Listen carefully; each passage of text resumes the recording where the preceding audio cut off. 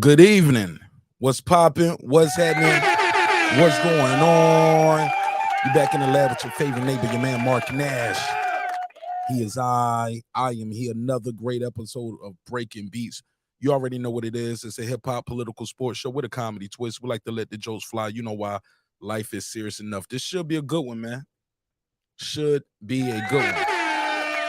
Got a lot of topics on the docket. It's a loaded docket tonight, man, as you can see by the titles to my left. Yeah, man, a lot of topics on the docket tonight. This is going to be a fun one.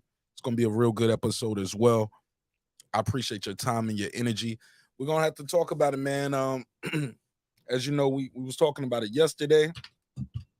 Spence and Crawford, the rematch. Looked like Spence fumbled the bag. I'm going to talk about that. Got some good news for us fights that are being made in the sport of boxing. Definitely got to tackle those. But, yeah, we got a lot to unpack. The Deion Sanders slander that we're seeing out there, we got to talk about that. Also, we got to talk about Joe Budden versus Tasha K. Really, it should be Tasha K versus Joe Budden because she was the one with the ether. So we'll talk about that. Nikki Minaj husband out here just making her look crazy. I don't know, put a case on that. So we'll talk about all of these things and more. In 5 minutes. I'm gonna populate this room. Let's get this room populated. Let everybody know we are live.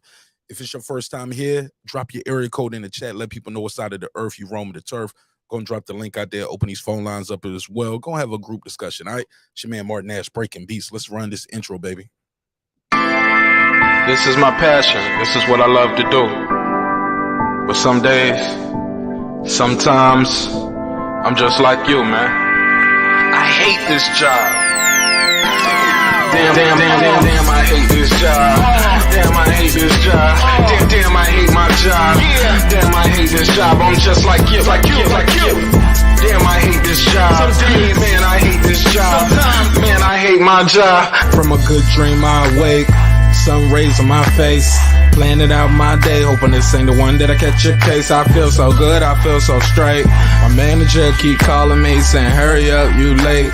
Hurry up, you lay off. Yo, man, I hate this job. Man, I hate this job. Been trying to play it cool, but it's hard to play it off. I've been hanging on to this bullshit, cause my car still ain't paid off. I know I'm on my way up. My boy just got laid off, so y'all, man, I hate this job. Man, I hate this job. These hoes here so ratchet. These hoes here so sneaky. Y'all don't even really pay enough for y'all to only pay bi-weekly. I'm trying to double up my cash. Take this job, shove it up your area. Yo, man, I hate this job. Sometimes I wanna say, walk in and slap my boss. This shit is getting hard. Damn, I hate this job. Gotta make it out of this struggle, bruh. And I don't really mean to take it out on you. You just a customer, but damn, I hate this job.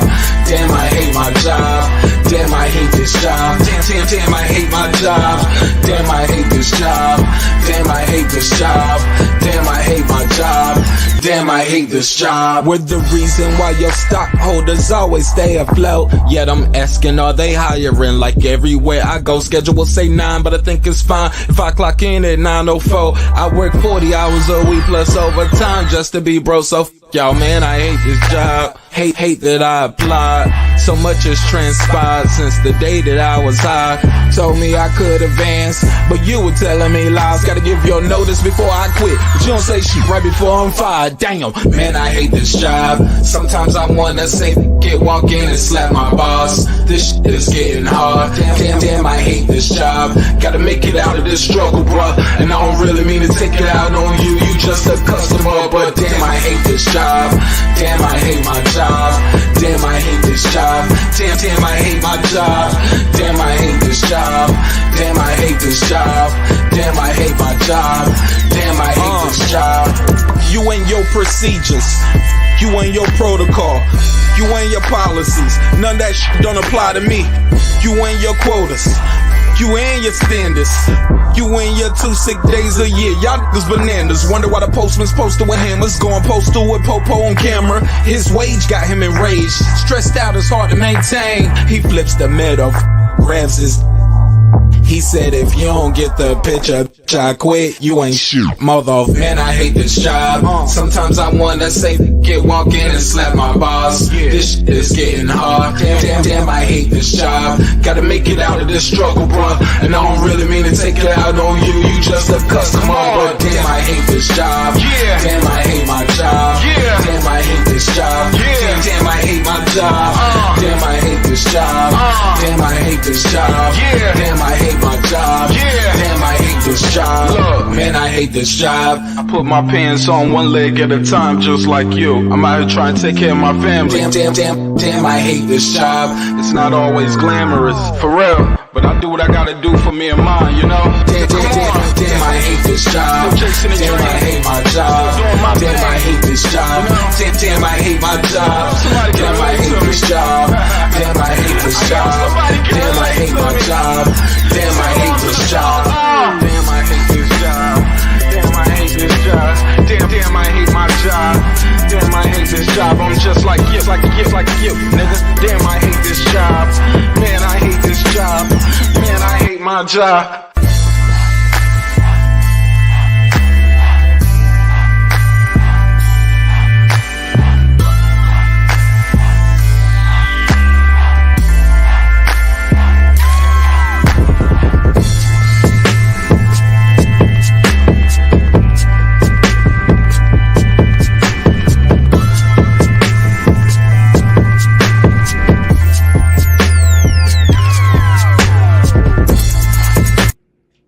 The views and opinions expressed in this program are those of the speakers, commentators, experts, and or the host. They do not explicitly nor necessarily reflect nor represent the channel's policy or the views held by the channel or broadcaster. The broadcaster or its channel cannot be held accountable for all or any views expressed during the program. Basically, if I didn't say it, don't come for me. You come for the person who said it. And please don't sue me for somebody else's words. With that said, let's start the show, motherfucker.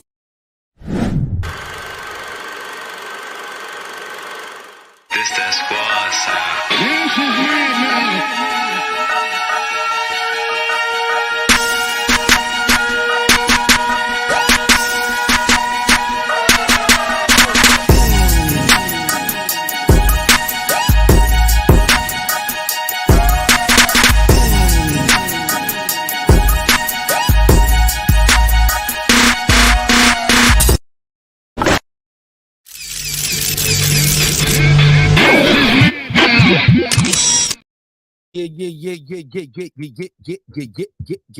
Yeah.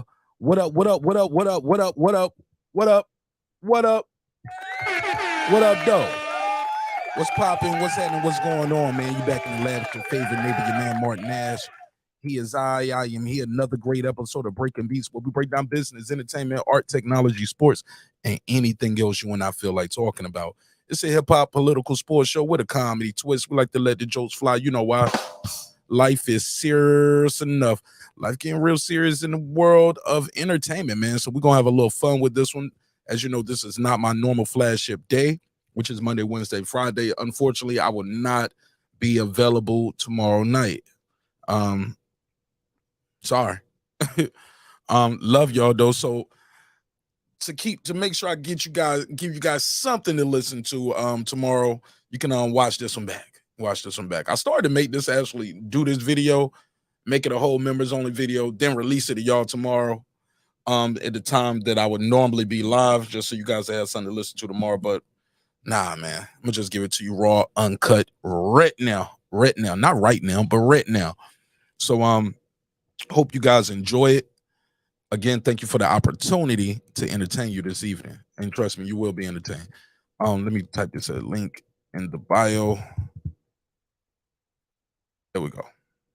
Yeah, man, this is going to be a fun one. Though. Lot of things to unpack, as you can see by my loaded topic docket to my left right here. I'm going to jump right into it. Let me do this neighbors only roll call.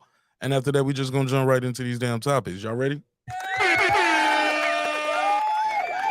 Y'all ready? Make some noise, man. Wherever you at. If you at work, you in the car, you driving, say, hell yeah, man. Hell yeah. Let's get this show started. It's going to be a fun one.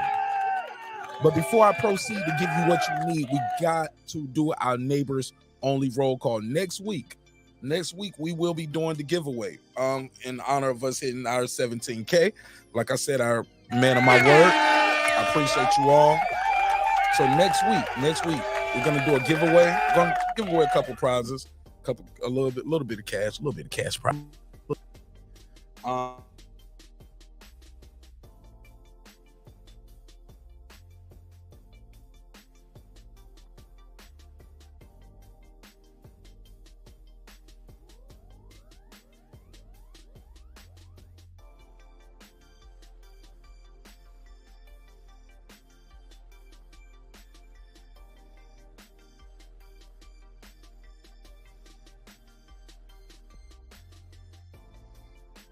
Nobody can hear me. There we go. How much of that did y'all miss? Damn, how much of that did y'all miss? Damn, the mic was off. So got some prizes we're gonna give away next week to the members. How much of that? Y'all missed everything I said? All right. Damn. Fuck it. So we got some prizes we're gonna give away next week to the members. Next week, members we're gonna do a giveaway date. You have to be present to win. I'll let you guys know what time and when to show up, but you have to be present to win. I'm not gonna hunt you down to give you some free stuff, right? Part of the lore of it is you have to be here. I'm gonna spin the wheel, your name pop up, but send you shoot me an email with your information. I think the Amazon gift cards are gonna be digital, so I just need your email for that. But as far as the physical prizes and stuff like that, I'm gonna need your actual address, and I can mail that out to you, like the ring light and other little stuff. Like if you win the cash prize, might need your Zelle or your Cash App, PayPal, or something like that. But yes, we are doing prizes next week because we hit 17K.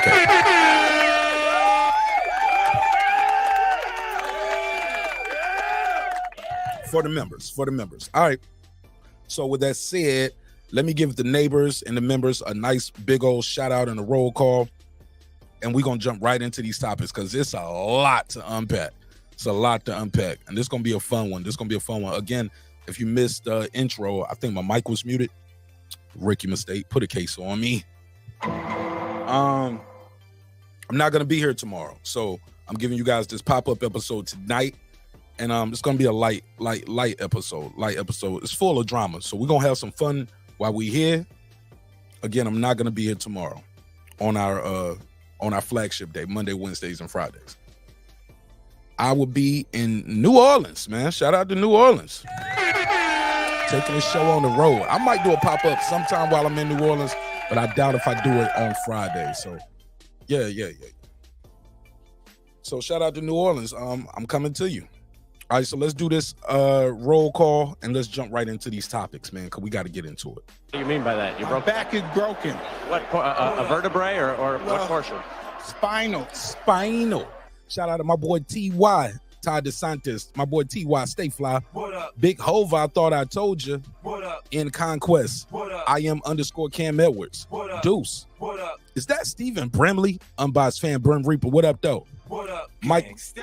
Michael James 616. What up? Johnny Goodman, what's up, man? What up? Stone Tangerine, stay mean. What up? Megazar. What up? Megazar got an album out called Diamonds Amongst Men. Y'all check him out. What up? Ace Retro, let's go. What up? Ill Status Boxing. What up? Patricia Shelton. What up? That guy eclipsed 330 early. What up, gangsta? Stephen Bateman all the way in Australia. Shout out to Sydney and Melbourne. Shout out to Australia. What up? I know boxing. What up? Ricardo Johnson. What up? Wanda Villa the Rilla, aka Epoxy Magic. What up, fam? What up? AJ, he don't play. What My up? boy Electro Jazz, they getting his bread. What up? Miguel Ramos What up? on the mic with Terrence Bailey Sr., What up? the XO Factory. What up? Dub Right Side. What up? Mr. Golden Stay Holding, aka the Back End King. What up, gangsta? Raheem the Dream Soto. What up? My boy LD, aka Like That, and he just like that, ladies and gentlemen. What up? Girl behind the mic, that's my sister Memory. What up? John Nori came to tell his story. What up? Major Key Boxing, what's popping? What up? Cooking with the champ, aka Champion Heart. What up? On the floor with Shelton Moore, What up? SLG, What up? Sam F, What up? Kendall, What up? D-Lo 404 Boxing, what's popping? What up? Karma Serene with the Serene Saturdays. What up? Nick Rich in his bitch. Shout out to my sister Nikki in Central Florida. What up, fam? What up, gangsta? Aaron Parker, the big talker. What up? Taylor Bell with TapTap, unlocksim.com. Unlock your next device today. What up, gangsta? Transcendent Sports Channel, my Filipino brother from another all the way in Canada. What up? Shout out to Canada. What up? Fistiana Fights. What up? She just might. What up? Jacob Sims, that's him. What up? Haplo, let's go. What up? DJ MFB, that's my boy Mike from Boston. What up? Miss Queen's son kissed, and yes, she was kissed by the sun. What up? Beyond the Ring with Nonito and Rachel Donaire, that's 9-time champion Nonito on his way to the Hall of Fame. What up? And we're going to walk with him every step of the way. What up? True Media Today, USA Boxing, that's my guy, Coach Malachi Williams. What up, gangsta? Big coach. What up? Shout out to Coach Malachi Williams. What up? Puro. What up? Food Revolution, AK Foodie with the beauty. Badass blonde in the building. Let's go. What up? KP from KC5. What up? Matt Wade. What up? Beyond Above Media. What up? Pittsburgh T. What up? AKA Mark. That's not true. What up? SF City Slicker. What up? Rider of the Storm. What up? Here to There. What up? Matty Yoel. What up? Cliff Bailey. What up? Con Shawnery. What up? Lisa Bell. She never fails. What up, gangsta? HLDZ. What up? Cooking with Sir Senior. What up? D Bevel the champ. What up? And of course the big fish himself, my good brother Derek Lincoln. What up, gangsta? All right. Y'all ready to have a good time? Let's do it, man. All right, let's get right into the first topic, man. I'm going to keep this one short and simple because we kind of touched on it yesterday. Pause. But it appears Errol Spence and his team fumbled the bag. They dropped the ball. If what we're hearing is true, hold on one second. Okay, let me reset this real quick. 1 second. Let me just click all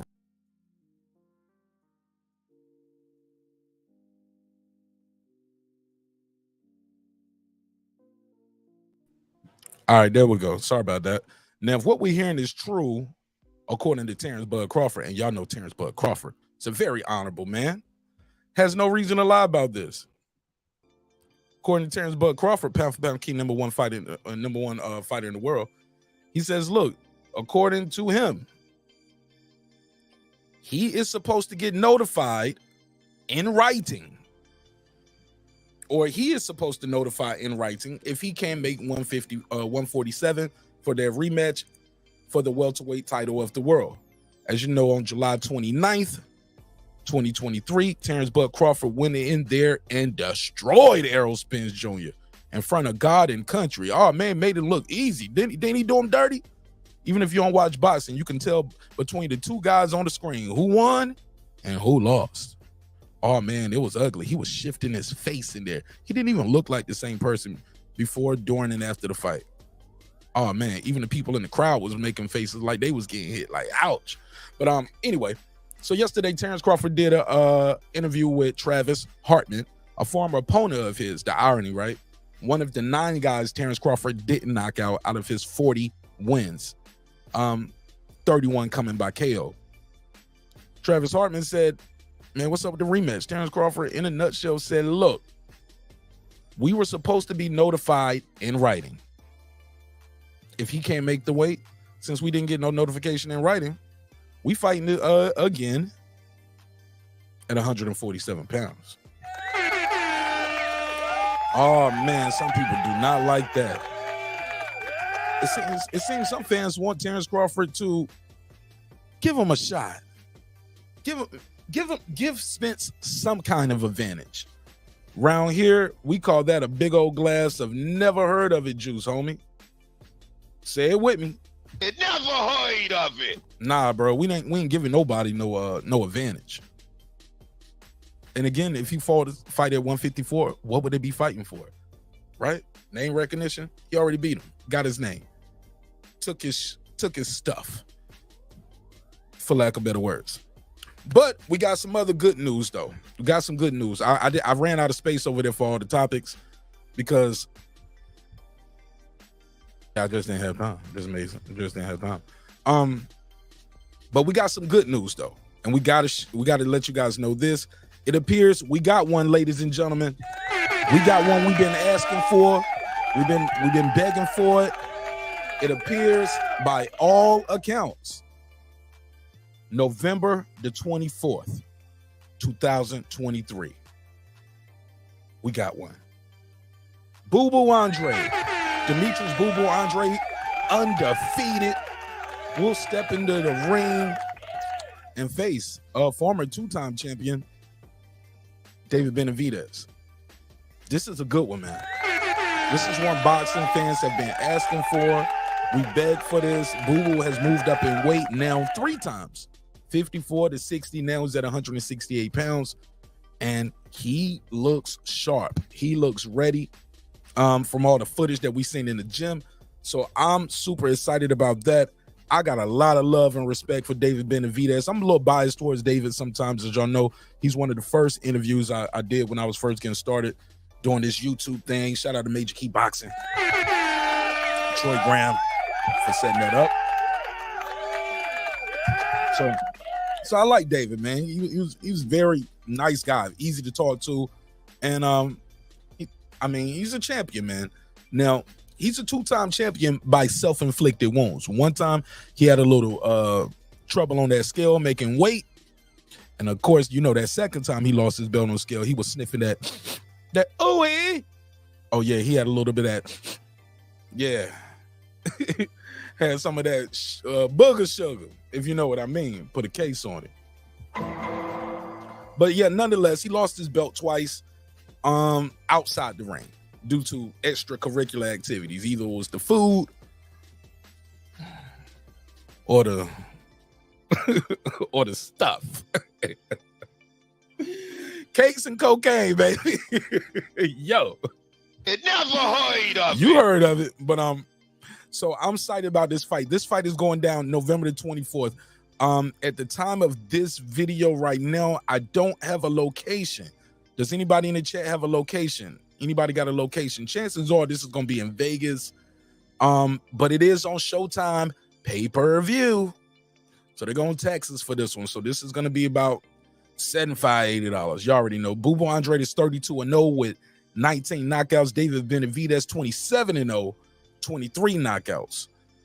Somebody has to go. Let me see what they saying in the chat. Who y'all got winning this fight early on? Let me see what they saying in the chat. Yeah, I like them both, Lisa. I really love the skill of Boo Boo Andre. I do not think he gets a lot of credit for what he does in that ring. The kid is phenomenal, man. I don't mean to call him a kid, but you know, I'm old and washed, so all these dudes kids to me. Once you hit 40, you know, everybody under 40 is a kid. Once you hit 40, you be like, yeah, he 38. Yeah, what's up, kid? You still young. Hey, nigga, you 40. We would have went to school together. Yeah, whatever, man. You're a kid to me, man. I'm 40. Remember that college coach said, I'm a man. I'm 40. Pound for Pound Boxing said this should be a hood fight. I think you mean good fight, but I see the G and the H's by each other on the keyboard, but I know what you mean. Clip said, yeah, that's Mel Benavidez voice. That's me, Benavidez voice. Somebody said, what fighters? What fighters what? I lost you. Yeah, I know what you mean. Good fighters. I like them both too. Who do y'all got winning this fight? Real quick, early prediction before I go on to the next topic, because these other topics are going to get lengthy, I'm sure. And I want to get through them, then we can do a recap if need be. But I definitely want to get through this first one. Somebody said he made him look like a clown. I'm not talking about the normal thing. He actually looked like a clown if he had a red nose. Oh, yeah, you talking about Spence. Yeah, he had Spence got his face painted. He was acting like a clown. And I love it, though. I love it. I want him to fight again. I can't wait to see it again. Can't wait to see it again. Beat him again. Beat him worse. Beat him worse. Put him in the dirt.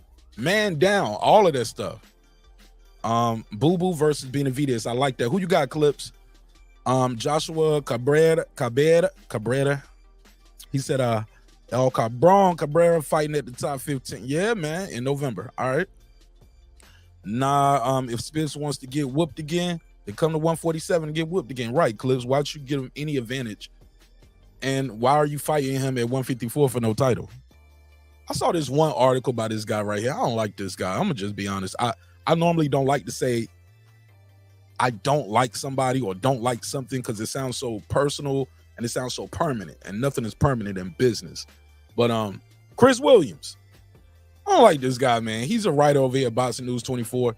Just total, like, he turns their articles into op-ed pieces. Like where's the, it's like a little bit of facts at the beginning, then the rest of it is his opinion.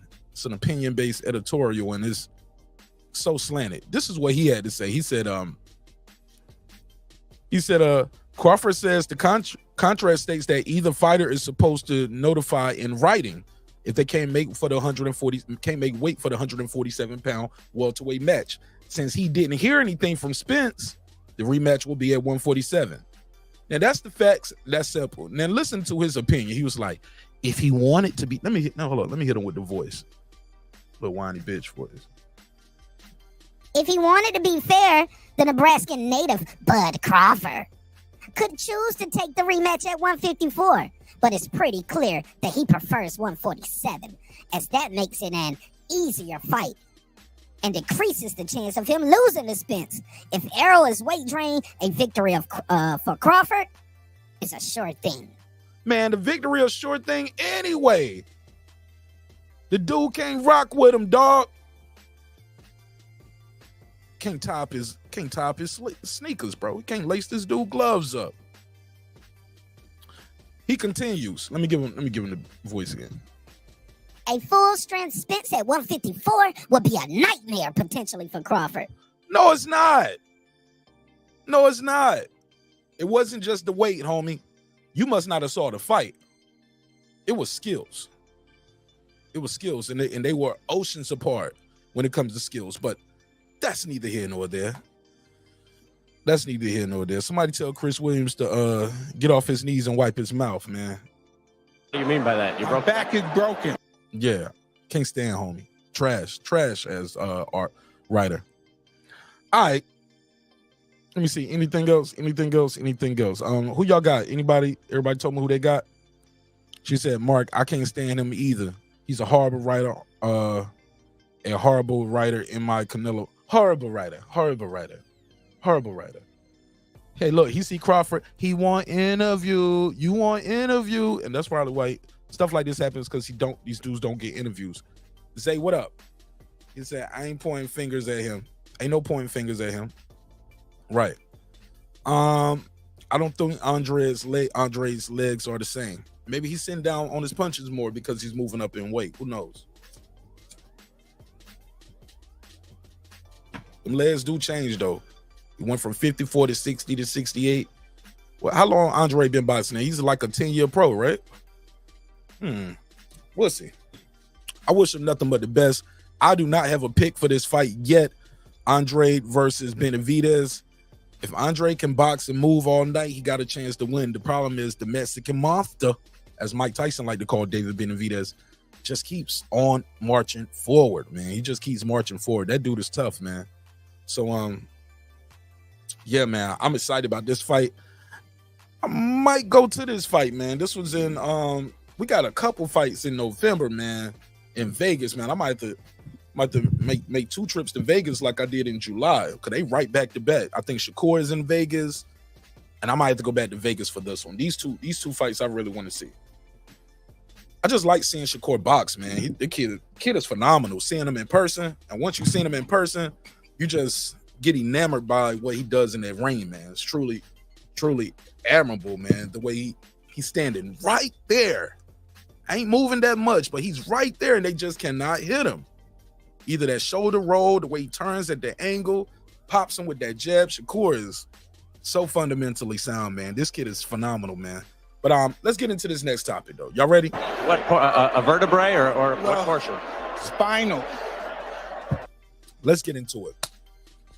Deion Sanders. Prime time.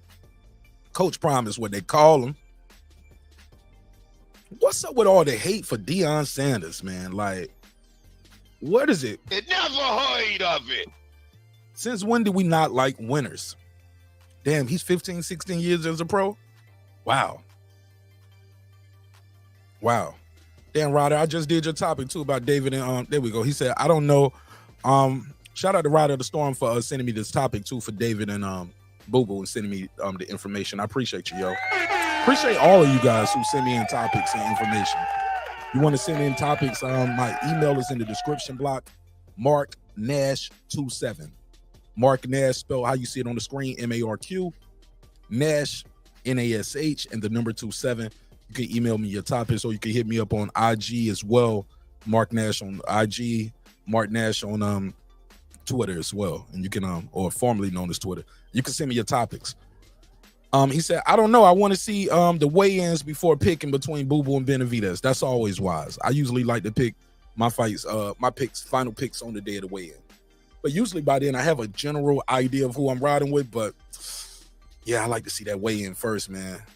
You do all that picking a guy, then he go up there on the scale looking like Andy Ruiz in the rematch with Joshua. Terrible, terrible, terrible. All right, let's get into this next topic, man. We got to talk about Coach Prime, man. Got to talk about Coach Prime. Now, Coach Prime is out here doing what a winner does. He's winning. On the field, off the field. So far, the team is 3-0. Sorry. Excuse me, I had a burp. Now, what's going on here is he's getting a lot of slander, a lot of hate. Let me play some of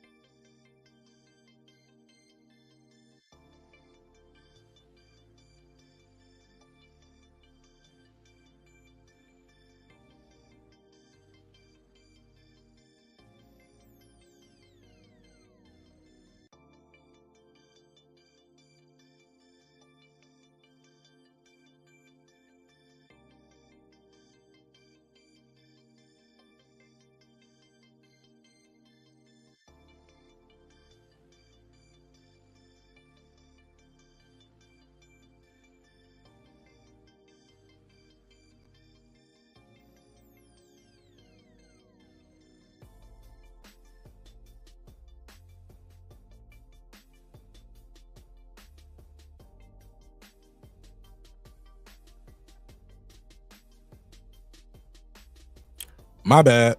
All right. So let me play this clip right here. This your boy, Jason Whitlock, once again, coming at Coach Prime. It's some of the stuff that I'm hearing from Jason Whitlock seems a little personal. I don't know why it's so personal, but it's definitely personal. He said, let me say, so they frustrated that Deion Sanders doesn't know all the name of all his players. He said, why does, I mean, every time I turn around, got another video about Sanders. It's like, it's a daily thing. Coach Prime in Colorado, what'd he say? Coach Prime in Colorado, the new Duke. Privileged, entitled, and easy to hate. This is Jason Whitlock. Let me find the clip, though. I want to find the exact clip. He doesn't like the man mentioning God. He has a problem with that.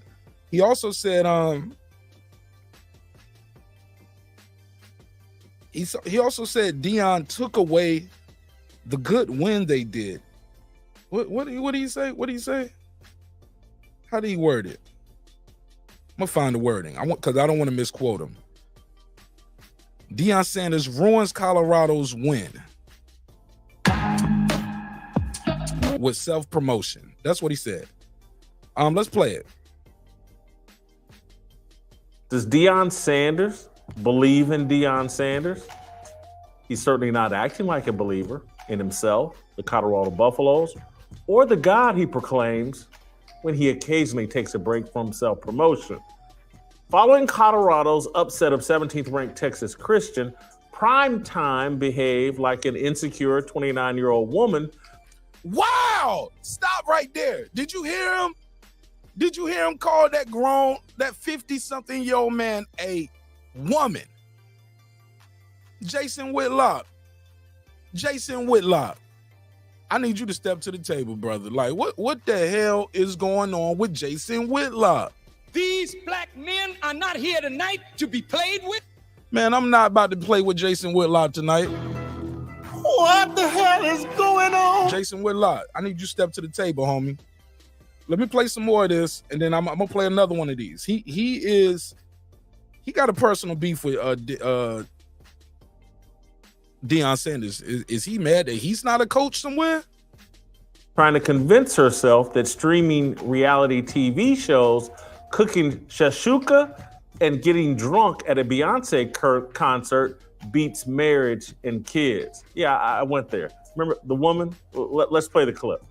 It's 10:45 a.m. on a Saturday. I am 29 and single, and I don't have kids yet. Here's what your Saturday morning looks like when you're single at 29 and you don't have a kid running around the house. I didn't rise from my bed until 10:15. Every time I thought, I should probably get up and do something. I thought, why? Nobody's making me. I'm not missing out on anything. I went to Beyonce last night, and I didn't get home until 1 a.m. And I danced and drank my little heart out, and I didn't pay a babysitter to watch my kids as I did that. And I woke up at I don't see how he's comparing this woman to Deion Sanders. What the hell is Jason Whitlock talking about?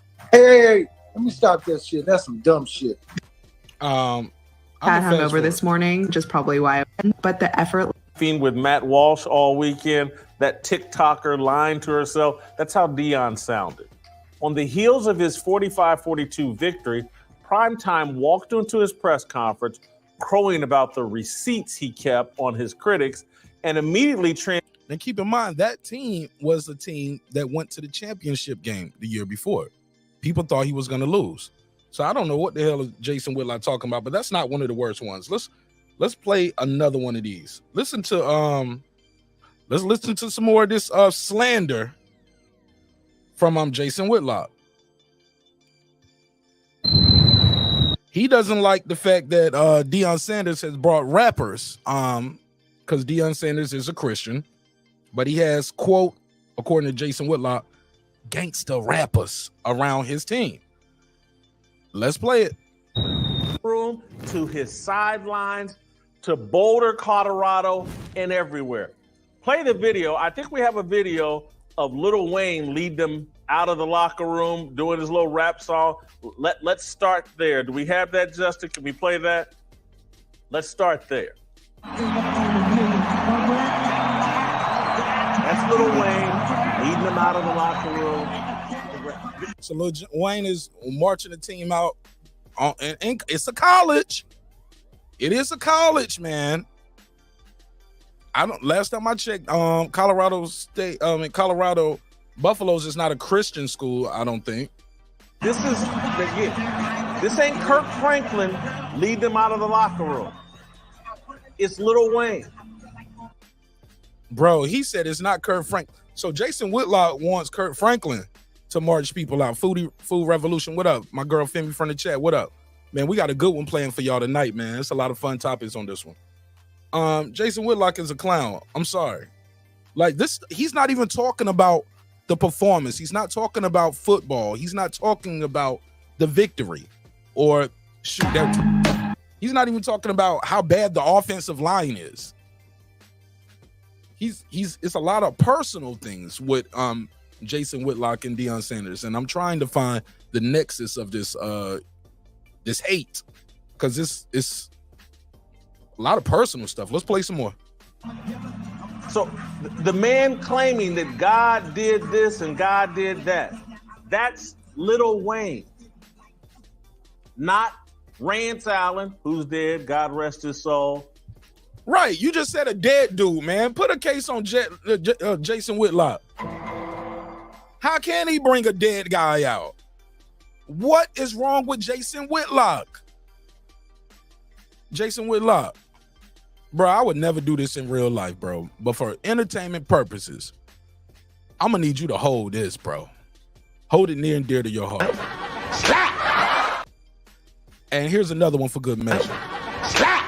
What the hell is wrong with Jason Whitlock? Let's play some more. It ain't Tasha Cobbs. It's Lil Wayne. It ain't Lauren Daigle. It ain't nothing to do with Christian. Now let's go to the video of Key Glock, some Memphis rapper. Key Glock, some Memphis rapper. Connected to Young Dolph. Let's go to that video inside the locker room rapping to these guys. Oh, they bleeped it. Okay. That's inside the locker room.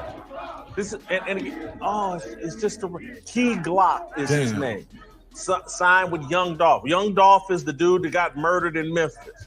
Oh man, come on, Jason Whitlock. Come on. The little wannabe thug that got murdered in Memphis. Ooh! Now he bashing the dead. Now he's bashing the deceased.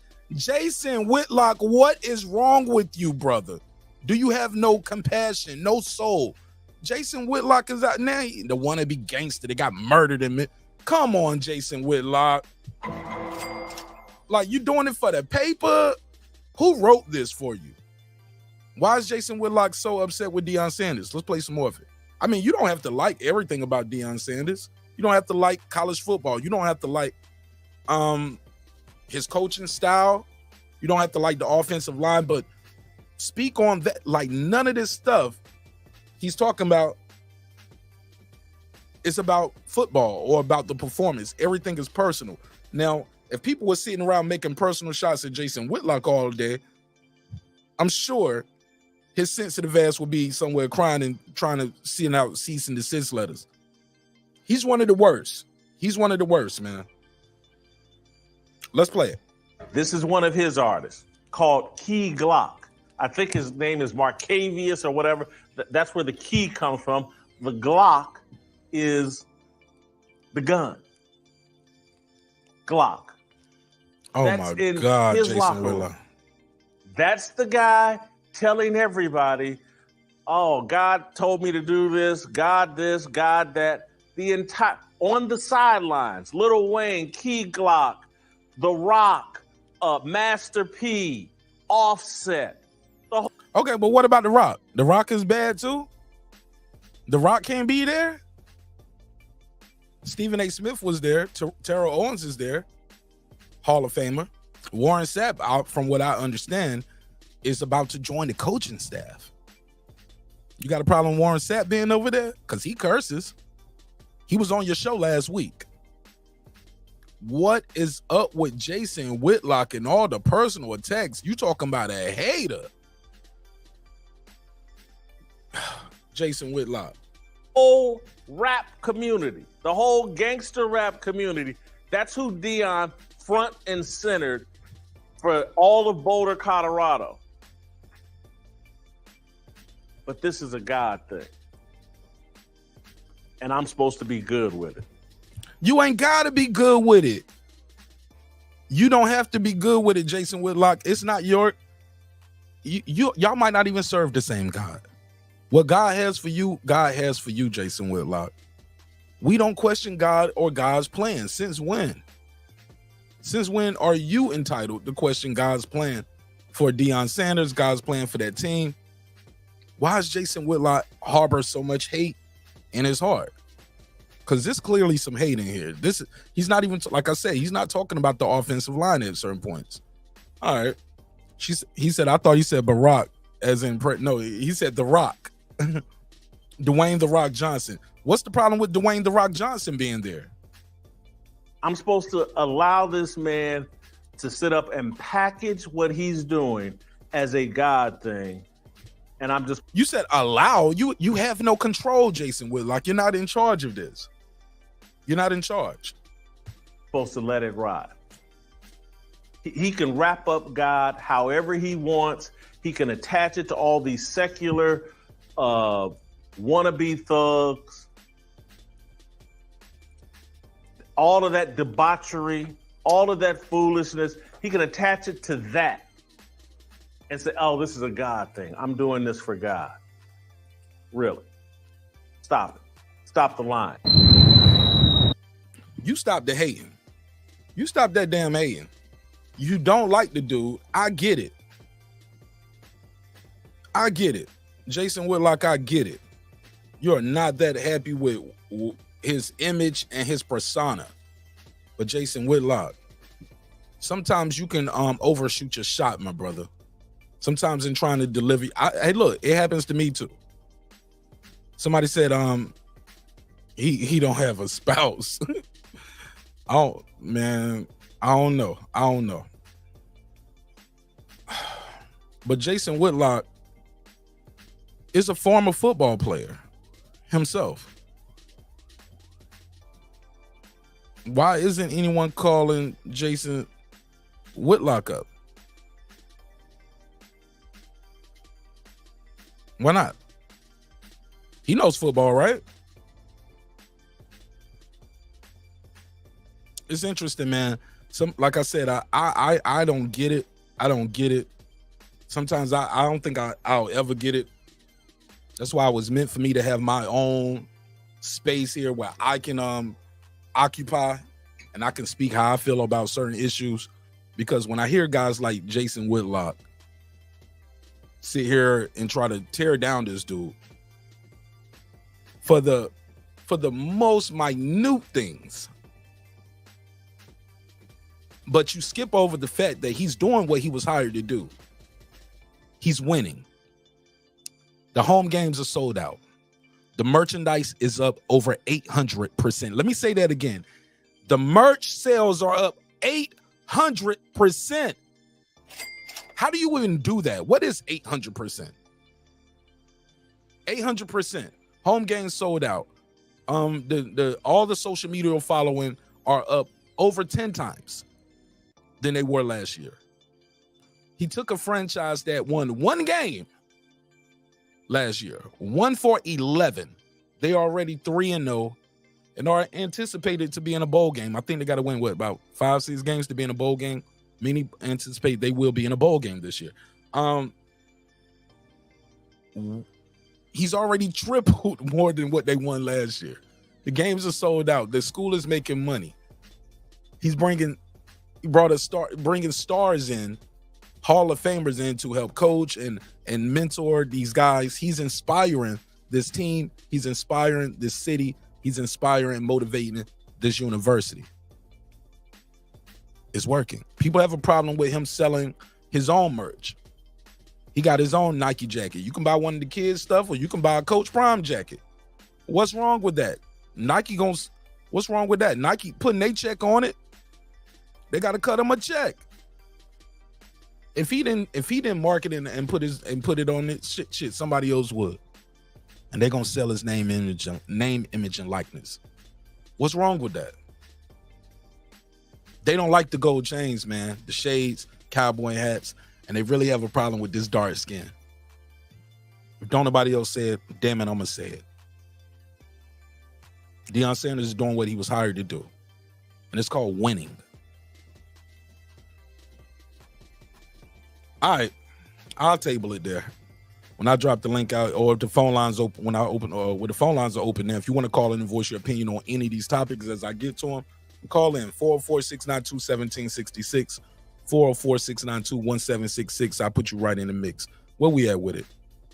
Okay, I got to get to this Tasha K. Joe Budden. Let's do it. Let's do it. I'm moving right along. Baby. Where we at? Just want to make sure I got the graphic on the screen. Right there. Pow. All right, let's keep it moving. Number 3. Graphic 3. There we go. All right. Tasha K. Joe Budden. Y'all familiar with this story? Let me give y'all some graphics on the screen so y'all know what I mean when I say these things. Tasha K. and Joe Budden. As you know, Tasha K. is a podcaster, YouTuber, entrepreneur. Got her ass chewed up in courtroom when she faced off against one Cardi B. Now, Cardi B is the centerpiece of this controversy right here because she's pretty close with Joe Budden. She was one of the first people that I think they was on Love and Hip Hop at the same time, if I'm not mistaken. But she comes from Love and Hip Hop and the Script Club. Like my boy Like That would say, the Script Club. And they had a little issue, and Tasha K sued her ass in court. Oh, we ain't got to Nikki Minaj husband yet. We're going to get to that one. Now, what transpired was recently, Joe Budden did an interview with Tasha K. And that interview is not out. It has not been released. And from what I'm seeing right here, it probably will not be released.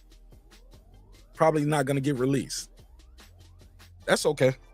I was interested in hearing what she had to say, but it appears he might be going another direction and not releasing that interview. Shout out to Food Revolution. She said Deion Sanders, Nike's She said the Deion Sanders Nikes when he was with 9 years ago were some of the coldest Nikes ever made. Right. And I think they re-releasing them. Pure, what up? So I got some audio for you. Tasha K. Now, Joe Budden, I'm gonna play this one first. I'm gonna play Tasha K calling, when she snaps on Joe Budden. Actually, no, I'm gonna play it in order. Because Joe Budden did a podcast and he kind of admitted that he was wrong for all the stuff he was saying about Cardi. Well, not saying about Cardi. He was like, the way it looks. He was like, the optics looks like I don't like it. Because Cardi was like, yo, what's up with this dude? Matter of fact, let's rewind all the way back. Let me see if I can find the Cardi B Joe Budden clip. Because she had something to say first. So let me find that. Because he was criticizing the song. Okay. So I'm going to play Cardi first, Joe Budden next, and I'm going to play what Tasha K had to say about the whole situation and her interview not being released. Let's hear how it sounds. It is done. Nah, she's gone. It's gone. Nah. Okay, she's gonna be on goofy shit. The night is done. Fast forward. Love me, bitch. I sure do. I'm cold. Oh no, I gotta give you the dislike, homie. You clickbait me. You ain't even got the right shit up. Let me give you this dislike. Hold that. That ain't it. Sorry, y'all. Cardi B, Joe Budden. Let me find the clip because she basically, I was trying to paraphrase it, but she was like, yo, I don't know what I did to this dude. You're supposed to be my friend. This girl out here talking crazy about me. Never did nothing to her. Let me find it. I got it.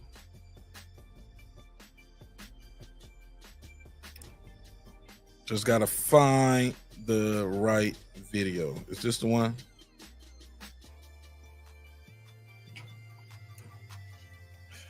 Bear with me.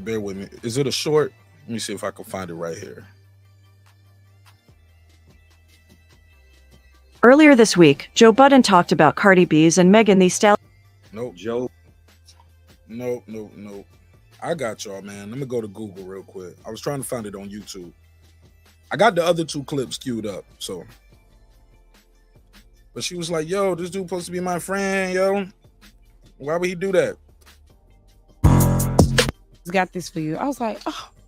He definitely gifted me, and I'm so selfish. I did the same show. Yeah. Okay. Bodak Yellow now. As an artist. Holding. In it while my makeup artist keys. No, that's not it. But all right, well, fuck it. I'm going to just fast forward then. I can't find it. But basically, in a nutshell, I played it on one of my old videos. I just don't know where it's at. But basically, she was like, yo. She was like, why would you have this dude up here on your show? What's up, DT3? She was like, why would you have this girl on your show? You know, she was talking crazy about me, lying. She still owed me $4 million. She was bashing about my family, this, that, and the third, saying I had herpes. Like, it seems like you got a personal issue with me. And he's like, yo, maybe the optics look like I could have something wrong with her. So let me play what he had to say, because we do have that.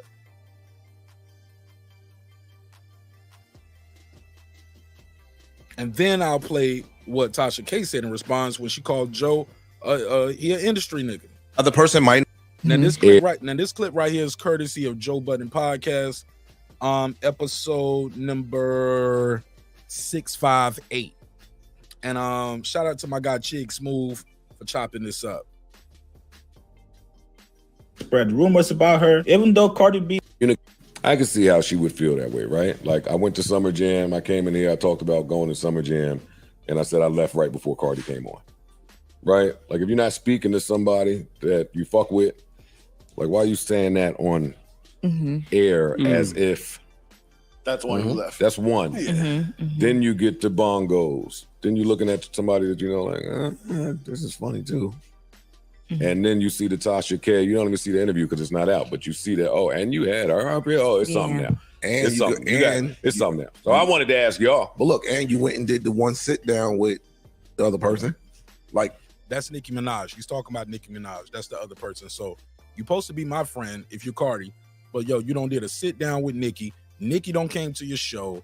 You don't. Now you got Tasha K on your show. You said you left Summer Jam right before I pull up and do my set. Now you bashing my song, my new single with Meg Thee Stallion. It just, the optics look like yo, you got an issue with me. Like you being passive aggressive. All right, let's play it. In retrospect. so I wanted to ask y'all. But look, and you went and did the one sit down with the other person. Like, if you from her point of view, it could look that No, way. I think she know that. I think they both know that I rock for each other. But you can add that in. Once you start adding it all together, it could paint. So the after picture. listening to her, I do want to come in here and ask y'all, like, am I wrong for that Tasha K interview? What's your relationship with Cardi? What is my relationship with Cardi? What do you mean? Do you have a respectful and cordial with one another? y'all bigger than that. You're not wrong. You for that. champion Cardi. But that is different from a relationship. No, I know. I'm just saying, but you've known Cardi pre-success. Cardi has done this show. I've known Cardi before the That's what I'm saying. success. I fuck with her. If you look at it from, yo, this particular person was trying to destroy my image, my reputation, my brand, how I feed my kids, and then you supposed to be my homeboy, and you came and had them sit on your couch with the size of your platform without a conversation, then it could open up the door for. It prevents content from being produced when you have relationships. A lot of classic content, a lot of devil advocacy that you can play around with the person and take the person that you fuck with side is prevented because people are looking at it like, oh, you had that person there and you giving them shine. But you know what I mean? But sometimes a conversation or text. But why would we have to check in? I know you're gonna fit. You always say, "Let me finish." Finish. I'm just saying, like sometimes a conversation, yo, Flip. I know you don't really fuck with such and such, but. And if I tell you, know what you're gonna do, you're not gonna do it. The other person might not do it. Might not do it. I feel like if I Yeah, but you asking for permission. I feel what Clip. I said Clip. Shout out my boy Clips in the chat. I feel what Queen's Flip is going with this though. Check this out. Somebody, I called Joe like, yo, Joe, I'm about to interview somebody. I feel like I'm asking for permission instead of saying, yo, I'm interviewing this person. You know, Just letting you know. I'm letting you know it's my man, and I'm not gonna let them say nothing crazy. I'm not giving them an option to say, nah, I don't want you to do that. And my brain look at it like, yo, you won against the girl. Right. She did. You won. Yeah, but no. It's over. No, that's it's not she won over against though. her though. She did. But that's not, You ain't won until you got that check. You won in court, but you still haven't got paid yet. You won for $1 million, but shorty trying to settle for like 200-something thousand. That ain't winning. but Court. that's You exactly. won in court. She didn't win in public perception. Fam, the accusations were still made. This person still tried to end me no matter what. I see what you okay. You know. Like that happened. She's So you agree? So I'll Cardi an apology. And I shouldn't release the interview.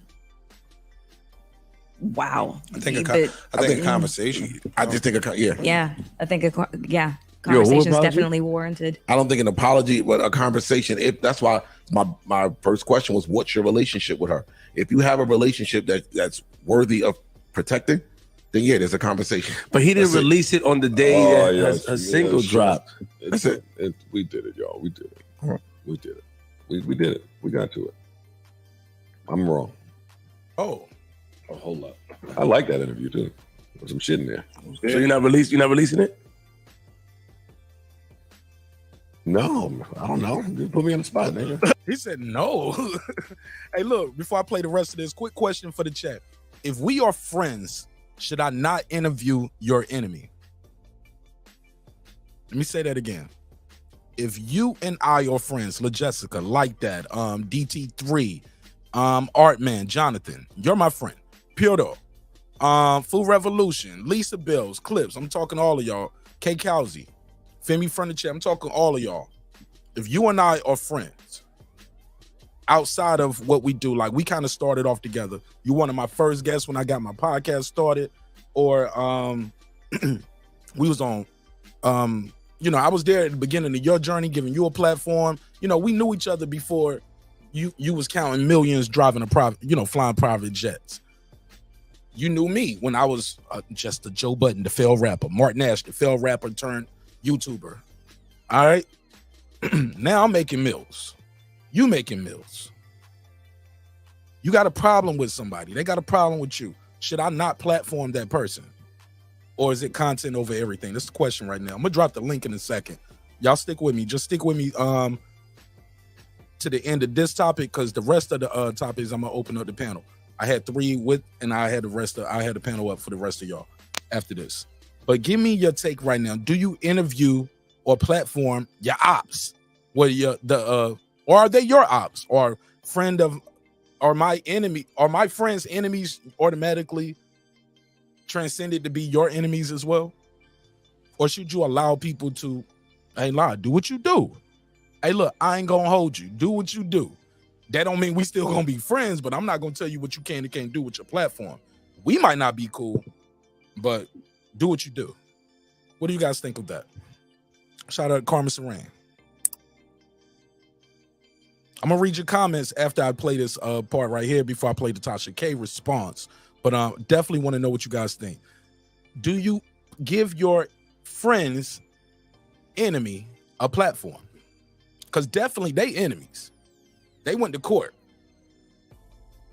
The girl said you had herpes. You don't show your baby because your baby dark skin. Your dad does this, like all the things that were the allegations that whatever happened. Nonetheless, this lady went to court, paid lawyers, took the stand, showed her doctors, pulled a Keith Thurman. I got my doctor's note. Showed her, nah, I don't even have herpes. Bitch, you lying. Like whatever you saying, you're lying. And she was found liable. $4 million worth when you count what she owed Cardi, punitive, compensatory damages, lawyer fees, all that. About $4 million. She ain't paid none of that shit. Shout out to Tasha K. She a G nigga. Yeah. Tasha K, how you do that, yo? How'd you do that? She ain't paid shit yet. So the question is Joe Budden wrong for interview, just even platforming Tasha K? Let me play the rest of this, and then we'll read your comments, and I'm gonna play the Tasha K part as well. Let's get it. But you don't know. I was not releasing it just because it needed to be flagged and edited and sought through. And I never thought of the Cardi aspect of this, because I wasn't sitting here on some kick somebody back and type shit. Now, I thought it was very respectable and honest. And that's my boy Chick Smooth right there. I love Chick Smooth, man. I'm a mod on this channel too. Y'all make sure y'all go subscribe to Chick Smooth, CHIGS Smooth. That's my homie, man. Y'all support him. He's doing good too. Chick Smooth, like over 100K strong, man. I remember when I first got started, and he was out here grinding, and he was killing it, man. But he's really doing major things, so I'm really proud of him. So that's where we at with it. So it sounds like he might not release that interview based off what we heard. In Conquest, what up, family? Welcome home. Welcome home. Welcome home. Welcome home. So before I play what Tasha K had to say, let me read what everybody else had. And after I play the Tasha K clip, I'm gonna drop the link and open the panel up to everybody for the rest of these topics and a recap of the topics we already discussed. She said, Karma said, okay, let me go backwards. Pause. Like that said, in 2023, it's too much pandering going on. Elaborate, what you mean? La Jessica said, salute to marqnash, the panel in the chat. I don't have a panel yet, man. It's just me. I'm rock solo from state to state. Ha ha. I rose dolo from, that's what it is. I rose dolo from state to state. DT3 said, good question. Let me get a good answer, DT3. Jerry said, what about me, BR? I didn't see you still there, Jerry. I didn't know you were still there. I thought you left early when I stopped talking about boxing. I don't know you guys there sometimes, but I appreciate you, Jerry. What you think, Jerry? Shit, Jerry, why you ain't call in yet? This is this is an open show, man. Open panel, open channel, open platform. As long as we keep it respectful, come back and do it again. Like that said, define friends, because it seems like Joe and Cardi wasn't on speaking terms. It appears to be, huh? Good point.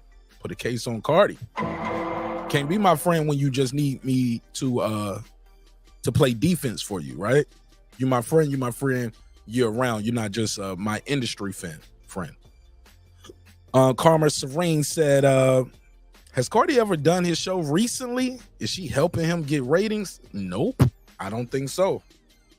Well, to make sure I'm your friend, Karma, let me know when I need to do your show then. Let me know. Let's set it up. Let's do a collab. She's like, nigga, you ain't helping my show. Good point. I know they was close early on, but sometimes like, hey, look, sometimes just because you're a friend doesn't mean you do their show like all the time, right? Or how often do I got to do your show? Or because I do remember, like I said, he gave her a platform early on when she first got started. She damn sure didn't look like the Cardi that we know now.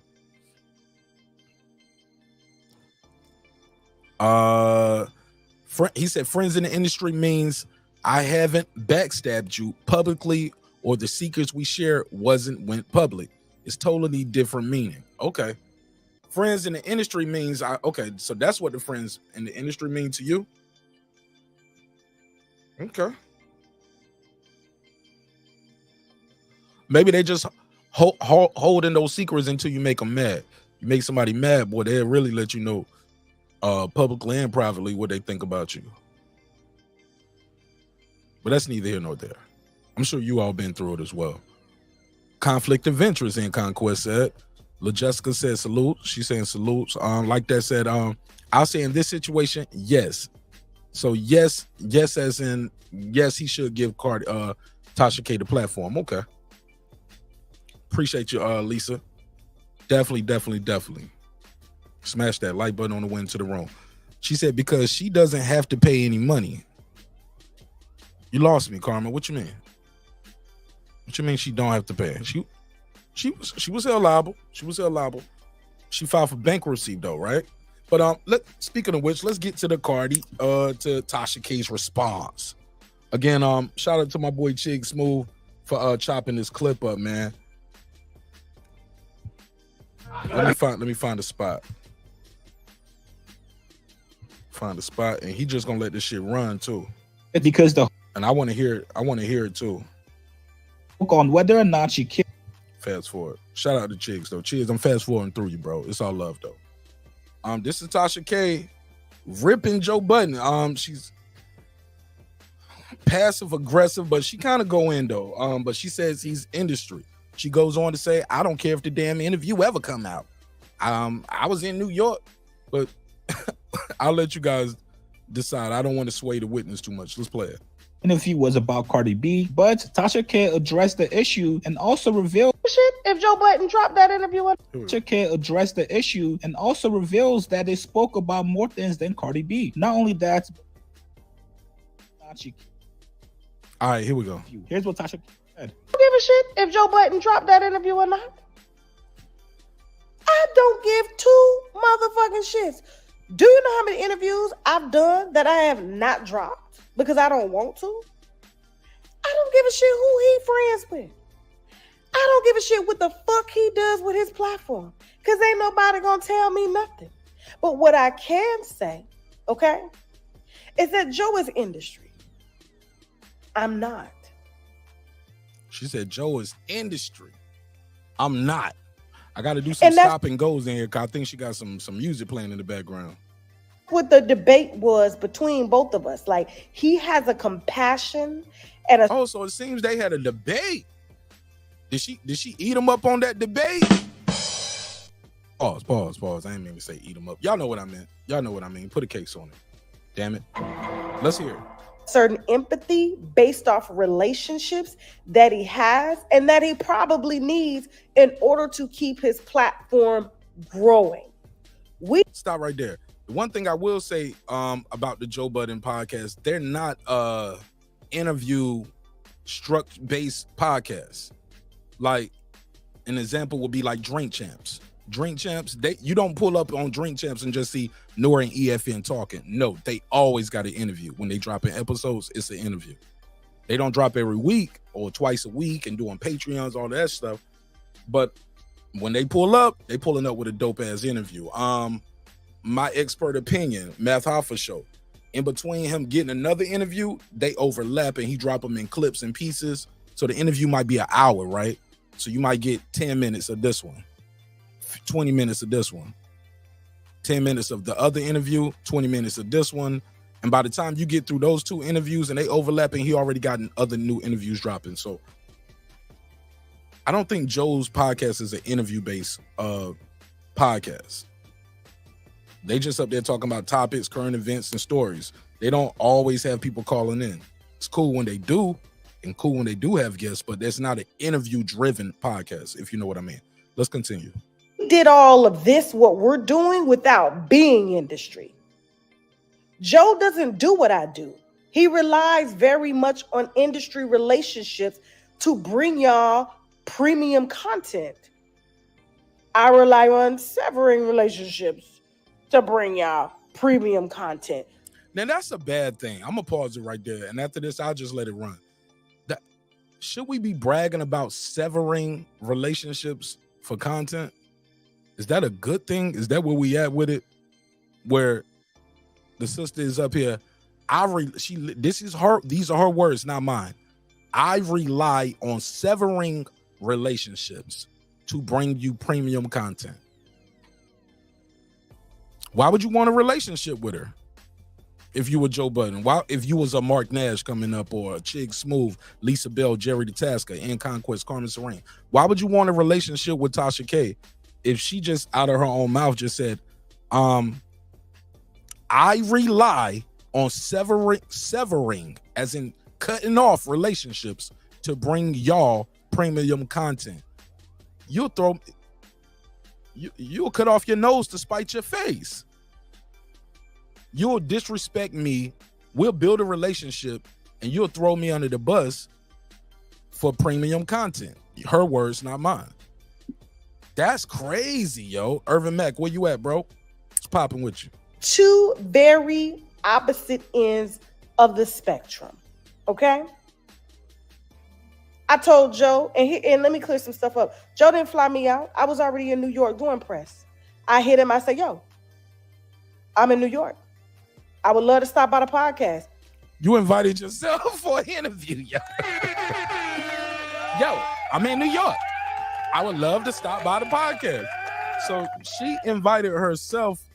She's in the city, invited herself to Joe for an interview. So he didn't reach out. She reached out for an interview on his show. He does the interview, and reluctantly now he hasn't released it yet, or might not release it at all, especially after this. I told Joe, and let me clear some stuff up. Joe didn't fly me out. I was already in New York doing press. I hit him. I said, yo, I'm in New York. I would love to stop by the podcast, and we would love to have you. There was no issues. We did an interview. He was very compassionate towards his industry colleague, okay? I stood my ground. Sound like she might have ate him up in that debate again, yo. I ain't even gonna hold you. So it sounds like he rolled for Cardi. She said he was very compassionate for his industry counterpart, Cardi B. Maybe that's why he hadn't released that interview yet. It might not have made him look too good. There was no issues. But she did invite herself, though. Let's not forget that. We did an interview. He was very compassionate towards his industry colleague, okay? I stood my ground. He stood his. We got into a whole lot of other shit. But at the end of the day, there was a mutual respect. I got a chance to state what really happened. And contrary to what anybody says, I don't lose sleep over that woman at all. Definitely got to lose some sleep over that bread, though, because you filed for bankruptcy, sister, since then. You got lawyer bills. These are open records. These are things she said.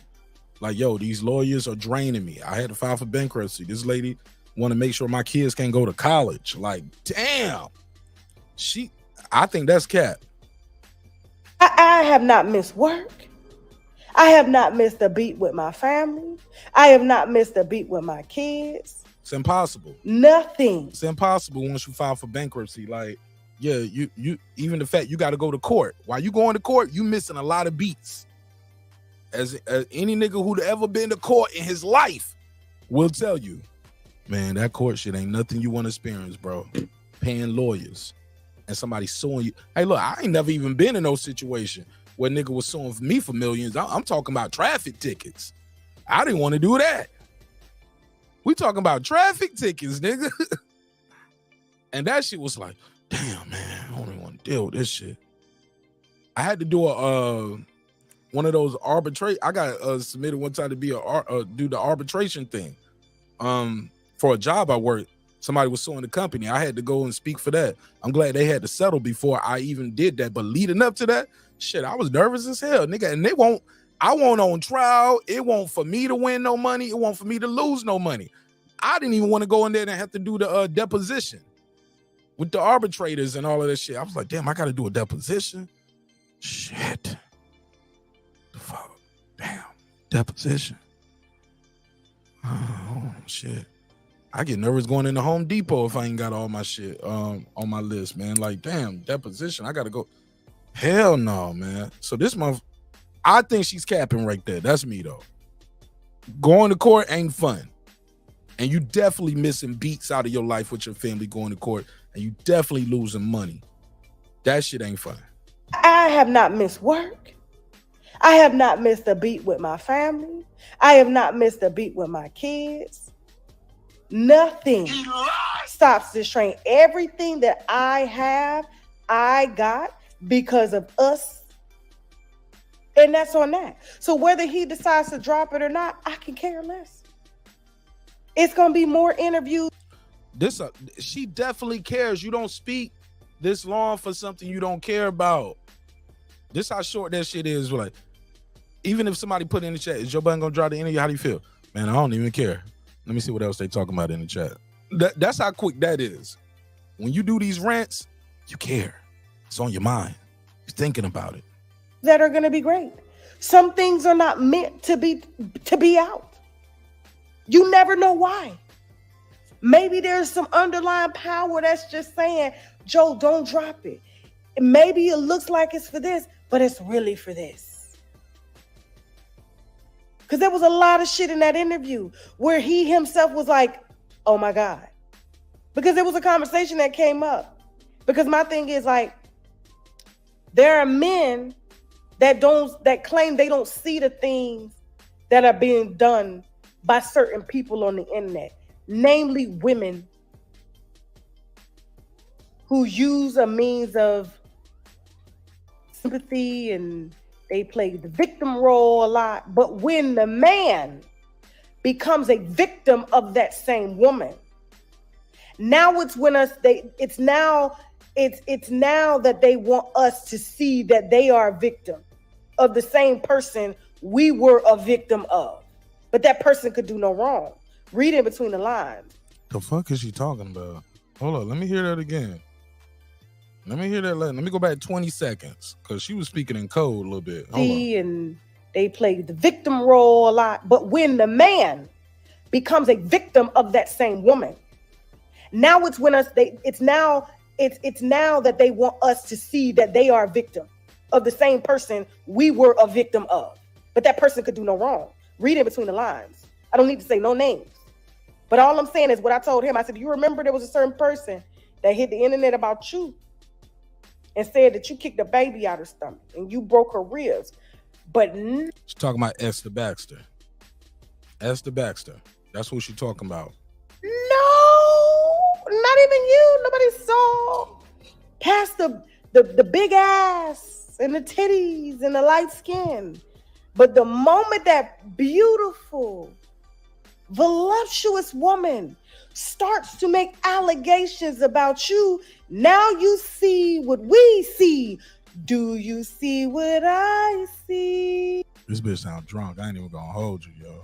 I ain't gonna lie. I gotta put a case. She don't burst out in song. Because men only truly see pussy. That's not true. That's totally not true. That's not true. I hate when that's not true.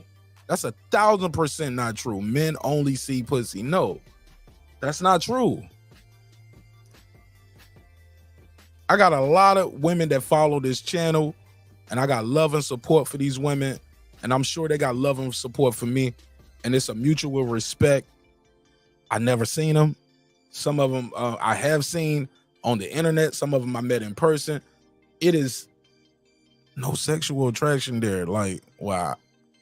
I'm not saying they're ugly people. I'm saying that, and I don't think they think I'm ugly, but it's a respect, as in like, I like you cool. I respect how you go about your business, this, that, and the third.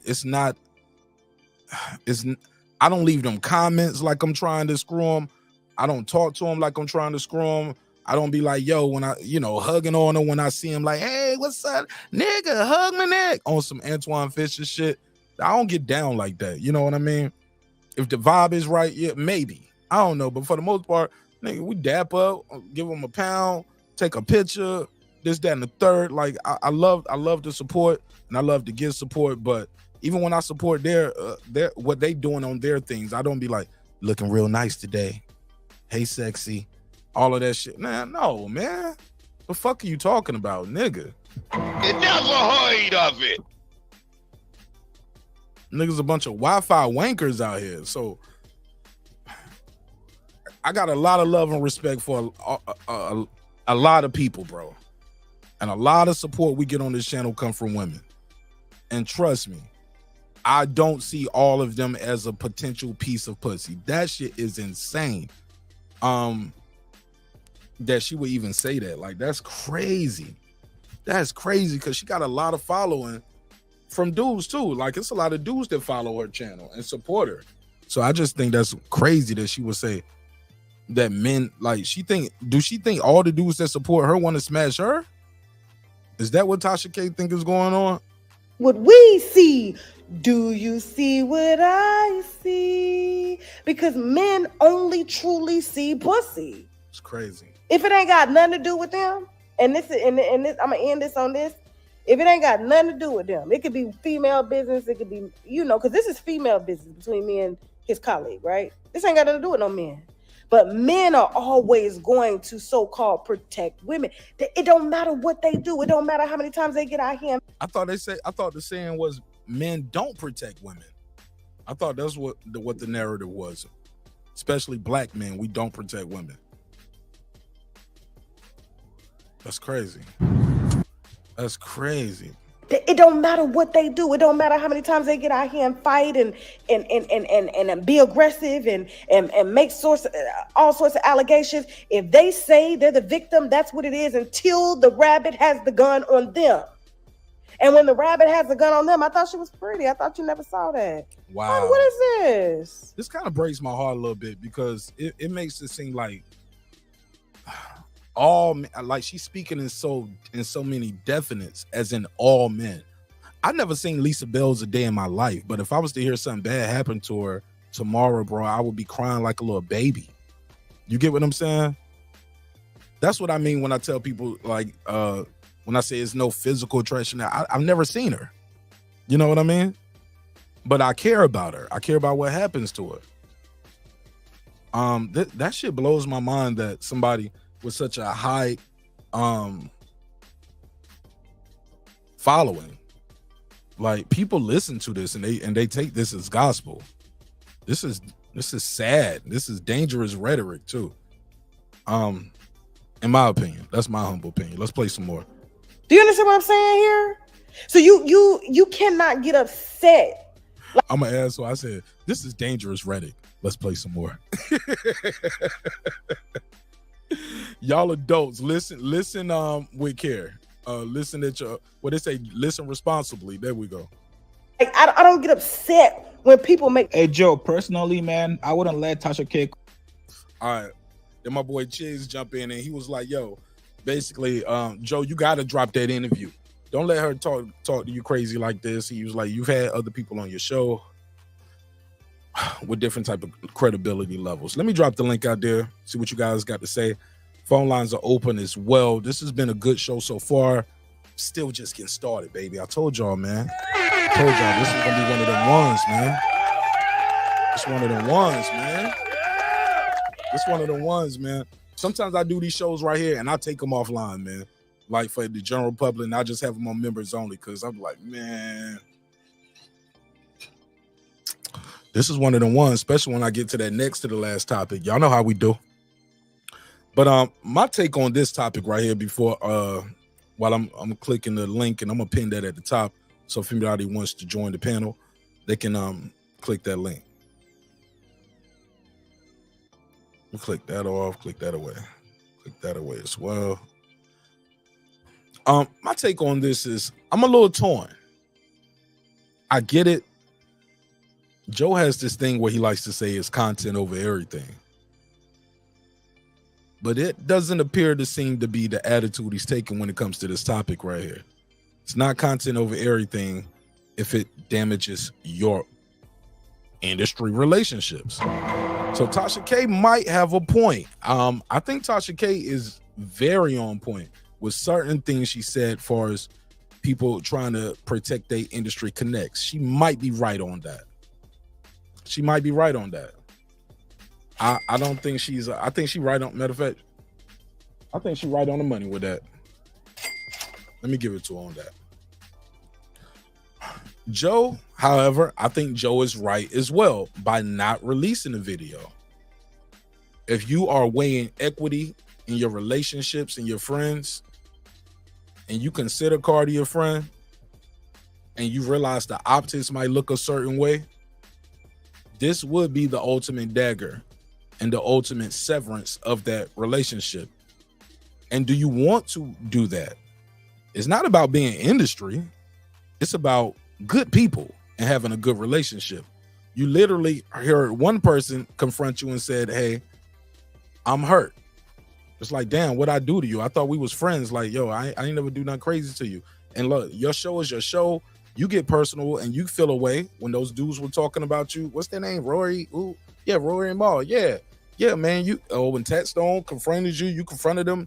Man, I got a lawsuit with this lady. Like, the lady said I had herpes. You talk about my child, talk about my husband, talk about my family. Like, this lady is not a good person. But all right, that's how you feel about me. Cool. That's how you feel about what you doing with your show. Do whatever you do. It's just like, damn, it sounds like you got an issue with me. And I'm just trying to figure out what the hell I do to you, dude. I'm paraphrasing, but I did an episode on it and it's out there. Now, on the flip side of that, you get Tasha K, her response to the interview not dropping. Keep in mind, both of these people are responding to an interview that ain't even released. But 2 out of the 3 were there, right? Tasha K's response was, you're an industry nigga. You had people say stuff about you as well with the Esther Baxter shit. You know, basically you was overly sympathetic. I could tell you're an industry dude. You trying to protect your industry connects. I don't care if you drop the interview or not. Do whatever you do. I got interviews I did with people I ain't never dropped, but you're an industry nigga. You know what I'm saying? Basically. Wow. So it's a line right there, right? But the key thing, though, what Tasha K said that bothered me was when she said, you the type that something, what'd she say? I'm going to paraphrase. Matter of fact, I don't want to paraphrase. Bitch might sue me. Podcast, and we would love to have you. There was no issues. We did an interview. Here we go. He was very compassionate. So that was key right there too. She invited herself to the interview. There we go. She was like, hey, I'm in New York. I would love to do the podcast. We would love to have you. You get what I'm saying? She invited herself. But she also later on in this interview said, I keep messing up what she said, what he said. But I know what she said about herself. She said, I sever my relationships to bring y'all premium content. That's key for me. We can never have a relationship. You'll sacrifice me for views. Towards his industry colleague, okay? I stood my ground. He stood his. We got into a whole lot of other shit. But at the end of the day, there was a mutual respect. I got a chance to state what really happened. And contrary to state what really happened. That nigga he might not want to get sued, Tasha. You got sued for having people on your show saying shit that wasn't true. You got a cease and desist letter, refused to take it down. She was defiant. Maybe he don't want to get sued. That's remember y'all remember when Fox stopped putting the My Pillow dude on their show, right? They ended up getting sued. One of the biggest settlements ever. Like, you gotta be careful with who you put on your airwaves. That's why I be cutting people off all the time. Be like, allegedly. You know what I'm saying? I'm like, hey, look, don't say that. Instead of calling somebody a lie, you should say, I don't believe it's true. There you go. You can't just call somebody a liar. You can get sued for that. Better say, I don't believe that. Can't get sued for that. You're talking about your personal beliefs. You don't believe that. But you can't call somebody straight up, call people lies and liars on the airwave. You know what I'm saying? I mean, you could let Funk Master Flet say it with a drop. Y'all niggas worship him. You know what I'm saying? All right, let me continue. What anybody says, I don't lose sleep over that woman Here we go. at all. Stops this train. I can care less. I'm trying to find that spot. It's going to be more interviews that are going to be where that's just saying, Joe, don't drop it. Maybe, oh my God, that are being done by certain people on the internet. Play the victim role. It's now that they want us to, I don't need to say no names. Nah, but I think she said it already. I got to go back and find it. But it was something she was like, basically, she in the paraphrase, she was like, you rely on your industry. That's what she said. You rely on your industry contacts and your industry connections to bring people premium content. I rely on severing mine to bring y'all premium content. That's dangerous. Wow. But he said facts. Speak with caution always. He said, nowadays, if you say what the program doesn't want to say, you're called a liar. Right. And they'll take your shit down for misinformation too. Yup. Already. My man said them small hats working. Hold on. Small hats. Small hats. Somebody said, sounds like she lost a baby boy. Somebody said, come get this work. Valid. It was a fight on tonight. The zone main event on VO was great. I don't remember that. All right, man, let's get into Nicki Minaj crazy ass husband, man. Now, y'all know, anybody know me, man. No, I love Nicki Minaj too. I'm a big Nicki Minaj fan. Like, I thought when she came on the scene, well, I ain't gonna lie. Pause. Let me rewind. Let me rewind. Let me get it together. Cause I just lied right there. That was cap. That's cap. I'm not a big Nicki Minaj fan. I respect Nicki Minaj as an artist. How about that? Because if I was a big fan, I would have seen her live by now, right? I never seen her live. But I respect her artistry. I respect her for what she do. Definitely came back in the revolutionized the game again. Now some would say and argue with marqnash. She took Lil' Kim style. Hey, look, man, I call it passing the baton. Or I said baton. But shit, if Lil' Kim didn't pass it, Nicki snatched it regardless. And that's just how I go. But Nicki Minaj's husband is in the news. Y'all heard about this shit? He threatened Offset. Threatened him. On the internet, nigga. It never heard of it. Man, let me play this audio, man. Let me play this audio, fam. Let me find this audio, bro. Like, you got to be one of the craziest people ever, yo. Like, dude was on the internet. And there was a lot of people with him. He had them goons. Let me type in, bruh. Like, as soon as you type in Nicki Minaj, the first thing to pop up is Nicki Minaj's husband. This dude got house arrest for 120 days. So basically 6 months. This nigga got to sit at the crib for 6 months because he was threatening some goon threatening niggas on the internet. Let's hear some of this shit. Nikki Minaj's husband, Kenneth. Nah, them players. Nikki Minaj's husband. Nah, I want to hear the goons. Where the goons at? Is this the one? Seeing drama. Oh man. I want to hear the goons. I want to see him with the goons. Kenneth Petty, the spouse of rapper, arrested by a judge, surfaced on social. Oh, everybody making clips of it. That shit is spreading like wildfire. But y'all, anybody heard about Nicki Minaj's husband threatening Offset? I'm trying to find the clip. They don't took the clip down. Nah, somebody got that clip, man. Somebody send me that clip real quick. Karate Body, what up, fam? Somebody got this clip, dog. Nicki Minaj's husband. Let me find this shit real quick. Kenny Petty. Let me find Kenny Petty Offset. There we go. Kenny. Yo, this nigga super petty too. Offset. Yo, he out there with the goons threatening him. Now, according to Cardi B, her Offset ain't got nothing to do with him getting the courts getting involved in this. And from all official signs, it's no report of them filing any paperwork yet, right? But I'm gonna say this. Nigga, you already own paperwork. You don't supposed to be out here doing no shit like this. You married to Nicki Minaj.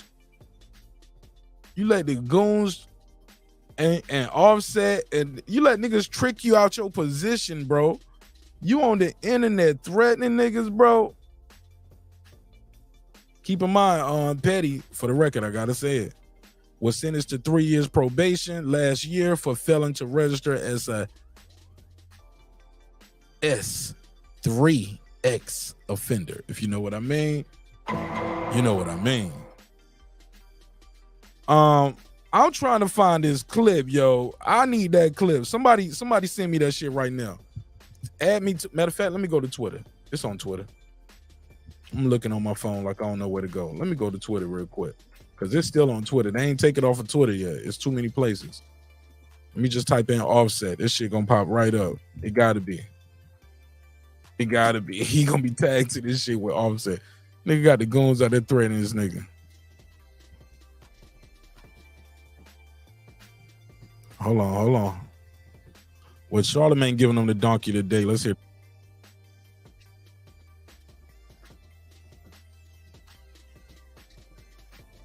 No record already, and you telling somebody. Charlamagne, you should be that. Charlamagne couldn't even go right into it because, in the words of Kwame Bryant, his name is Lesser Charge. Your nickname is Lesser Charge, from what I heard. I don't know. Corny, lame. Like, there's nothing fly about that type of behavior. You know, the reality is he earned every bit of this because you had the audacity to be acting like that on the FBI's internet. You're 45 years old. You already on probation. You have a crazy criminal record already. And you telling somebody to plan their funeral online? Like, you begging to go to prison.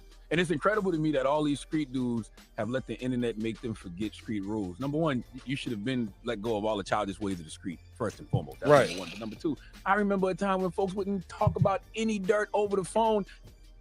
Right. All right. Niggas definitely talking about too much dirt over the joint. Let me. So this is Offset responding.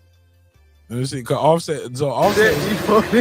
He laughing as fuck. He laughing like while he getting off the jet. I'm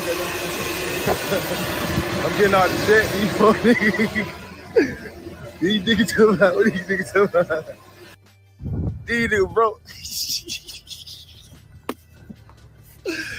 We up in our jets, bitch. Y'all niggas got that. Y'all niggas standing outside. All right.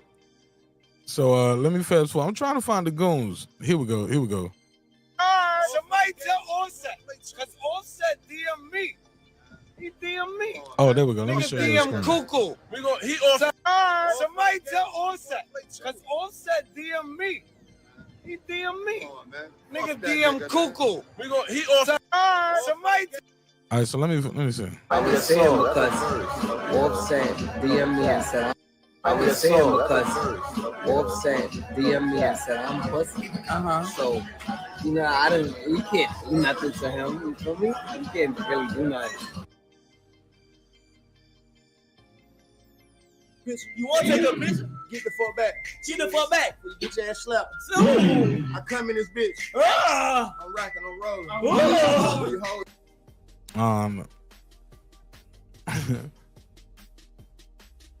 Where's the joint, man? All right, I gotta type in Nicki Minaj husband real quick. That's probably how I gotta get it.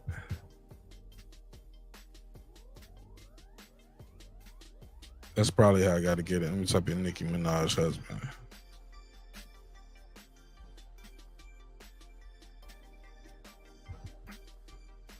Watch this. Hubby.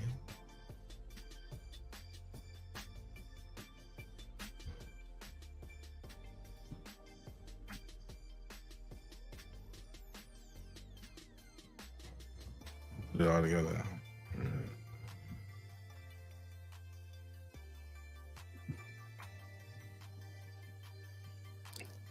Let's see these thread videos. Wendy Williams back on there? I know she ain't talk about nobody husband. You should be quiet. You should be silent. When talking about people husbands out here. All right, here we go. Damn, took me long enough. Outside, nigga. Watch this shit. Oh man. These niggas clouded. They got the when it all fall down playing. They got his they got his name up here with the paperwork. Oh, they foul. They foul as hell for this. Okay. But yeah, this him getting that that nigga getting put on that paperwork for 6 months. Gotta click like on that. Where somebody said this is all said when you heard Nicki Minaj's husband, Kenneth Petty, got to serve 120 days on house arrest. 120 days. Come on, Kenny Petty. Let me see, man. Like, this dude is a fool, though, man. Like, let me see. Kenny Pete Petty. There we go. Like, bro, you can't be out here with the goon. Somebody tell Offset. Because Offset DM me. He DM me. On, nigga DM Cuckoo. He off the set. That whole gang can suck a dick. Nigga, he off the set. Don't make us put you off the set, nigga. You had you scared, boy. Yeah. Off the set. I had you scared, boy. A lot of y'all niggas, man. So you bragging about scaring people, bro. Man, you a felon, nigga. You married to the top selling female rapper in the game. You out here with the Goonies threatening another rapper on camera. Like, nigga, just do it. When you see him, just do it. You ain't got to give him no heads up and no warning. When it's on, dog. What the hell is going on? Like, bruh. What the hell is going on? What part of the game is this, dog? It never heard of it. Tell him again, Megazord. It never heard of it. I ain't never heard of it, bro. Y'all niggas checking in? At all. Keep believing in these niggas. Legendary. Keep believing in these pussy ass niggas. Y'all niggas checking in? This is pussy, man. Wow. Wow. Man. Niggas been right here for man long, though. They say we dumb. We all dumb. You are dumb. He said niggas been here mad long, so y'all just been sitting there waiting around, nigga. You dumb ass niggas, man. I'm sorry. And look what y'all got. Look what you got from this.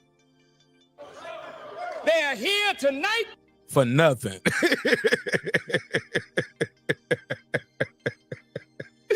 Y'all there for nothing. Y'all there for nothing. Y'all just stood outside and shot a video that got a nigga put on paperwork for 6 months. Are you fucking stupid? You know you married to a famous woman, bro. You on paperwork for some salacious SA stuff. You on paper because you on paperwork because you didn't tell people you was on paperwork. That's the crazy part. That's the crazy part. What the hell is going on? Now you out here with the goons looking for a famous rapper who's married to a famous rapper. Hey, Let me stop that shit. That's some dumb shit. Bro, you doing the most. If doing the most was a person, Fuck it. you let these niggas use you, bro, for clout. These niggas used you for clout right then, bro. And it backfired. Offset. Because Offset. Nah. You let these niggas use you for clout, bro, and it has backfired. And she gonna be out here doing this right here, and you ain't even gonna be able to go. She gonna be out here looking like this, and you ain't even gonna be able to go. You gonna have to be at home. Gotta be at home. You can't even go, bro. You can't even go. You gotta sit your ass down.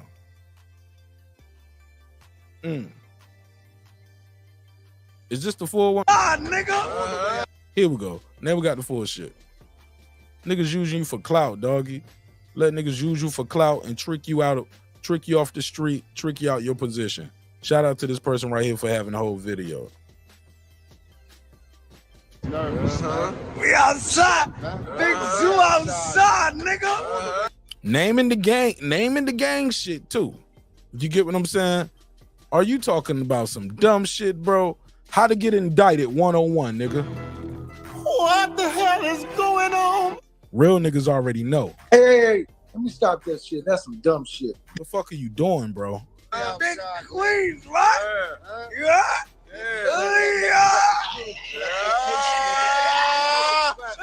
Drop your low now, nigga. Drop your low now, nigga. Y'all downtown causing a ruckus in front of a very nice hotel. Y'all waiting in front of this fancy hotel shit where niggas supposed to be pulling up in black hoodies. Black niggas in black hoodies. Shouting out the gang, the Big Zoo, nigga. All said them niggas acting like threatening. niggas DM me. Yo, where you at? Where you at? We outside. We run this city, nigga. Don't let these niggas fool you. We run this city, nigga. You run the city? Well, you gonna run the city from the crib for about 120 days. 6 months. Tricked off the street. Right, Brim Reaper. Right. See the addresses on the buildings, nigga. Oh, yeah. See the plates on the cars, nigga. Man, what's going on? What's happening? What y'all niggas talking about? Yeah. Crazy. Yeah. Blew it. Yeah. Talk, man. Let's Yeah. talk out here. Yeah. Why do making those those rapey sounds?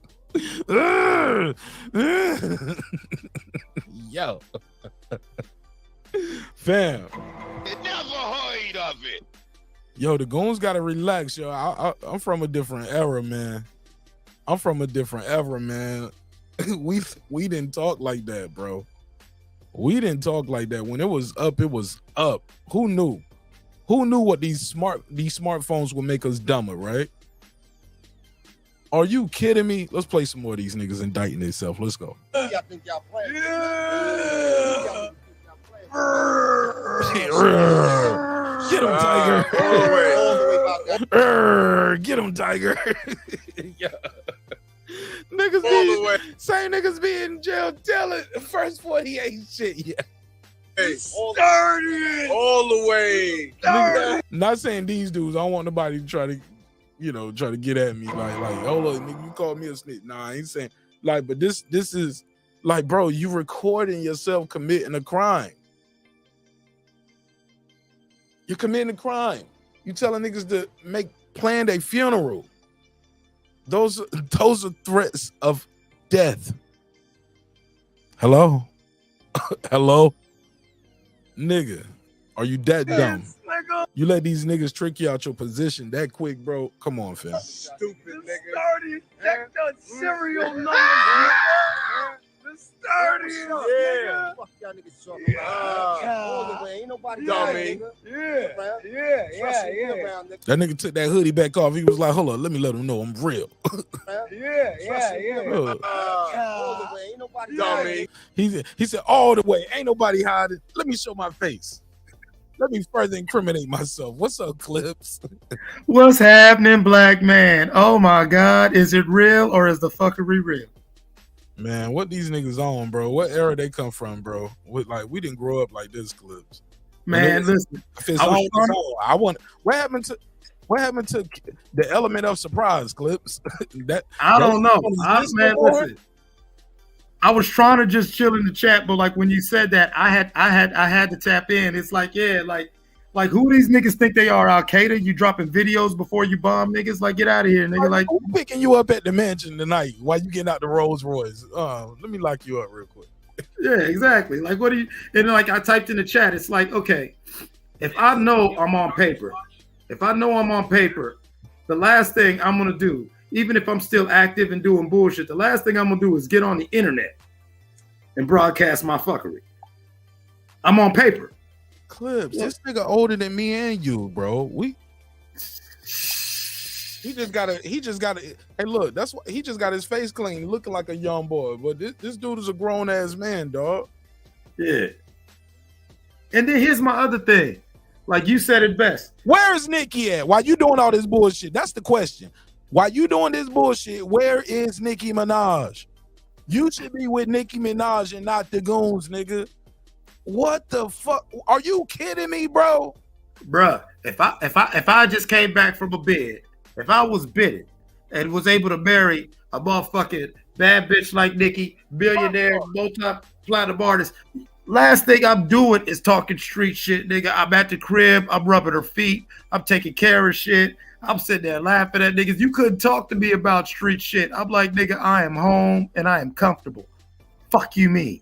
Let's play some more of this bullshit clip. Yeah. He look like young bird uncle in this bitch. And the money right. If the money right, you shouldn't be sitting outside waiting for like why are you I don't even know who this nigga is. And the money right. Nicki's money's right. Thank you. Nikki good. I don't know the rest. I know Offset money right. Cardi money right. Y'all two niggas with the camera phone out here making terroristic threats at 3 a.m. The money right. The money right. The money right, nigga. What you talking about? Niggas stupid. That's them? Oh no, that ain't them. Oh, pump faking.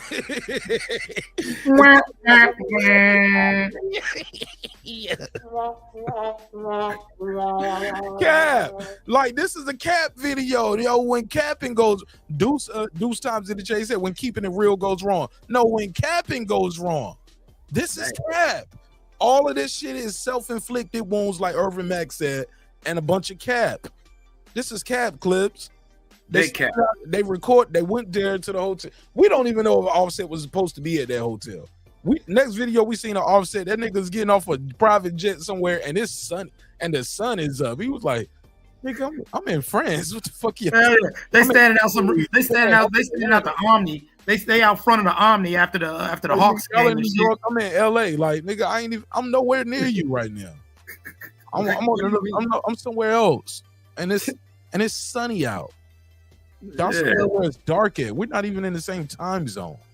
Fuck a young sitting there with your broke ass homeboys and shit like that, like y'all about to go half on a 20 sack. Like, get out of here. Good news. We got some good news. He got 6 months to sit around with his homeboys and make some other videos while Nicki Minaj is enjoying the life. What the fuck is wrong with this nigga? Spin, nigga. You know that. And we out here. How long y'all want to be on us with us for us? Look, capping, entertainment. These niggas are out there just, bro, this nigga threw away his life for some niggas who was clout chasing off his name and his relationship. Hold on, how we add them niggas on there, man? You gonna tell them niggas, man? Now you added them. We add them niggas on there. Man. One of y'all add them niggas and shit, you heard? Stupid. Tell them niggas big suit, big queens outside, nigga. He can't even say the shit right. That nigga said the whole gang is outside. I see 4 niggas. That's your gang? Gang. Bro. That's your gang, 4 niggas? How stupid? That's how deep your set is? How stupid can you be, Clips? Niggas. It's not a million niggas, nigga. It's just the starters, though. That's it. Look, we right here. We not mobbing, we hitting them. Okay. We're not mobbing, we hitting though. J-Dub, talk to me, fam. What you think of this shit, man? What the hell is going on, J-Dub? I think it's maybe just some guys got really fucked up and start talking some shit. It feels like that to me, like just they're completely blasted and they're recording themselves. So it's and it seems like maybe if they don't get that under control, there's probably nothing gonna get under control. But J-Dub, these dudes are 40 plus. Yeah, but they still can get fucked up. But And they kind of fucked up. But J-Dub, like I'm 42. I still be wilding at different times, but I wild out like a 40-year-old supposed to wild out. Okay.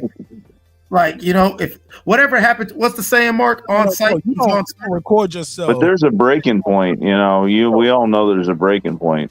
I never recorded myself.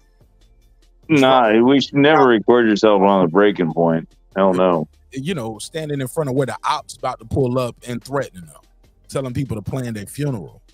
I mean, to me, they sound fucked up. Y'all on a live stream. Y'all ever see me on a live stream? First of all, I ain't got no ops, and so it's a one-way beef. I don't even know. You know what I'm saying? But you would never see me in front of some people's houses or hotels on the live stream with y'all telling y'all like, yeah, I'm out here, nigga. Where you at? Pull up. And that sounds like childish. Like they haven't like thought things through correctly. Maybe. Like, why would you fucking even think that way? Obviously, because he's on paperwork, and he's with known felons. I mean, you got to think things are in life, dude. And so you have a nice life. One thing, you need a place where you can go have quiet time, and you also need a place where you can do work. Bro, listen, hold on, J-Dub. Come on, what is more than that? Hold on, J-Dub. Can you see the picture on the screen? He's married to Nikki Minaj. That's your quiet time, and that's your place where you go put in. That's probably your fucking chaos time, man. Nah. We don't believe you. You need more people. Nah, you married her. You married her. Yeah, go put in some work. Yeah. Oh man, it's gonna take a lot of work. That's a lot of work. I'll say, or in the words of Howard Stern, for every woman that you see that's the most beautiful woman in the world to you. I mean, she is beautiful, but yeah, that's a lot of work. Hey, Dub, can you hear me? Yeah, she's a lot of power. She's a powerful woman. You cut me right off. Let me finish that. That's what I'm saying.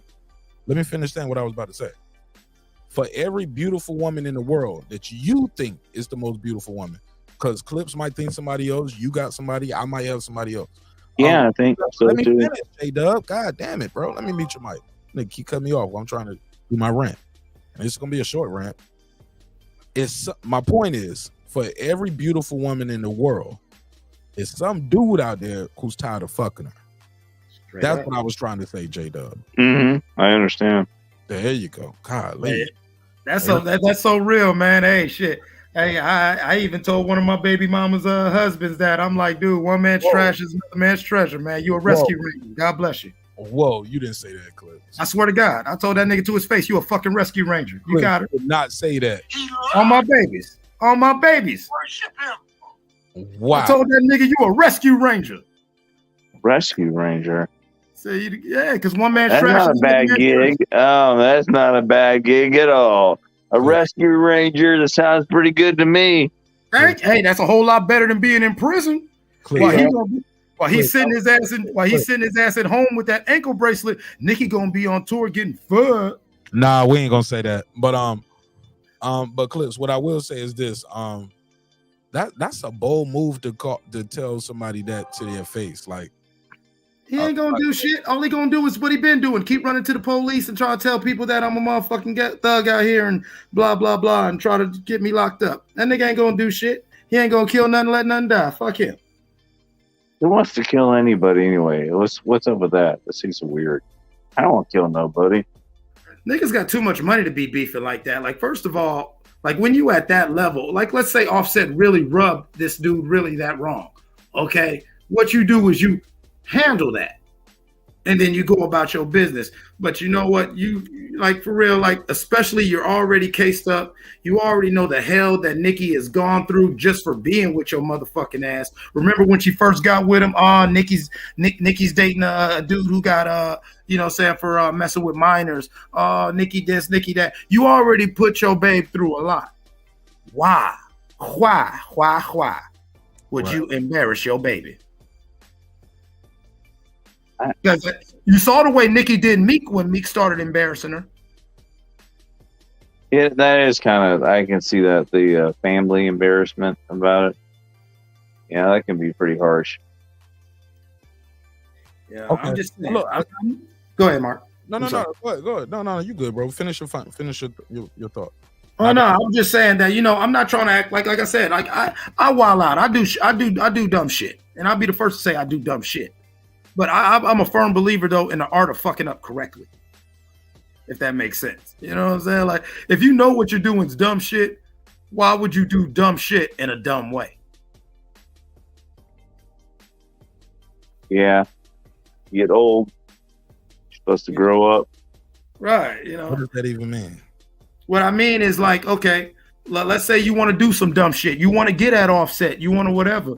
Why would you, bro? Like you said, why would you telegraph your play? You know you're on paper. Why would you go? Why would you telegraph your play? It would have been stupid. First of all, we don't want them to, you know, no violence or nothing like that. But if you're gonna do that, just do that. I would rather look up and be like, oh, this dude caught Offset lacking and beat his ass, blah, blah, blah. Then the nigga sitting there with 4 drunk ass niggas standing outside of a building talking about, yeah, we gonna beat your ass. Like we in high school. Meet me at the motherfucking after school. I'm gonna catch you at the park, nigga. You know what I'm saying? Like, fuck out of here, nigga. Like, you know what I'm saying? Handle that or just let it be.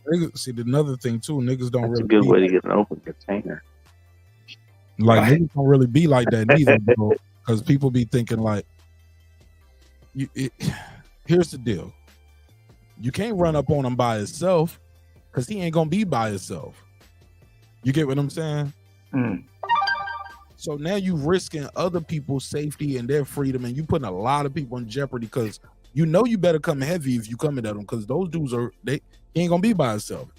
He gonna have some security with him. He gonna have his boys with him and security. You get what I'm saying? Might have armed security, off-duty police officers. Like, bro, you guys are just being reckless for nothing.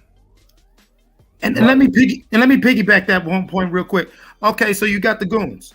Why you got the goons no mask all in the video? Even Martin Shkreli, the farmer bro, had enough sense when he did that video talking shit to Ghostface. All of his goons were masked up. Because you know what? If the shit goes left, like not only could they case your ass up, like Mark's saying, they could case your motherfucking folks up. It could get real.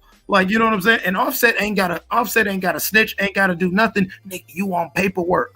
These are like what Urban Max say, self-inflicted. You could motherfucker your whole gang of 4 guys can go down for that fucking 4-minute, 20-minute video. Are you fucking serious, bro? Are you serious? You gonna really do all that? You gonna do all that instead of just doing that? I mean, it seems like a way to ruin your life. Yeah. In a nutshell. Hey, some of these niggas don't want to be home, man. Some of these niggas might got a boyfriend in jail or something like that, or they just don't like the responsibilities responsibilities of freedom. So they just can't wait to go back into the booty house. Yo, I got this clip right here. I want to play on this next topic. Y'all ever heard of how you say this name? Vadi Buckham? I'm gonna put his face on the screen real quick. This clip right here, and it's Jason Whitlock again. He basically says abortion was worse than slavery, and I want to know if y'all think he has a point, or hey, look, man, why who wrote this for you to say this? Like, what sin's worse? I mean, come on. Hold on, no. My point is, why is this even a topic? Or like, who wrote this for you, bro? I mean, come on, all sins are equal in the eyes of God. Hey, you get what I'm saying? Like, you want me to rape your grandmama or you want me to rape your daughter? Like, come on, bro. Like, what are you talking about? Yeah, get out of here. Like who wrote this for you? Like for somebody these are for the people that say slavery wasn't that bad then. I mean, Like, did they not read the Bible? For God's sakes. I don't know, but let me get the graphic. Let me get the graphic on the screen so y'all be able to see who these people are that we're talking about. And the guy who's on the screen, his name is Vadi. Somebody help me say this. Yeah, I gotta see the spelling. I got you. I'm gonna put it on the screen clips. Vadi? Clips. Read the private chat. How you He's say from it? Ethiopia. I don't fucking know, bro. I don't know. Vadi Bakshan. Okay, there we go. Thank you, Clips. All right, so I got some background of the show. All right, there we go. All right, so let me get a screenshot of this Vadi Bakshan. And I'm gonna play this clip. And I want you guys to tell me what do you think of what he had to say. Now also this is Jason Whitlock mainly talking, but he basically framed it because they was talking about something totally different, and he just kind of threw that in out of no. That's the crazy part. The conversation wasn't even like kind of geared towards that, in my opinion. I can play it again, but my first listen, I was like, bro, what the hell are you talking about? This doesn't even. These two things, you just wanted to bring that up. Now, for those who don't know, let me give you a little background. This guy in a t-shirt.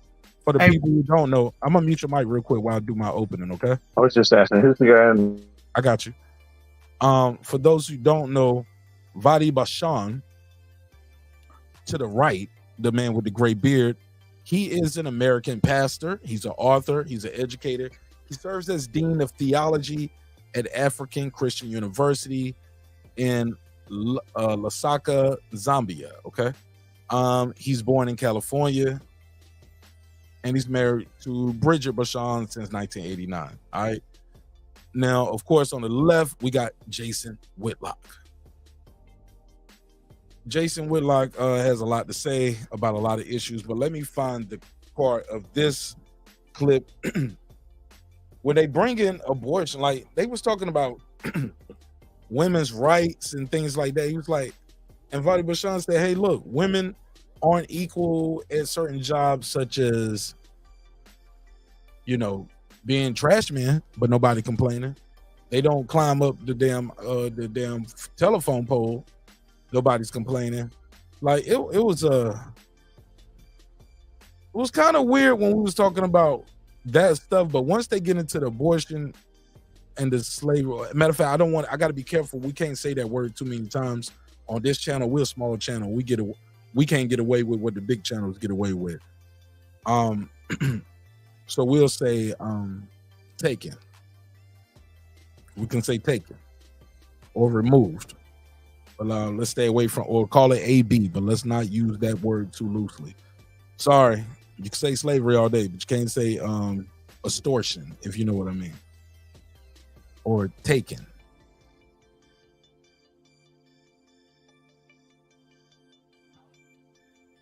It's crazy to me. It's really crazy to me personally, because it's like, oh, you can't hear it. Yeah, we couldn't hear it. My bad, Clips. I'm sorry.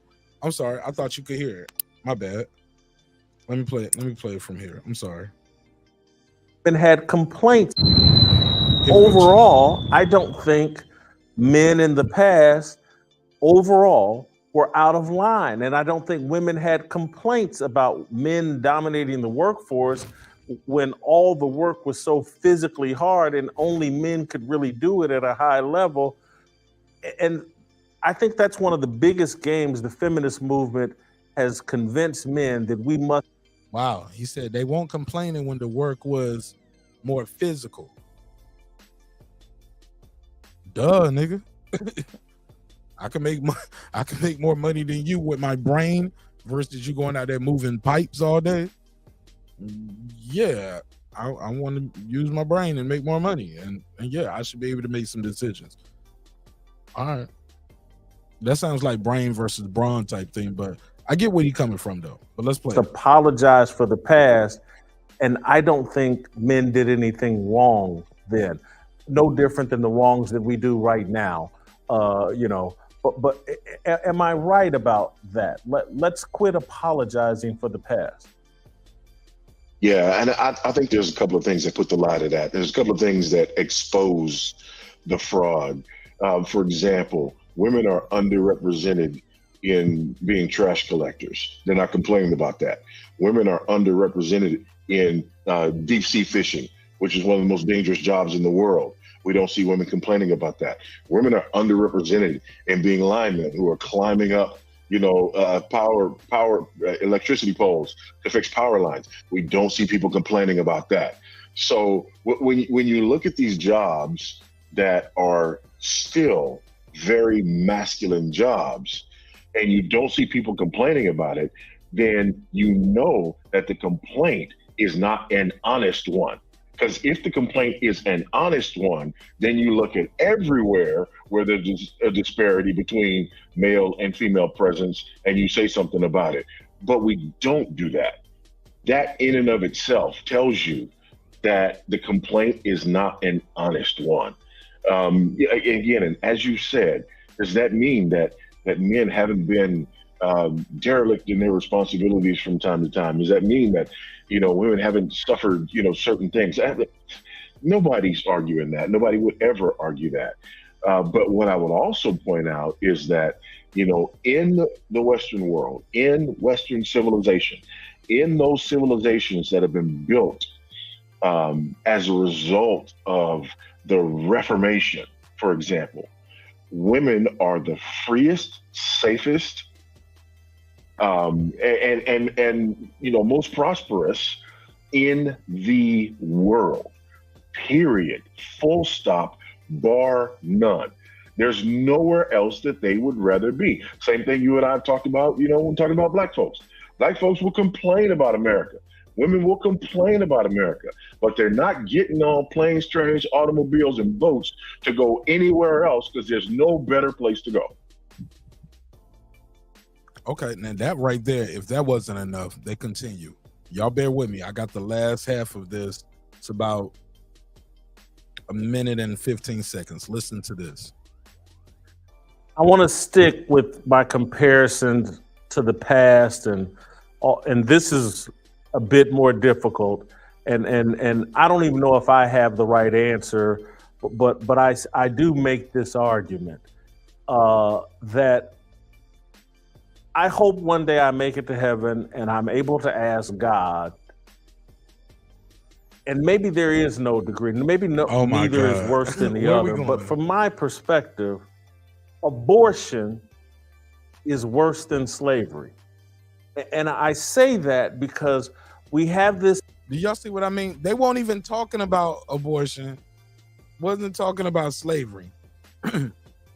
He just came out of nowhere with that. Y'all see what I mean? There is no degree. Maybe neither is worse than the other. But from my perspective, abortion is worse than slavery. And I say that because we have this mentality. Well, that's an easy one. The founding fathers were the worst people in the world, and oh my God, they had slavery. And I'm like, well, hold on, man. We got abortion basically on demand. And we got people out in the streets having convulsions. I can't kill my baby whenever I want to. And I'm like, man, I can't wait for God to make a ruling on this. They're like, no, I think this abortion thing's worse than slavery. Am I wrong for thinking that? My ancestors were slaves, but I'm here. If my mother had an abortion, I wouldn't be. You get no argument from me on that one. I think they're convoluting two totally different issues. Wow. Right now. But Clips, take the lead. Go. Okay. First of all, when you make your points about abortion, what you're talking about is the devaluing of human life. Okay, the normalization. Let's call it AD or taken or something like that. Let's not. I'm sorry. When you're talking about ending a pregnancy, you're talking about the devaluing of human life. Now, when you look at that concept and the normalization of it, especially in the West, the normalization of the devaluing of human life firmly has its roots in slavery. So in my mind, you can't have one without the other. And then when you look at certain things like the feminist movement, even things like the ending of, you know what I'm saying, the ending of pregnancy and things like that, things like eugenics, all those were concepts and practices that came out of the antebellum Reconstruction period, where different systems in Europe and in America were trying to find ways of marginalizing Black life even more by instituting things like extraction and everything like that, because they don't want us here. So they're two in the same. You can't say one is one or two, because I believe they all come from the same thing, that we are in an age where people don't value human life. A person will walk by a bum on the street with no problem, but will stop traffic and run out in traffic for a dog. Okay. You know, so Right. lastly, my thing about lastly is like, you've got to understand that when we look at things like reproductive rights and women's rights, we cannot pretend that a lot of those arguments and talking points haven't been peppered by the idea that Black people aren't humans and our lives aren't to be valued. Because many of these practices, yes, now they've been instituted amongst the populace, but a lot of these practices began instituted on the Black people. Fair enough. Go ahead. I think it has to do about the desecration of God's creation more than anything. That's the whole thing. Is like, let's just desecrate everything. That's what I feel like humanity is.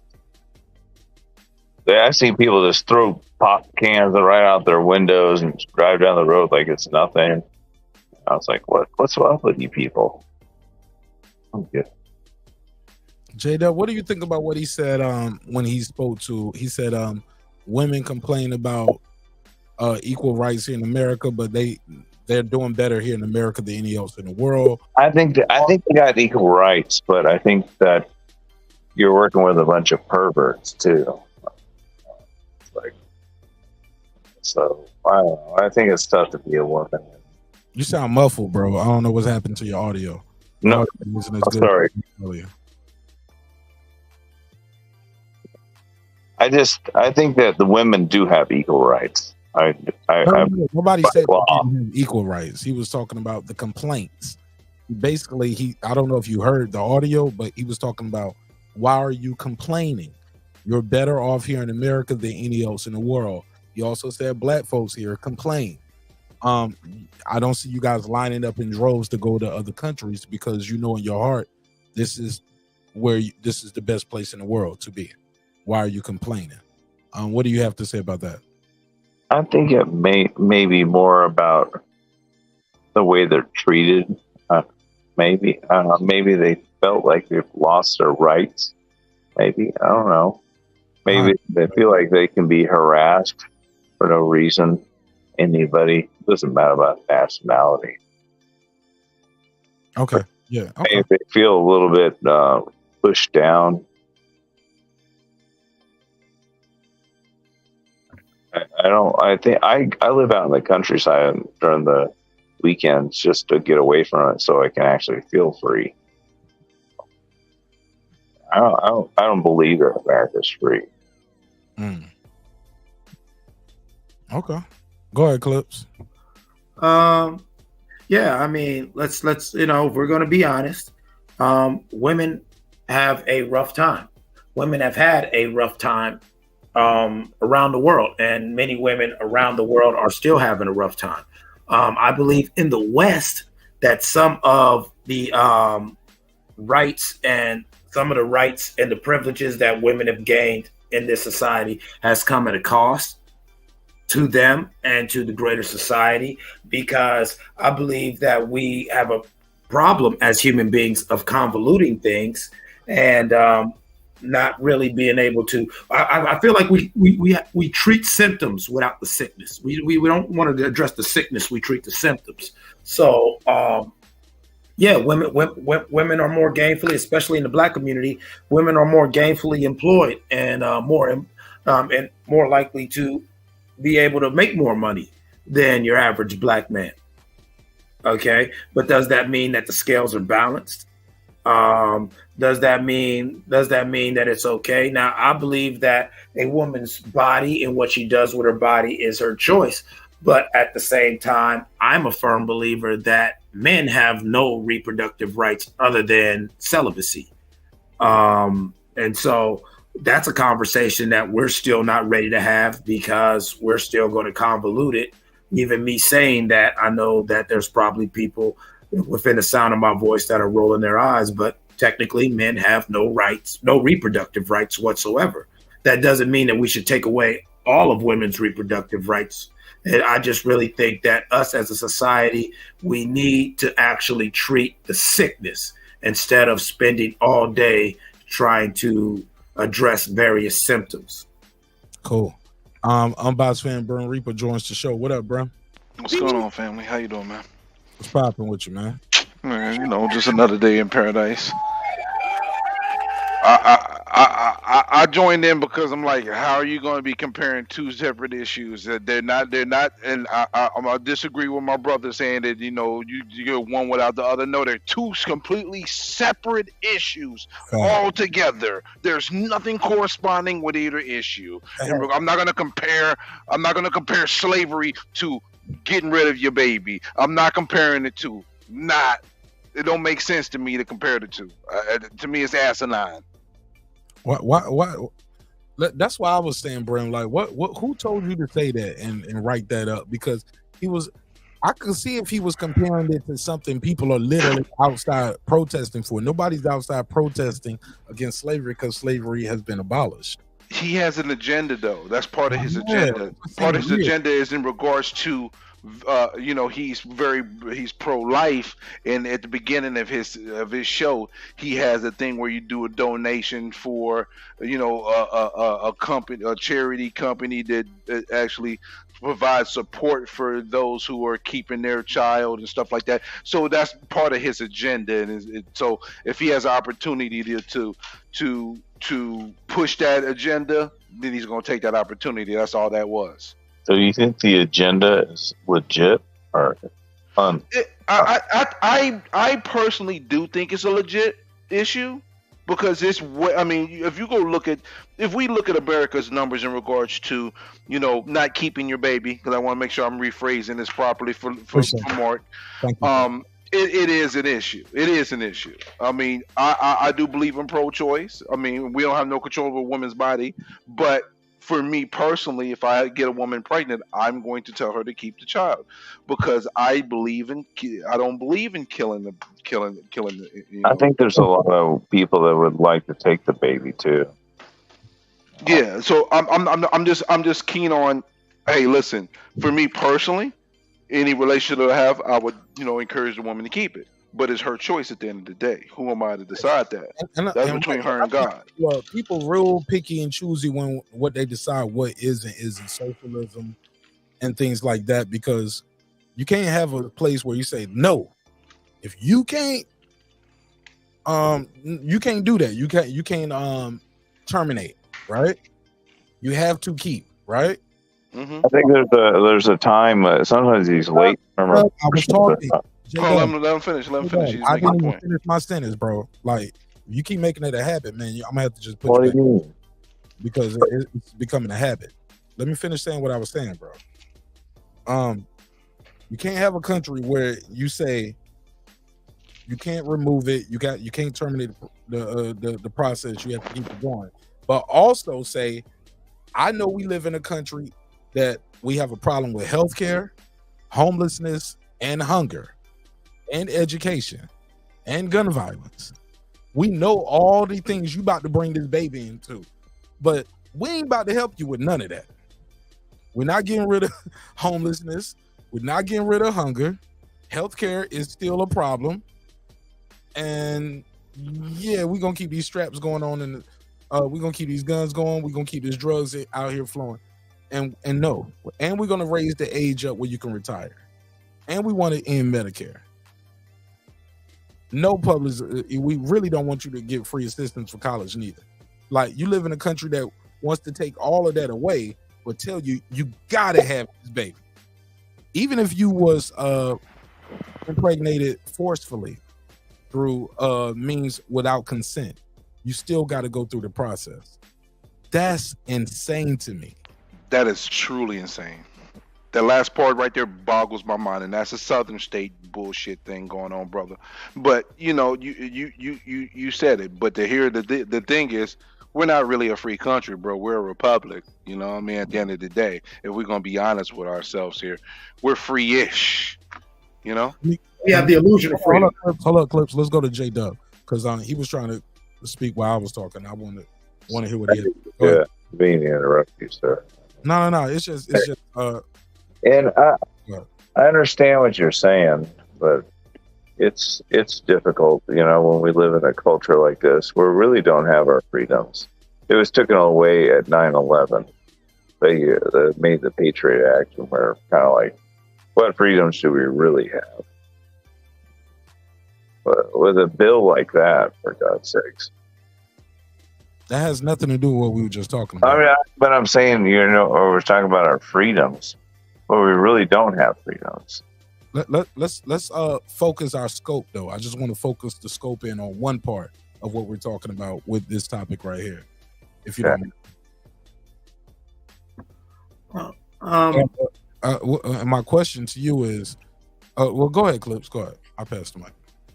Well, you know, and I agree with Brim to a point.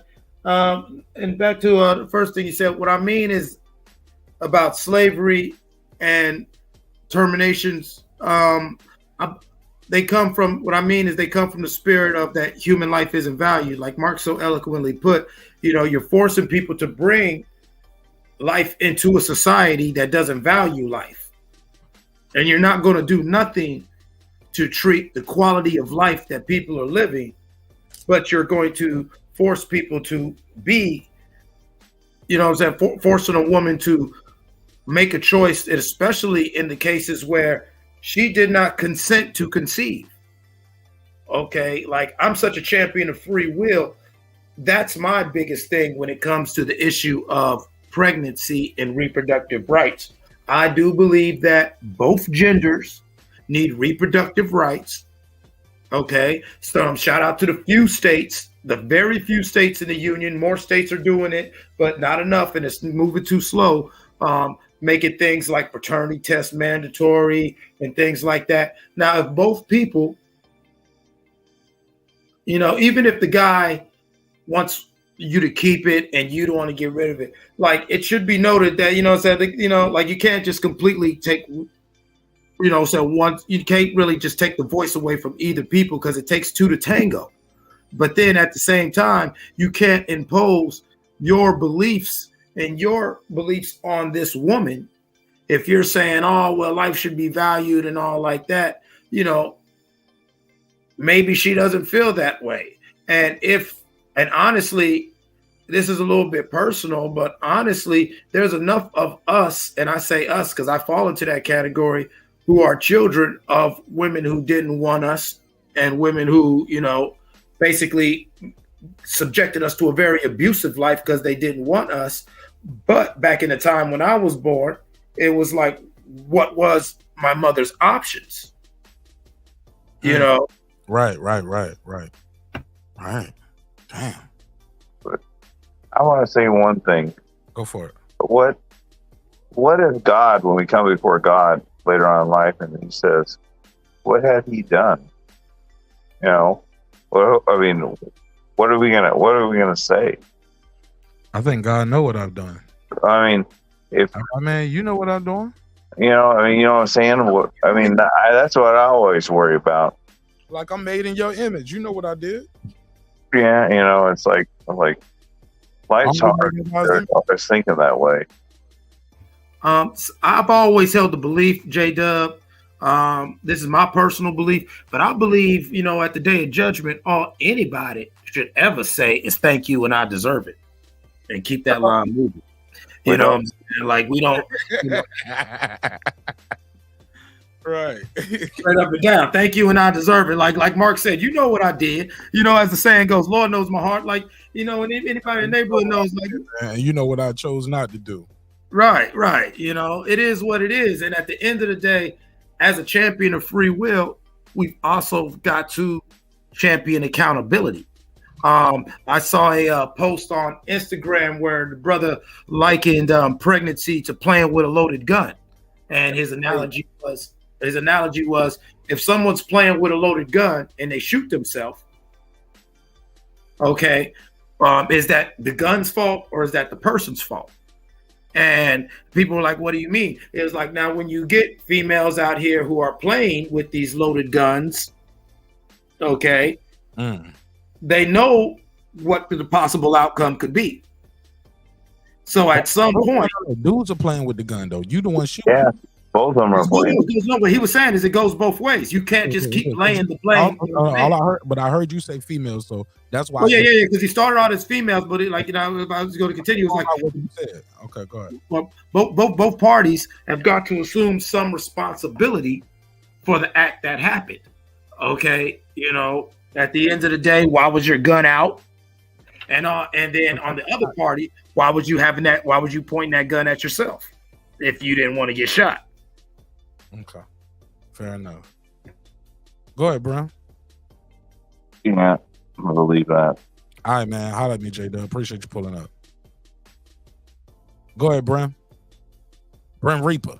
I'm here, man. I ain't too much to say. I mean, in regards to, accountability does play a big role outside of, forced accountability plays a role. It's like, and that, I think that's part of the entire Western world's problem is, solutions based on not based on dealing with the actual problem itself.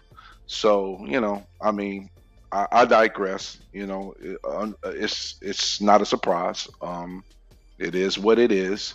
But at the end of the day, in regards to this topic, that was pure agenda driven for that platform. And I ain't gonna say he fouled for doing it and all that. I don't necessarily even care. What about what he said before that? Let me play this other part. Okay. I don't know if you heard this. I probably did, but play back. When you look at these jobs that are still very masculine jobs, that the complaint is not an honest one. Again, and as you said, does that mean that men haven't been derelict in their responsibilities from time to time? Does that mean that women haven't suffered certain things? Nobody's arguing that. Nobody would ever argue that. But what I would also point out is that in the Western world, in Western civilization, in those civilizations that have been built as a result of the Reformation, for example, women are the freest, safest, and most prosperous in the world. Period. Full stop. Bar none. There's nowhere else that they would rather be. Same thing you and I have talked about, when talking about black folks. Black folks will complain about America. Women will complain about America, but they're not getting on planes, trains, automobiles, and boats to go anywhere else because there's no better place to go. What you think of that? Partial agree, only impartial. Let's hear it. You talking about people, planes, trains, automobiles, with nowhere to go. Most of those people that don't have the finances to be able to do so. Exactly. So Good point. It's a little bit disingenuous, but it's partially correct. Everybody wants everything to be black and white, and unfortunately, most things in life are gray. Yes, exactly. A lot of people really don't have the mental and emotional capacity and maturity for the nuances of life. Meaning that Mark Nash's situation can't be copied and pasted over that guy Eclipse and vice versa. You can't copy and paste my situation over Brim Reaper. And so at the end of the day, once again, we don't value and we don't really practice empathy enough to actually step back and look at that woman's situation, or look at that man's situation, or look at the individual situations, even when it comes to things like pregnancy. All right. Sometimes you have women who were impregnated against their will or felt trapped in a situation and now they feel like they're stuck. Conversely, you have men in that same boat, you know? And so when we pay, I believe that when we cast these wide nets, the actual fish that we want to catch flips through that net because it's such a wide net. And all we get is the sea debris and the trash and the seaweeds and the random shit that we just pull up. And we sit there, pull that up on our boat, and we pick through that all day. And we act like that's the conversation when the actual fish that we was trying to land is still swimming in the ocean free and clear. What we are talking about is quality of life, back to Mark's point, okay? A woman's quality of life has to be at a higher standard. Now, back to the workplace thing real quickly. I worked in the oil field industry for many years. On the fields, rig hand. I was a swamper. That's hazmat cleanup. We clean up all the spills when people die, explosions, you know what I'm saying, gas leaks, all that crazy stuff. I had a female. She was part of my crew, and we bounced from 5 companies together. She was part of my crew. It was a young white girl, thick, beautiful chick named Sam. And Sam would hump. I'm talking about she would hump it out with the best of them. She would work circles around men, and I'm talking about we would have cats ex-military, fresh out of prison, no neck, tattoos, biceps the size of my thigh, and within 5 hours they're crying and, oh, I can't take it, I go home. Sam's little ass will be out there. Like me and her, I'm only 5'9" and everything. Me and her, we're carrying 2 and 3 vac hoses by ourselves, and these guys got one big old vac hose talking about somebody help me. Okay, but the one thing I honor about Sam the most is, you know what? Sam never played to her gender. Sam knew what she signed up for, and she did that damn job. And that is why she had all the respect in the world. And there were several times where, yes, you know, we had to whoop other crews and other things like that for disrespecting her as a woman, not because she's a woman, but because that is my worker. I am the foreman, and you know what? This is a damn good worker. You ain't gonna be sitting here messing with my people. She earned her spot. She proved that even as a woman, she could do this job and she could perform at a high level. And so, as much as I want to agree with his argument, I mean, we see it. We see that there's always outliers, so we can't take these cookie cutter approaches to such nuanced things. For sure. Amen. For sure. All right. I'm gonna play this clip right here, man. Change the pace up right here. A little current event. Brent, did you have anything else you want to add to that? Oh no, I just said amen. That was it. All right, cool. I got this clip right here. Texas high school student suspended from school for his hairstyle. Y'all heard about this story? Oh, boy. Yeah, I heard about it. All right, dude is y'all want? I'm gonna just ask y'all off the top of the head. Y'all want to guess what he looked like? Let's take a guess. Kodak Black. Melanated. He's a black guy. Yep. Has been suspended for school because of his hairstyle. Let me see. I don't know if this is the hairstyle that he had, but definitely doesn't seem too threatening to me. But yeah, he's definitely black. He's a black kid, man. Let me see. Let me get, where's my screen grab? There you go. Looks like this is his mom and his sister with him. Let's hear this. Let me share the screen. Here we go. Hair. His mother and other supporters say this is wrong.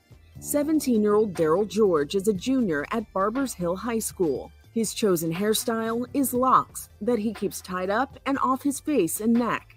He was suspended from school on August 31st for a hairstyle that the school district says violates the district's dress code. Daryl's mother says this is the reason she was given. They said that when let down, his hair is So his mama is to the right. With the that's his mom with the glasses and the plaid shirt. Below his eyebrows, which said that when let down, his hair is below his eyebrows, which they never seen his hair let down because, as you can see from pictures, from all the pictures, his hair is always up. The suspension came the same week Texas passed the Crown Act, an acronym for Create a Respectful and Open World for Natural Hair. Crown Act, create a respectful and open world for natural hair. The law prohibits discrimination based on hair texture or hairstyle if that style or texture is commonly associated with a particular race or national origin. So far, 24 American states have passed the Crown Act. Nationally, the law passed in the House in 2022. Let's fast forward. The school district prohibits male students from having hair extending below the eyebrows, earlobes, or top of the t-shirt collar. So his hair is not that way. It's not. He's not wearing his hair that way. Hair extending below the eyebrow. Book. Barbers Hill Independent School District. Listen to this. Prohibits male students from having hair extending below the eyebrows. His hair is not extending below the eyebrows. It's tied up. You never seen it below. Earlobes or top of the t-shirt collar. So you can't go past your eyebrows. Can't go past your earlobes. Wow. The school will not comment on an individual student's case. Daryl is in an in-school suspension where he reports to school but is not allowed to attend classes with other students. His mother has retained an attorney and says her son will not be forced to cut his locks. We're going to fight this fight. Yeah, the hair, as y'all can see on the screen, the hair is not over the eyebrows. It's not over the earlobes. Brim, take the lead on this one. First question I have, is this a public or a private school? Public schools. They got nerve. Public school, bro. They got nerve. Hell out of here. Go ahead. No, man, just the hell out of here. I don't even want to say anything else to that. No, it's a live show. We need this. This ain't the chat, man. You gotta give me a little more than 5 seconds. Go ahead, man. I mean, unfortunately, we have a long history of discrimination based on hair types. This is nothing new.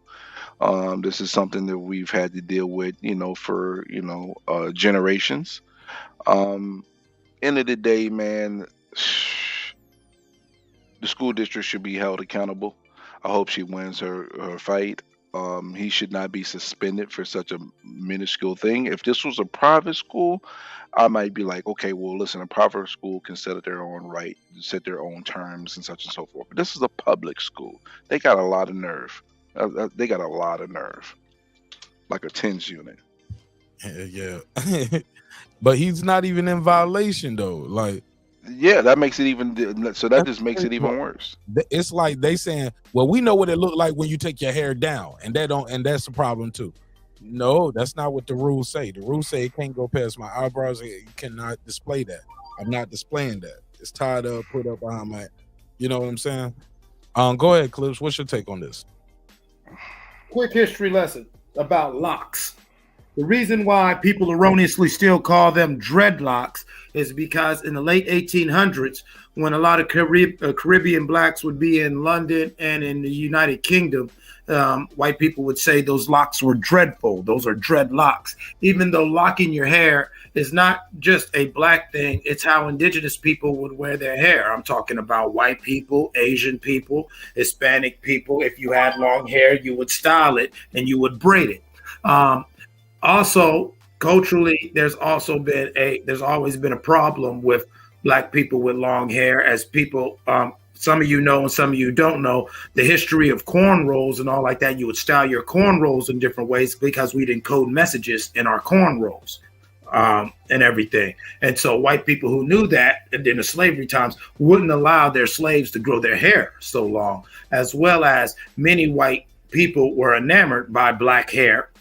And so to see a black person with long hair that is well groomed and well styled, was distracting for them because they weren't used to seeing black people saying well-groomed and upkept.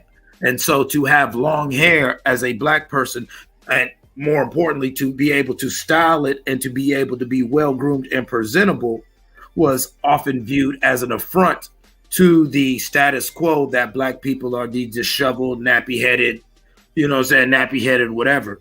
And so when you look at things like these policies, once again, these are just the ghosts of the past that we fail to address. And they keep emerging in different ways. Literally, that state passed the law 2 weeks before. We cannot act like that superintendent or nobody within that school did not hear about that law, because I'm sure that was all over the news within the state of Texas. But still, just like with Board versus Brown, still there was that pushback where they tried to get theirs off and try to say, I don't care what the law is, boy, you ain't going to be walking around our class like that. And he's well within his rights. He kept it above his eyebrows, above his ears. He had his locks pulled up and styled to where they're not dripping over the collar of his shirt. Yet and still, it bothered somebody, because you've got to understand, some of these institutional ideologies are so ingrained in people's psychology that to see that young black man with his hair grown out and well-groomed was offensive to them. But we won't have that conversation, because we're going to still talk about him and what he did wrong and what the rules were, when the rules was he was in compliance with the rules. Yeah, I want to add excuse me. I want to add one caveat too. I see my guy Ricardo Johnson in the chat. He said simple solution, pull him out of school. That's not always the easiest solution. Where's the next high school? Is it the next city over, the next county over? How far is that bus trip? I remember being in the school system where this school right here was like 10, like they do gerrymandering crazy too. I don't know about city and state you are in or everybody else on the chat, but I remember growing up in a school system where the lines were drawn so weird and so funny that you can live on this corner of the block and you go to a school that's like 20 minutes away. You can literally live at the other end of the block and you go to a school that's 15 minutes around the corner. 5 minutes around the corner. One school, literally, you had to leave, get on the highway to go to that school. We had to get on the highway, man, and drive to another city to go to school. But if you live right here, you can go to the school that's like 5 minutes around the corner. Like, so it's not always easy. Maybe she depends on the bus to take him to school. So pulling him out of school would mean now he can't ride public transportation, can't ride the school bus. Somebody might have to take him to school every morning. And maybe her job doesn't afford her the opportunity to just pull him out of school and take him to another school, another city away, another county away. It's a lot. It's not just about, make him leave his friends. Nah, man. He need to ride the school bus. Mm-hmm. Ain't no bus around here. Like, it ain't a way, the next school is a county or a city away. So it's a lot of dynamics to go into it, pulling your kid out of a high school. It's not like, it's not like elementary where it's a whole bunch of them. High schools get real limited as you get older. I can agree, Mark. I know my very first high school, I went to 3 different high schools when I was growing up. And my very first high school, it was one of the first big. Brother, for real, fam. Hey, Clips, I went to alternative school and 2 high schools, nigga. It happens. Some of us move around, you know what I'm saying? But my very first high school, even though it was one of the first big $1 million like high school campuses, it was a big campus. They put all that money to make this school because it was the only high school for that county. You dig what I'm saying? Like I tell people all day, my freshman class was well over 2,500 kids. Because if you lived in this county, you had to go to this high school. So you've got a valid point. So say if my high school back in those days wanted to try to do something like that, a parent can't just say, oh, well, they tripping over here, I'm going to send you to this school. No, no, that's not going to be, that's not even an option. You know what I'm saying? Like he would have to go live with somebody to go to another school, because I have friends who had to do that because they got kicked out of my school. And yeah, you got to go live with your auntie or your cousin or some of the church family now, because yeah, I can't be getting up early in the morning, driving 2 hours and 2 counties away to take you to the next available high school. It's crazy. That shit ain't easy, man. It's not as easy as people may think. Just pull them out of school. But I'm not trying to be argumentative with you, Ricardo Johnson, or I ain't trying to single you out. But I just wanted to address that part. I think it's important for people to understand the plight of this lady. Like, and her son is not, from all accounts, her son is not being a troublemaker neither. You know, he's not saying, nah, I should be able to wear him over my eyes and shake my dreads like Chief Keef. They know that's how he gonna look when he show up to them games, though, or when he at that prom and another. I just think they singling him out, man, and they picking on this kid, yo. Oh, they definitely singling him out, because what bothers me is I've dealt with this.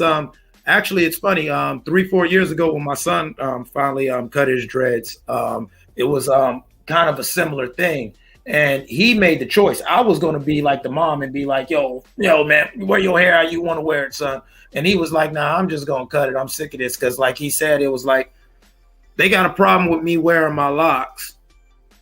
But these kids could come to school with pink hair and, you know what I'm saying, gauges in their ears and their face deal with pin cushions. Even in different factories, when I was a supervisor, I got myself in trouble because they used to get on a lot of the black dudes for our tattoos or whatever. Meanwhile, the same supervisor who's saying that your tattoos look gang related or whatever is looking like Sons of Anarchy with the ZZ Top beard. You know, come on now. Like, you know what I'm saying? Get out of here. They used to get mad at, say, certain brothers who had gold teeth. But you had no problem with the white boy with the tongue ring, the nose ring, the gauge in his ear, and the eyebrow ring. And it's like, listen, if you're not going to allow jury, then don't allow jury. And then I'll enforce these laws. But no, you can't say to this kid, what you're doing is breaking the law. Meanwhile, when the golf kid has got his long little ponytail and, you know what I'm saying, he's got his shaved sides with the little long little swath bang, you know, the style that they do and everything like that. No one said a word. You know, you had a problem when we sagged our pants, but the little skaters and the white kids could wear them big puffy Jinko jeans and all like that. And that was perfectly fine. And so what I'm really curious of is, what is that school's history of enforcement upon them rules? And because when you really look at that, then we could really get to the meat and bones of it. Like if they are suspending and sending Mexican kids with long hair or white kids with long hair home, and they doing the most just for anybody whose hair is long, well then okay, this school's a little strict. But just off the eye test, and I have heard about this story before, I was looking at it when it happened. It sounds like Mark said, they just wanted to single him out, back to my point, because a lot of people, whether they admit it or not, some of those slavery ideologies are still ingrained in us, black and white. And for some people, a black man with long hair that is well groomed, not looking like some wild whatever, is very insulting and very disturbing, because it upsets the preconceived notion that they have of us. Go ahead. Good point, bro. Shit, I can't say nothing to that. I can't either. I was gonna say something, but when he said that, I was like, okay, you just covered it all, blanket style. I mean, like, no, it's like, I'm not, you know, like, it's for real. Like, you gotta understand, I wanted to be just like this dude's mom. I was ready to go to war with my son's high school. Like, you know what I'm saying? If anybody knows me, I go dummy over my kids. So, you know what I'm saying? All I need is half an excuse and I'm going to go full Rambo for my kids. You know what I'm saying? But my son was like, nah, I'm just going to cut it. And I was like, man, why you going to do that? He's like, Dad, I'm in the top percentage in the school. I'm going to cut my hair and keep doing my thing. And then I'm going to see what they're going to say next. And that's when I was like, yeah, you are my son. You know, like I said, sometimes the high road is the petty road. You know what I'm saying? And sure enough, they try to find different other things about, you know what I'm saying, about the way my son dresses and whatever like that. But he's still in the top 5% of the whole damn school and everything like that. And it's like, and like I told him, yes, they're going to just find something to say. They're going to invent something to say. You say the, they're going to say the. You say water's wet, they're going to say no, it's moist. And you got to understand sometimes that's what you're dealing with.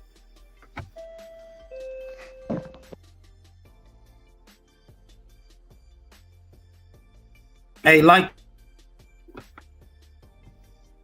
that, I do remember that case with the wrestler, and that broke my heart. That broke my heart with the wrestler kid, where they forced, against his will, held that kid down and cut his dreads before they would let him wrestle. That was terrible. And every time I think of that, I say, where the hell was his parents? Because there would have been some smoke in the city. There would have been some furniture moving around. Somebody might need to bail me out. I'll be goddamn if a school teacher and the referee is going to hold my child down and cut his hair.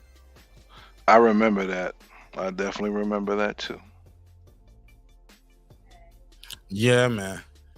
Yeah, but shit. That's all I got for this one, man. I'm about to wrap this up. I'm gonna chop this episode up into some clips, and I'm gonna release these out in segments, man, for y'all throughout this weekend, man, because it was a lot of good content in here, and I want to repurpose that content. Final thoughts from anybody? Unbiased fan clips. Final thoughts on anything that we talked about. Spence and his team fumbled the ball. They did not put it in writing. I don't know if he didn't read the fine print, if the people who was in charge of his boxing was while he was out in Spain, but they dropped the ball. Deion Sanders getting the slander heavy from not just white folks, black folks too. Tasha K told Joe Budden, I don't care if you don't drop the interview. You're an industry nigga. Nicki Minaj husband is out with the goons, and then he gonna be stuck in the house for 6 months. And of course, I think we already all touched on the abortion and slavery part enough. Well, I'm sorry, the taking and slavery part enough. Final thoughts. Final thoughts. Shout out to you, my brother. I appreciate you having me on, and I just want to give a shout out to the emotionally unstable Errol Spence fans who can't take anything coming. They can talk junk, but as soon as you tell them about, hey, your guy got his ass whooped, they block you on Twitter. It's hilarious to me. It's so funny. Like, this is an ongoing saga here. I've never seen a fight where the talk after the fight has been so much about things that had nothing to do with the fight. Especially when it's a dominant performance. Now, Tyson and Holyfield, they still talk about that today. You still hear people talk about the Hagler and Hearns. That was you know what I'm saying? People still talk about Ali and Foreman, Ali and Frazier, like stuff like that. Like, you hear about it with wars. You hear about it where Fan Man flies into the ring, but just a straight up dominant performance, no scandal. People haven't seen nothing like that in a long time, where you supposed to be a top guy, I'm supposed to be a top guy, and I make you look like a straight up amateur in here. Floyd didn't dominate none of his top guys like that. You know what I'm saying? He didn't dominate Oscar, Shane, like Pacquiao. No, he didn't do this to nobody. You know what I'm saying? Ali didn't do this to nobody. I'm just keeping it a buck. Like that Foreman fight, he was getting hit on the ropes. He was taking some punishment. Man, it won't none of that during this fight. Yeah, I know some people gonna say, marqnash, you comparing him to Ali? Ali, that's sacrilegious. I'm just saying, bro, this shit was so dominated, and it's in 4K. You know what I'm saying? Like, we can see this shit. This shit don't look like the moonwalk, nigga, where, you know what I'm saying, the man on the moon, where this shit is kind of hazy. Oh, grainy and shit. Like, nah, we saw that. This shit was crisp. The blood was everywhere. Like even in real time, bro. I'm gonna tell you the funniest thing before I pass the mic around. I'm gonna tell you the funniest shit. Going back and watching some of these guys who hated on Crawford, or they was like, he missed weight. Remember I was in Vegas, yo. When people were, and I was sitting at the table with Nonito and Rachel. And the irony of that, keep in mind, this ain't no flex. Nonito fought in that fight, and I mean on that card. So he was at the weigh-ins. You get what I'm saying? So when the rumors were going around that Bud had missed weight, I'll never forget the moment. And I'm just keeping it a buck. This ain't no disrespect to homie, but this is a fact that happened. I was there. Manager Marty had pulled up on the brunch where we was having after the official weigh-in, not the ceremonial weigh-in. This is after the official weigh-in when everybody don't make weight and everybody out eating, they rehydrating, and then we're gonna meet up later for the ceremonial weigh-in. Okay, boom. That's another thing too. No excuses, man. And but Nonito needed to go get some rest, and he was supposed to go get some rest, but he's just got such a big heart. He was taking pictures with everybody, talking, having a good time. And finally he was like, man, let me go get something to eat. And he was walking, and he was leaving to New York, about to walk. You know how you leave if you're in Vegas, you know, you leave to New York. New York is connected to MGM Grand. Walk across the bridge, you're in the MGM Grand. He needed to go get some rest, and he should have went and got some rest. He did not. He went and had a lunch and brunch with the team, and me and all of us, man. It was a lot of us there. You know what I'm saying? It was kids there, in-laws was there, family, friends. Who else was there? Like Sugar.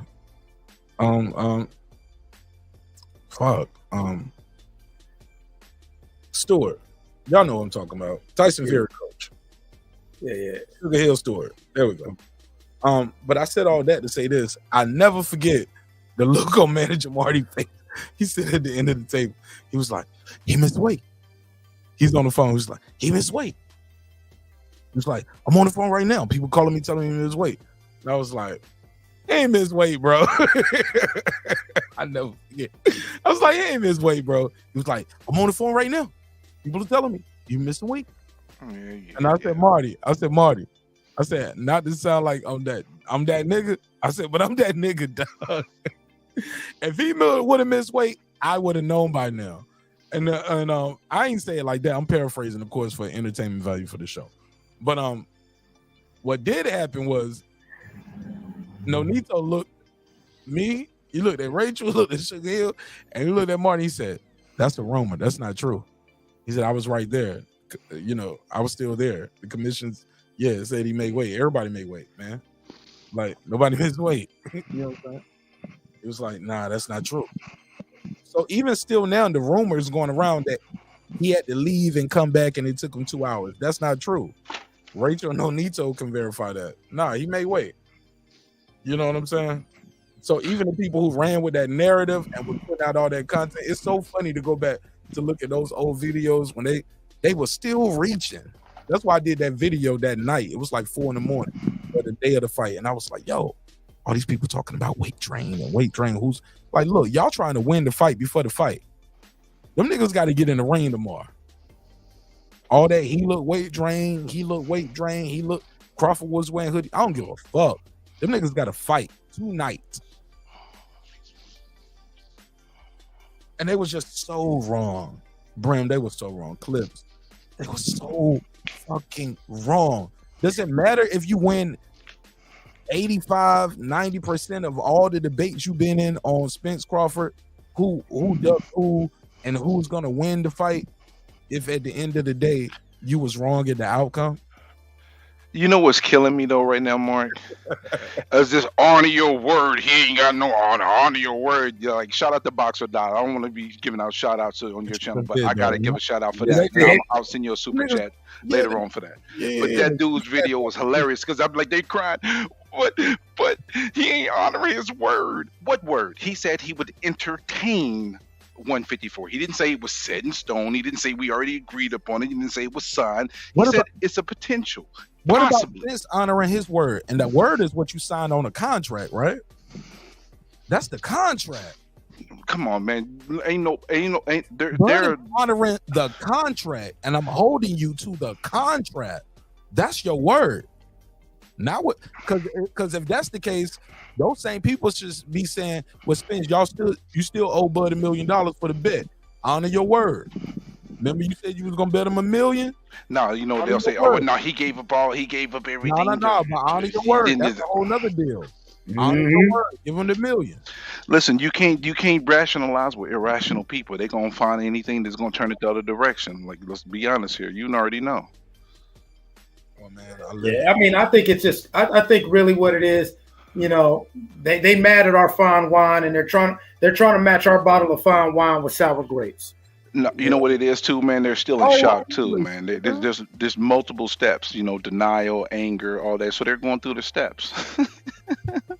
Bro, that's what. No. Look, they still haven't reached that acceptance. They act like they skipped all them steps because a lot of niggas were doing them fake videos the day after. It's like, shit, I don't even care. Nigga, my last name ain't Crawford. I was like, nigga, that's my bar. Nigga stole my shit. Tried to use it when they got lost. They was like, my last name ain't Spence. My last name ain't Crawford. I don't care. Niggas were hurt. And some of them have showed they hurt with jumping on these bandwagons of all these scandals, none of which have any substantial source. It's all just gossip, rumors, bullshit, fairy tales. And that's all the more reason why if Spence wants to get his get back gang and he want to run that shit back, motherfucker, get in the gym, make 145 comfortably. Crazy. Clips. On the flip side of this whole argument, my G, and Brem, you know, because you traveled in some of these same circles. Clips, stay away from all these weird. You be like, I don't even know what the fuck y'all talking about. But let's keep it a buck. On the flip side of this same coin, if Terrence Crawford lost, they would be livid. Like if let's just say everything was flipped a different way. No mercy. Bro, they would be livid. No mercy. They would everything that they want Bud to do for Spence. They would not help say Spence should do the same for Bud. Exactly, You already bro. know. No, they would be like, why the fuck should we fight him at 154? It ain't even no title on the line. Yep. Well, Bud want his lick back. Man, fuck getting your lick back. You should have won the first time, you bitch ass nigga. Bro, No, you can get to get back, but you get to get back at 147 because you didn't submit the proper paperwork saying you can't make 147. So there we have it. We are what we are. They used to call him bad business Bud. Yeah, bad business. So bad business that he done made 35 million in the last 8 months. How about you can't read the fine print Spence? Fine print Spence. Then read the fine print. You got all those brilliant boxing minds around you. Nobody submitted the proper paperwork, submitted in writing. No email, no fax, no FedEx, UPS letter. Nigga, you ain't sent a telegram or nothing. You know what, Mark? This really reminds me of, and let me word this. Hold up, and now you don't fucked up. You don't locked in because you committed to the rematch, but you didn't send that paperwork in before we agreed to you sent your rematch in. So now, no, nigga, you fucked up. But you know what the truth of the matter is? There's two things that's all speculative base, and this is the thing. But nobody will entertain this because it's not in their benefit. Say what? Let's play ball. I want to hear. All right, so one, maybe Spence wants to try to get the titles. Maybe he wants to try 147 to get the titles, but we don't know that because nobody's speaking. Spence doesn't speak, and the thing is, he don't give a damn about his fans like that. Because if he cared, he would at least talk to them. I'm somebody said he went to Spain to get his jaw wired. Nah, that's messed up. Nah, but that's one thing. So maybe he wants to fight at 147, even though it's a tough weight to make, because he wants to try to get the belts. And then if he gets a rematch and somehow wins, now he's undisputed. I would accept that, but Spence does control his Instagram account, and he changed that his stuff to 154. He did. That's true. That's true. That's true. And then also I believe he put out a tweet. I can find it. He said, hopefully we can run it back at 154. Well, he said that after, in the post fight. No. I thought he said that in writing too. Yeah, I remember seeing something like a tweet or something like that. I could be wrong, but I'll try to find it. But I think he said that in writing. Keep in mind, he ain't said too much after he got his ass kicked. You know what I'm saying? So it ain't gonna be hard to go search. You know what I'm saying? He need to give his fans base something. Give them something, bro, because they're acting real ignorant and real stupid, and they saying the most ridiculous things I've ever heard on the planet. Living his best life. having a half a pint, some shit. You know what I'm saying? Listen, go on IG real quick. You'll get a good 5,000 to 7,000 people on there, and talk to your fans, bro. Give them something because they need something. Because they listen. The wheels have fallen off on some of these guys. There's some Spence fans that I talk to. They know what time it is. They realistic for the about it. rematch. You save that with the announcement of the rematch in the press conference. That's when you do it because you need them to believe. You know what I'm saying? Do you believe, Mark? Do you believe? I didn't believe in this drunk one-eye ass in the first place. I'm gonna keep it a buck. You know what I'm saying? I like Errol Spence as a person because of what he does as far as with his children. When I see that guy in that boxing and stuff, and he got his kids with him, like when I see him, his relationship with his father, his mother, and his siblings, I respect that and I admire that. You know what I'm saying? I see a lot of the guys that's with him, close to him, from all accounts of what I hear, he still got his day ones with him. I respect that. No, there's some day ones he don't have, and those are the ones he probably needed. But that's another story for another day. Enlighten me. I don't know. I could be wrong. You know what I'm saying? Don't let me give somebody some credit for some shit right now. Then I'm wrong the whole time. I got egg on my face. There are some day ones that's not part of Spence team that was really for Spence. Who, like and Mello? they're no longer. Huh? Wait, so what'd you say? Like put a name on it, Brim. IOTBA, bro. Who? IOTBA. He should have kept IOTBA, but that was a Derrick James issue. IOTBA was promoting the hell out of him. Now, when I say people around him and promote him, like, keep in mind, I'm not talking about press. I was talking about does he hang out? I didn't know they hung out together. Like, man, they used to be close, bro. And listen, there was a lot of false stories on. Listen, me and Io don't always get along, but I do have a respect for him because he takes what he dishes, and most people can't take what they dish. So that's why I got a respect for him in regards to that. But no, he was with him. I think what fight it was. Was it Peterson? I think he was there like ringside, basically. He walked him up. Okay. That's how tight they was. I just wanted to say that, and I don't want to call Spence a female or compare him or his fans to females. But now, real quick, I'll be right back. Y'all play nice, so I'll be right back. And let's not disrespect that brother Correa because I don't have no problem with him. Oh no! I'm giving him credit, bro. I gotta give him credit. I'm keeping it a bean. Give him credit. Hold on. I was about to say. Hold up. I didn't say you did or didn't. I'm just saying I'm going to leave the mic and I'll be right back. And you said just play nice while you gone. That's what I'm saying. I'm just saying. We got you, my brother. We got you. Copy that. I just think that right now the narrative of the talking points, it just reminds me of arguing with that toxic woman where you won the argument, but she still wants to revisit it now based on not on the facts of whatever you were arguing on, but I feel like there would have been no shame for Spence to put in writing, look, I can't make 147. Let's run this back at 154. He was very clear after the ass whooping. He wanted to be at 154. Had he would have said that, I would be like, okay, well, it's either going to be at 154 or him and Bud are going to do this again later. It's like he's trying to create this thing where he's shaming Bud to acquiesce to what he wants when actually that's not what y'all agreed to. That's not what you signed up for. And if you want that, there was a way to go about that. But hold up though. We can't say Spence is doing that. See, I gotta keep it a bean because Spence ain't said nothing. So how can we put that on Spence? That's his fan base. That's why I say he should talk to his fan base because his fan base is off the rails. Well, his fan base been off the rails. We know that. Everyone knows that. Even long years before the fight, when it was still just some conjecture and people talking. It was his fan base who was jumping completely out their whole flesh. Bro, you know what it's bro, they loved Bud back in the day, bro. They loved him until he went to 147. Until he went to 147, bro. Like and look, and the Bud fans always love Spence. But Spence, let's keep it a buck. Bud built this shit from the ground up, man. No Olympics, none of that shit, bro. Let's keep it a buck.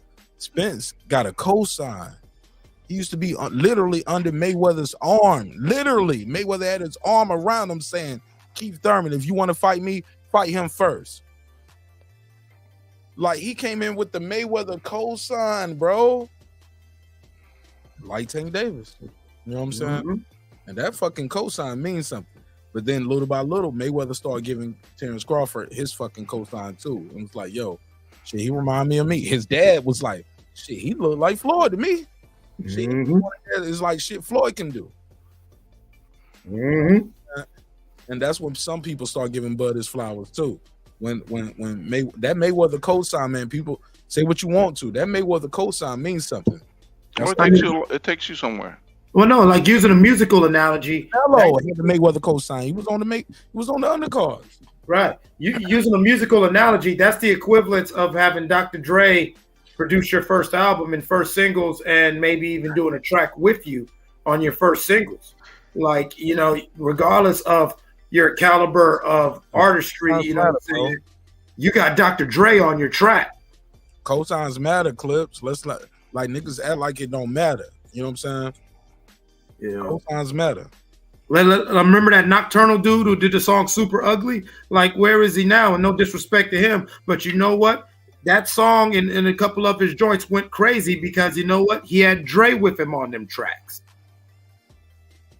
Okay, I mean, how many cats got a platinum plaque on their wall that we can't even think about right now, but they got that track from Dre. They got that, you know, Jermaine Dupri or whatever. So let's not act like that cosign didn't add to Spence's cachet. And nothing's wrong with that because obviously Spence showed Mayweather something that made Mayweather want to give him that cosign.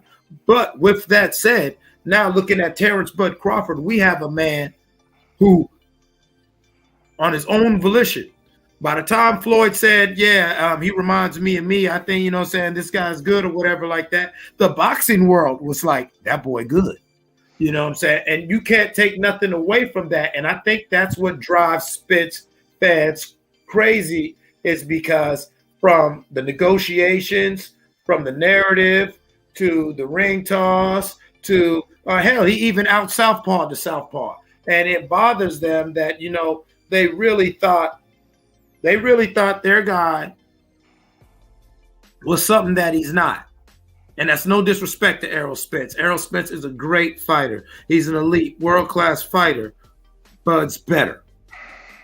And some people just can't accept that sentence with a period, full stop. They got to put a comma or a semicolon on it and add their little extra 2 to 3 sentences. No, Bud's better, period, full stop. It's okay.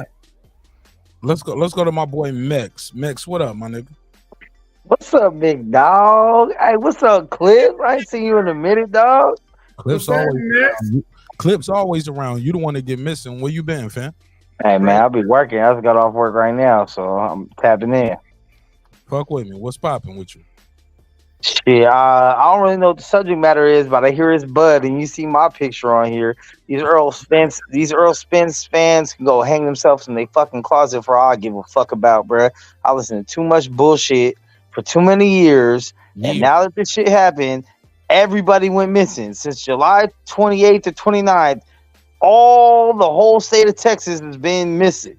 Not even just Texas. We got brothers out in Florida that's missing. We got brothers out in St. Louis that's missing.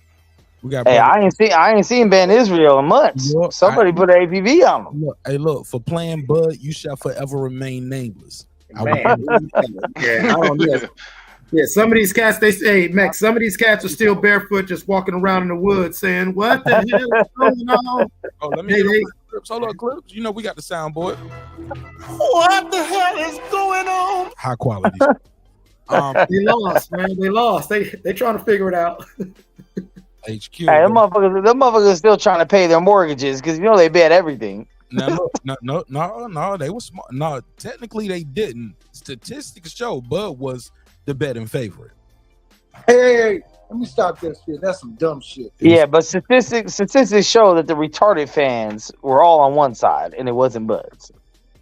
No, Bud got some ridiculous fans too, man. That's not true. That's Bud what. But they won. No, the internet shows you that. Like, but what the internet don't show you is how many tickets Jerry Jones bought neither though. But I'll put a case on that. You know, talk to him. Like, let's keep it a buck, fam. I'm saying for 5 years I was in the minority. That's all I know. Since 2018, I've been in the minority. Bro, I'm gonna break it down. Hold on. You might be in the minority on YouTube, but channels like this popped up out of nowhere, and we gained prominence in this space.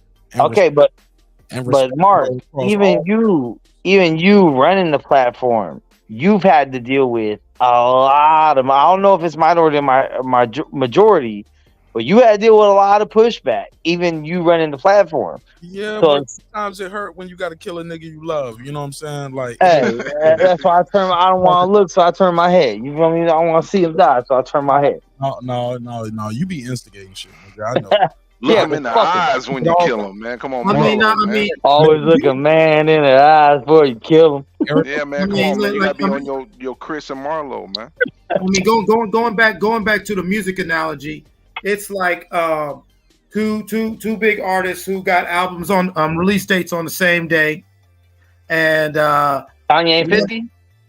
Yeah, one artist got the machine behind him, like Mark was alluding to. Both them niggas had the machine behind them. Let's not cap.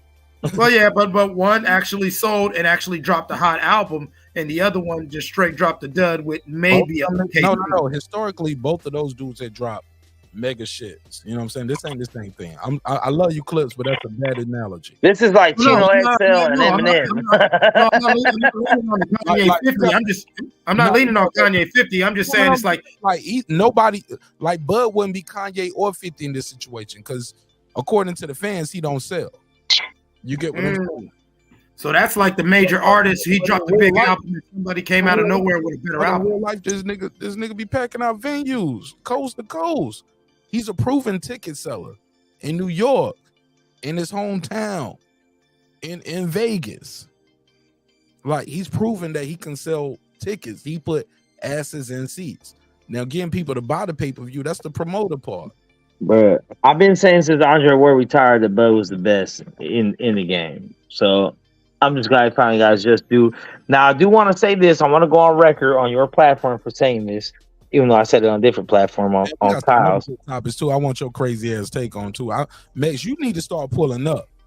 Hey, I'll be working so much, bro. I'm working like 12 to 12 right now. So. Bro, you just hear about the grace of God that I needed you here. Hallelujah. Yeah, God don't make mistakes. I need to have me a church drop up. But I will say this though, like, I mean, I dealt with a lot of shit for the past 5 years defending Bud, and I will never let it go that he beat the shit out of Earl Spence for all the rounds. The first round was close, but all the other rounds it wasn't close. That was a fill out round. Everything exactly, and that's why it was hard. That's the only reason why it was hard to score because neither one of them really did shit. But actually, the first round told you everything you need to see. But Clips, if you go back and watch it now, knowing how the fight played out now that we all have like Monday morning quarterback. Yeah, you see now like Buddy won that round. Exactly. That's what I was getting ready to say, Mark. When you really think about it, what happened? Like you can make a case that Bud won that first round. But exactly. I want Max to finish though because I ain't seen him in a minute. Go ahead, man. No, I mean, I'm not changing my profile picture. You know how I get down. You know what I'm saying? It is what it is. I had to defend you against some I saw you. You was out here. You had my back. You, and I was like, hold up, sister. You don't even know what's going on right here. Yeah. I was getting packed out, and you were at least like, break it up, stop. I get you. So, I defended you, Max. Hey, you threw a shot in there, but I do want to say this. I did say. Not at you. No. I was saying you threw one in there to get him off of me. So several times. Yeah. But I do want to say this. I did call this immediately after the fight was over. I said the smart thing for Bud would be offer the rematch at 147, knowing goddamn well Earl can't make it because it is not worth the rematch, and then go about your merry way, even if you happen to fight at 154, and let everyone talk shit. Like, who gives a fuck? If Earl, now I'm gonna say Earl. I don't even want to put it on Earl. If the entire PBC roster ducked you for 5 fucking years, you owe them nothing. You play the game. You say, you know what? Let's line it up at 140, motherfucker. I can still make that shit. Oh, you can't? Too bad. No rematch. And move on to 154 where he wish he could have the fight at, but he won't. And move on to bigger and better ventures. If not, go to 168, try the impossible, what people consider the impossible, which I think he has a skill set to beat Canelo just sticking and moving and doing his thing. I don't think he'll sleep on because Canelo has a legendary chin, but I do think he'll win. It's the punch you don't see. Yeah, I mean, Canelo got a chin though, bro. I as much as I hate on, I don't want to say hate on Canelo. As much as I see what he does, I don't think that Bud will sleep him. Maybe TKO him with too many punches at once where he's not defending, but I don't think he's gonna drop him. I don't think he ever touches the canvas. I think Canelo could touch the canvas against Bud because of Canelo's chin. As you see, sometimes Canelo will take that punch, and you know how Bud switches up his speed and power. I could see Bud saying, "Oh, you're taking this left hook," and he'll throw the left hook, saying medium power, say 2 times, and on that 3rd time, really sit down on it. And I could see Canelo's dumb ass like, "Hey, I could take that punch and actually get hit with something like, ooh, shit." Stanky leg is that? I'm just like as much like I love, but like I said, he's been my favorite boxer since War retired. But Canelo has taken some flush shots from Coles, some flush shots from Triple G. I think Bud better than all of them though. Style wise, but not power. Style, but not power. No, but also Max. No. Boxing IQ and the way he throws the punches. Yeah, but not just straight power though. I don't know about power. Sometimes it's not even about power, like Max. Like I was saying, he get him to the body though. Hold up. Power is relative. Like I've been saying for 3 years. This is my mantra. Power is relative, and the reason why I say that because if Bud had pillow fists, people will walk through him. Nobody walks through Bud Crawford.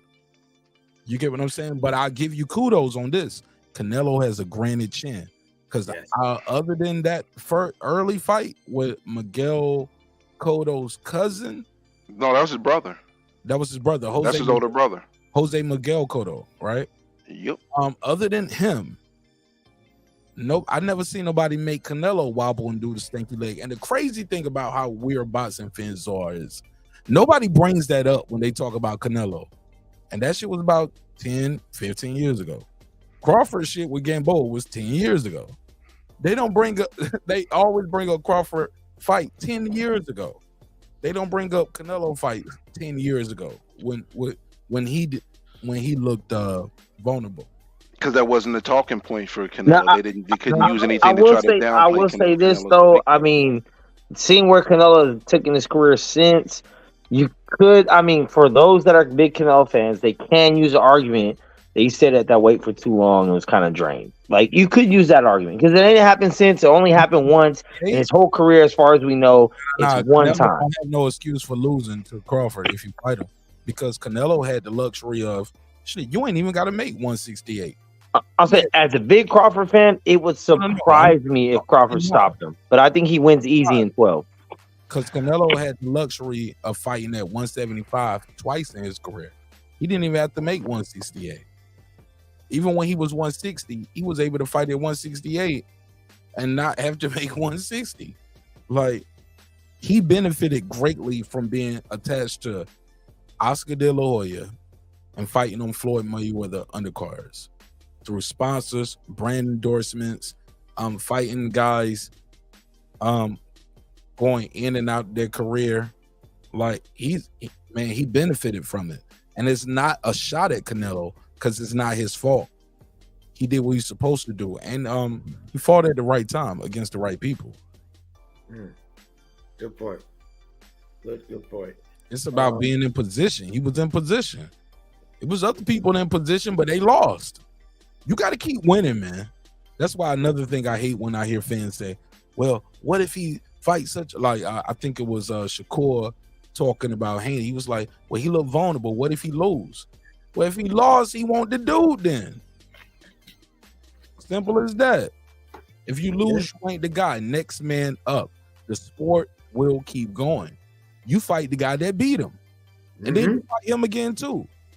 You still fight him. That's what Mayweather did. Yeah, that's what Mayweather did. Mayweather. Yep, I was about to say that. Carlos Baltimore have Judith. Oh, come on, bro. Go ahead. I'll let you cook. Go ahead.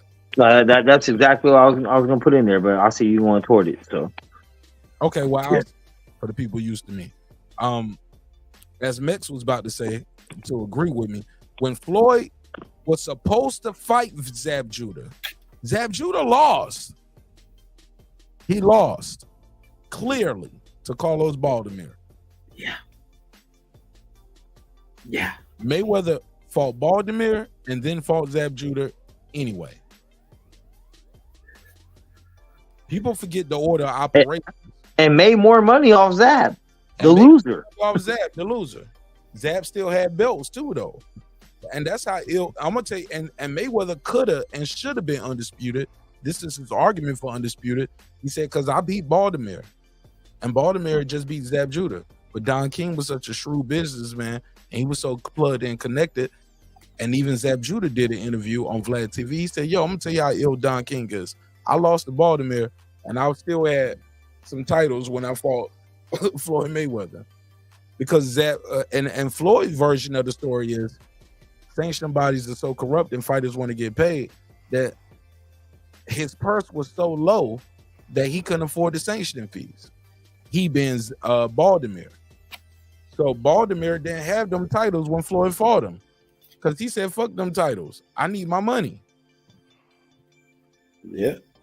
That's how it happened. That's not opinion. That's historical fact. That ain't even Floyd doing it. That's the business of boxers doing it.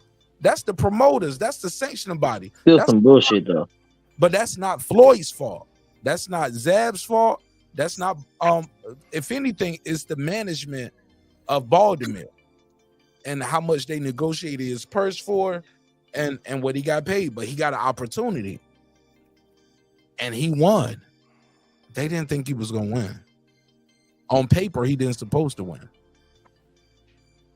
He called. And that's all the reason why in boxing you got to fight your fights. And that nigga had Zab doing the stinky leg all night, man. And that's why some of them triangle shits don't work, bro. Yeah, triangle theory. Yeah, triangle theory. It sounds good sometimes, but you still got to fight the fight. It's a good basis, but it don't work all the time. I'd say like a high 75%, 3/4 of the time it works. It's 50-50, bro. It's 50-50. You think it's 50-50 for triangle theory? 50-50, maybe less. Actually, Damn. less. It's much less. Less? Yeah, triangle theory is dookie. Because I'm gonna give you my prime triangle theory that I love to shoot at dudes that end all that shit. Shane Mosley, Vernon Forrest. Say the third. And the third one is going Mario. Yep. Thank you. Each one of them beat each other twice. And here's the crazy shit. Shane Mosley is a skilled boxer. Vernon Forrest is a skilled boxer. Vernon Forrest always has Shane Mosley's number.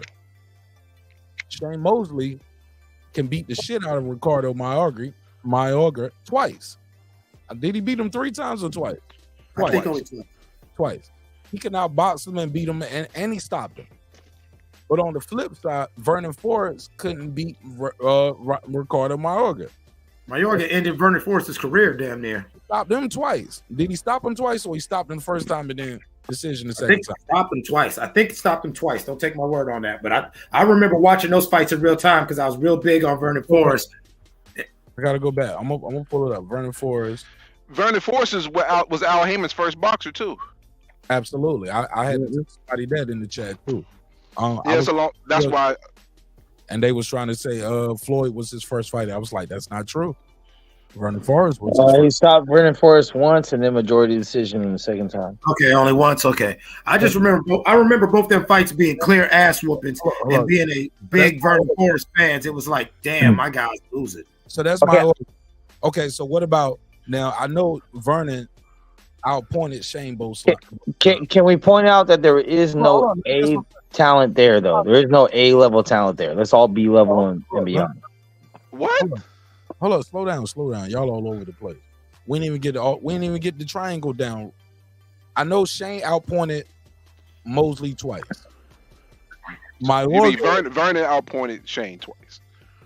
No, Shane outpointed Mayorga twice. Okay. No. He stopped. No. See, I'm confused. Let me reset. Let me get it right. Vernon Forrest beat Shane Mosley on points 2 times. Correct. Now, what about Mayorga versus Vernon Forrest? How did both of those? Because they fought twice too. He knocked him out the first time, and then he won the majority of the session the second time. That's So what we Mayorga just said. beat Forrest twice. Yep. One by knockout. The second time, Mayorga found a way to survive. Okay. Now That's pretty much what happened too. so Mayorga versus Mosley. I know Mosley stopped in the second time. How did the first fight end? Did Mosley stop in the first time too? Hold up. I thought they only fought once. I might be wrong. I think they fought twice, bro. And they fought twice. The first one, yeah, they fought twice, bro. They fought twice. They fought the second time they fight. I think they was older. The second time they fought, that was when Mayorga slapped his shorty on the ass. You know what I'm saying? That was crazy, bro. He should have died for that shit. Yeah, they did fight twice. And was it Vargas or something like that who did that to Hold up. Now, I don't want to mention no other names. Don't want to confuse the audience. Slow down, Clips. I just want to get an answer on this one. Both are stoppages. He knocked him out both times. The first time was when? I know the second time he knocked him out in the 6th round. When he knocked him out the first time? First time was in the 12th. Okay. There we go. He knocked him out in the final. So you get what I'm saying? So there you go. I just want to make sure that's clear with those Hey, whoa. Let me be very clear. That shit was exactly at 2 minutes and 59 seconds in the 12th. Very end of the fight. That was on some Chavez and Meldrick Taylor shit. Shit, Crawford versus Jose Benavidez. Go ahead, Clips. No, I was just getting ready to say that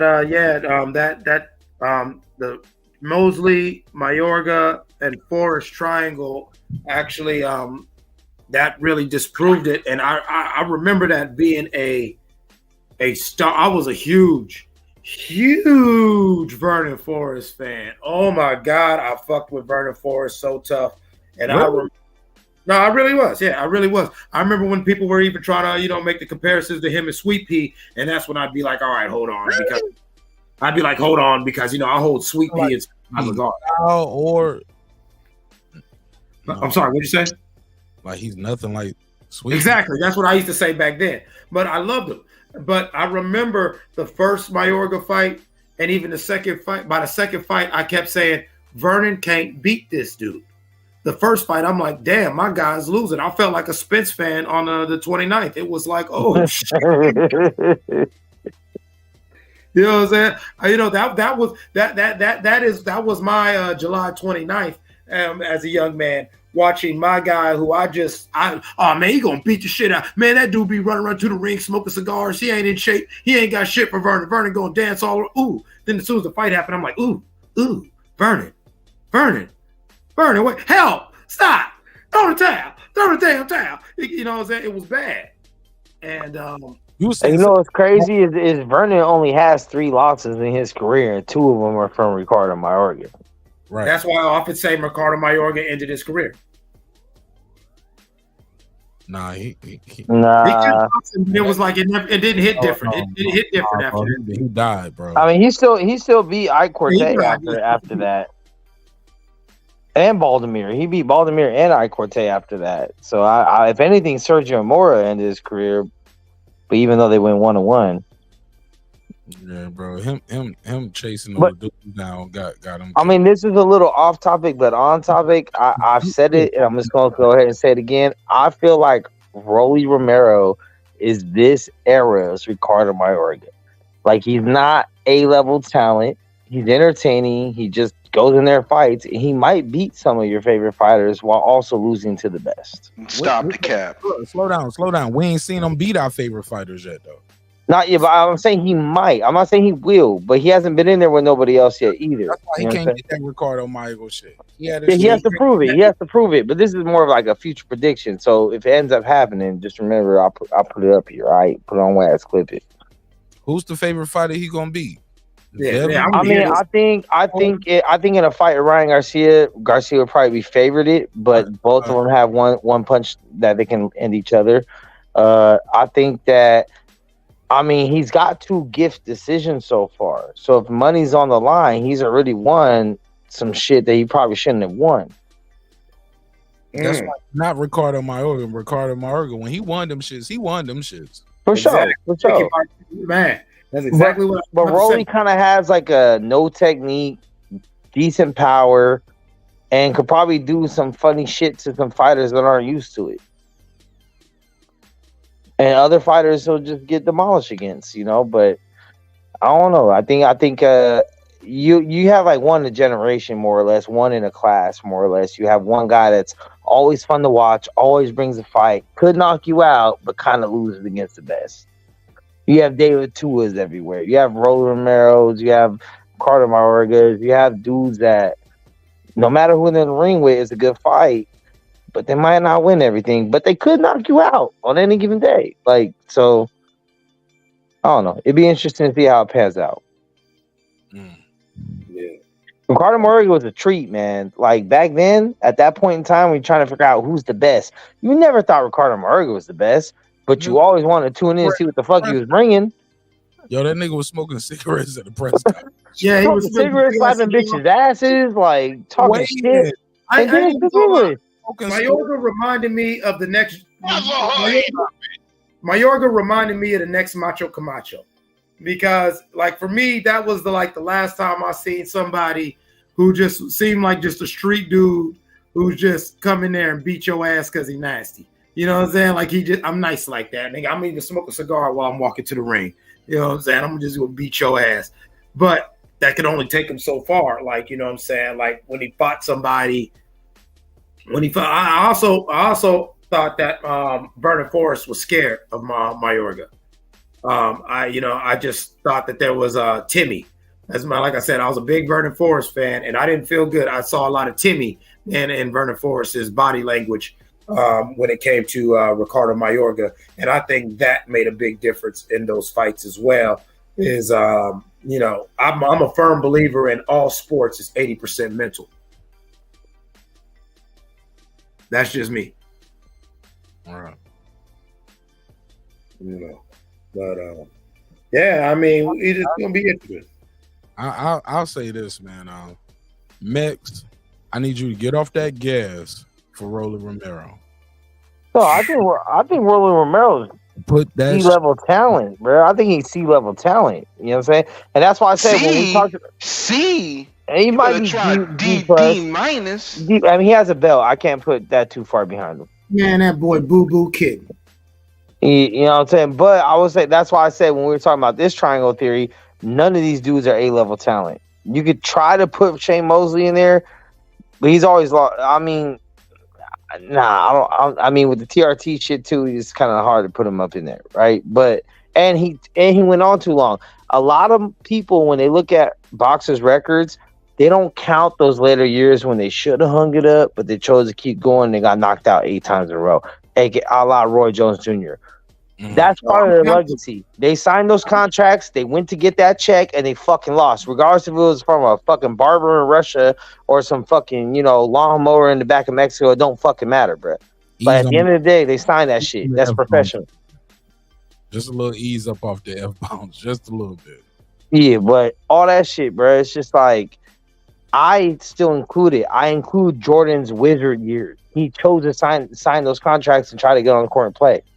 So, with a lot of legends, they don't know when to fucking hang it up, and it kills their legacy. You can say, oh, in their prime, they were this guy and that guy. But when they were 35, 36, they weren't that guy. But then you look at someone like Mayweather. He was still that guy at 35, 36. You look at someone like Bud, who was like 34, 35 right now. He's still that guy. So you can't say, oh, well, when Muhammad Ali was 35, it's because he's been in so much more. No, he chose to sign them contracts. A lot of these guys, Roy Jones still signing contracts. Why is he still signing contracts? What is he doing? He's putting professional. Go all exhibition from here on out. Getting paid, giving opportunity to a young fighter. Or get the same check for going exhibition and don't have it on your record. Well, no. But you're right. But guys want to fight him. They get more money. It's more money for Roy when it's an official sanctioned bout, and guys get to say, "Hey, man, I fought Roy Jones for a title." What did you do with your money that you're this desperate? What title? What'd you just say? I Title? misspoke. The title is the man that beat the oldest boxer. Hey, look, put a case on me. Hey, look, I mean, like Roy Jones. Because professionally, he just lost to Sergio Pettis, who was an MMA fighter. Yeah. Which, if you want to go out there on a limb, he's the most successful MMA fighter to ever go in boxing because he beat Roy Jones professionally. Everyone else got their ass whooped.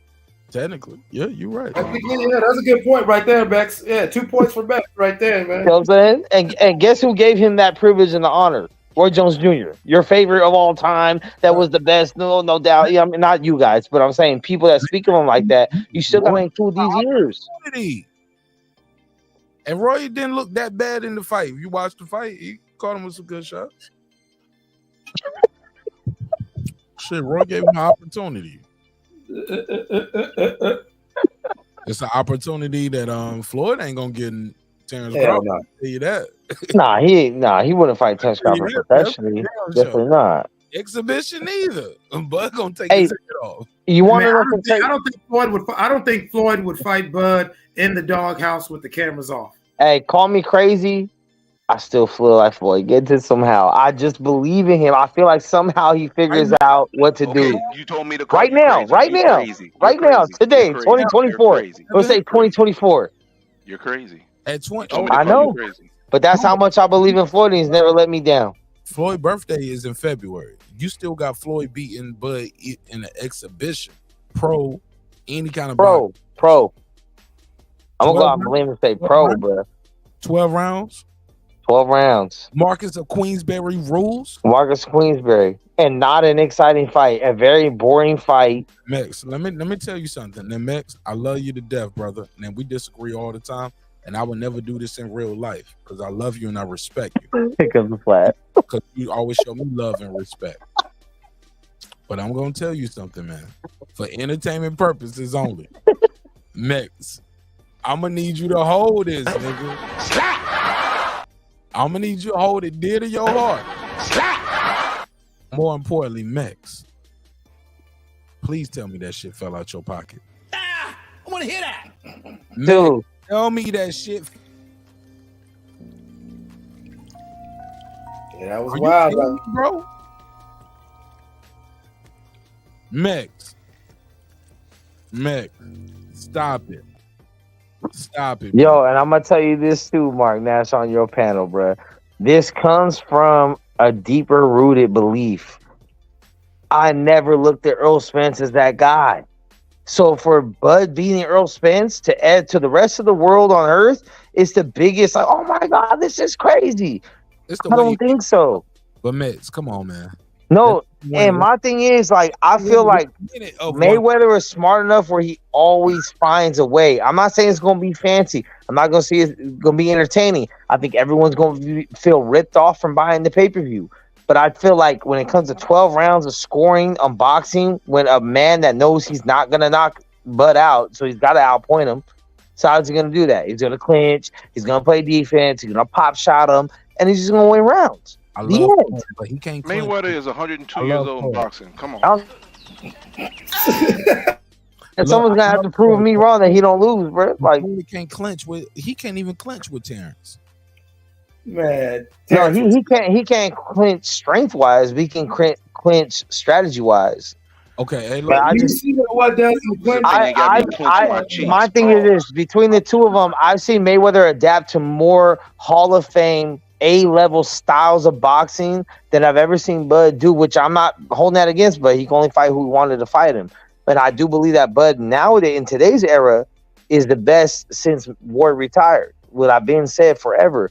But when it comes to Mayweather, I'm just like, I just feel like he can find a way to maybe only land 10 shots a round and still win the round because Bud's not gonna land shit. I ain't even gonna say shit. I'm gonna say the rest of my soliloquy for the end of this. Clips. Before I go to clips and unbiased fan, I gotta in the words of the Godfather, let me say this. Just when I thought I was out, they pulled me back in. I was about to end this show, man. Mex. Be a man. Be a man. I've been waiting to say this all year. Nigga, you crazy as a motherfucker, boy. I love Floyd. I got a lot of respect for him. But everybody has their time and their era. Well, not everybody, because the greats have with all their due time. respect, with all due respect, it's never been the gay Rosado era. I'm just keeping it a buck. With all due respect, Clips, unbiased fan. It was for Danny Jacobs. It was never the Danny Jacobs era, bro. When? I said that. No, Just when I thought I was out, they pulled me back in. Go ahead. Go against Danny Jacobs. I'm saying against Danny Jacobs. That was his time. That was it. Clips, unbiased fan. Who wants to take a bite of this apple first? Pause. Can we just throw the apple away? I want to hear that. Nah, Seriously. we here now. Go ahead. Yo, Floyd is 46 going on 47 years old, man. Stop, man. Stop. So you tell me George Foreman could do some shit that Mayweather can't. Heavyweight is a different ball. Bernard Hopkins could do some shit that Mayweather can't. Who did Bernard Hopkins beat? Who did Bernard Hopkins beat? A whole bunch of motherfuckers. A whole bunch of motherfuckers. Was it on the level of Terrence Crawford? No, definitely not. Definitely not. Exactly. But he was I agree. Definitely not. But is Bernard Hopkins on the level of Floyd Mayweather? No. So it evens out. Yes, he is on the level of Floyd Mayweather. He's just below it. Fuck Yes, no. he is. Absolutely. That motherfucker got knocked out the whole entire ring. Hold up, my nigga. He was 50 years old. It don't matter. Joe Louis was 176 years old. Slow down. Hold up, Clips, real quick before we go to the jokes. I want to keep it with the boxing because I think this is a good clip, and I think we might have a good clip right here and a good debate. I'm gonna play referee right here, and I'm gonna acknowledge both guys' points. Yes, what you talking about, Mex? It did happen. But what Brem's talking about was the very last fight too. You get what I'm saying? What Mex is talking about is Bernard Hopkins has a supreme boxing IQ, but many will argue he ain't on Mayweather's level with boxing IQ. You know what I'm saying? And he was able to still extend his career a lot longer. He was disciplined in the ring. Mayweather was disciplined in and out. You're saying Mayweather would be 45 years old, right? 46. 46. So he'd be 46 years old. So Bernard Hopkins already lost 5 times with 2 draws by 46 years old. 5 times with 2 draws at 46 years old is where Bernard Hopkins was. So you cannot tell me Bernard Hopkins is on Floyd Mayweather's level. And we can go when Floyd Mayweather retired, he was what, 36, 37?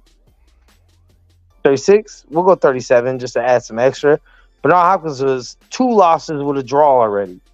So even at that point, he wasn't on Mayweather's level. I mean, but people can say, but we can make the argument as Mayweather potentially lost 2 fights, but he was given a decision. So I mean, that's.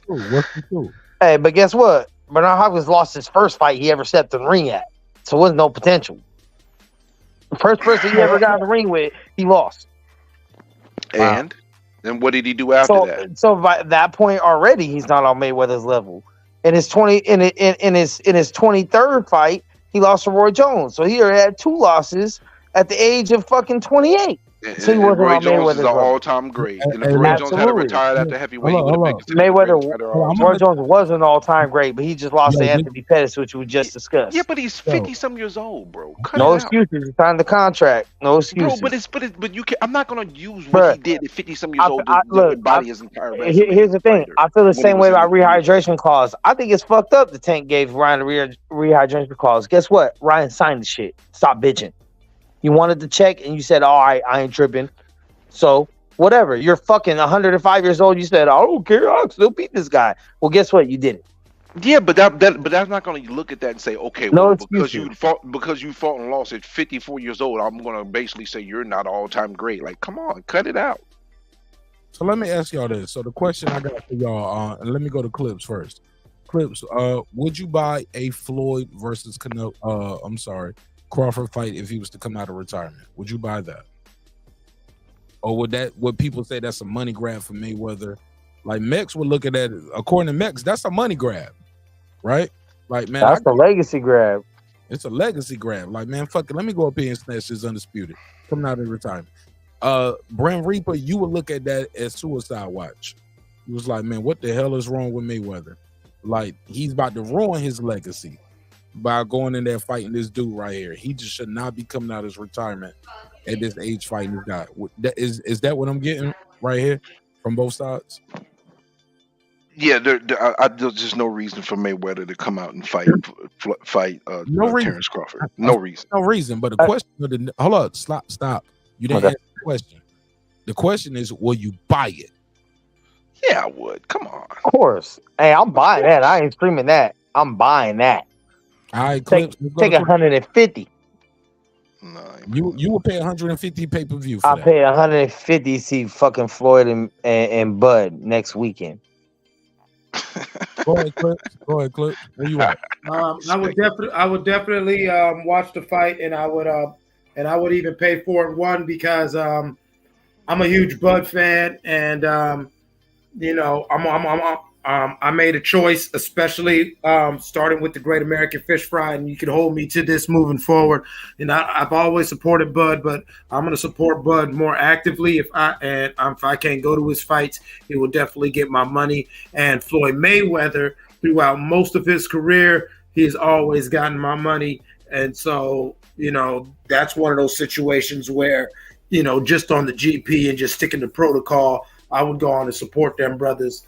And yeah, I'd probably look at it as a money grab, and I'd look at it like, yeah, Bud, go on and whoop this old nigga. How much you paying, Clips? What's your max?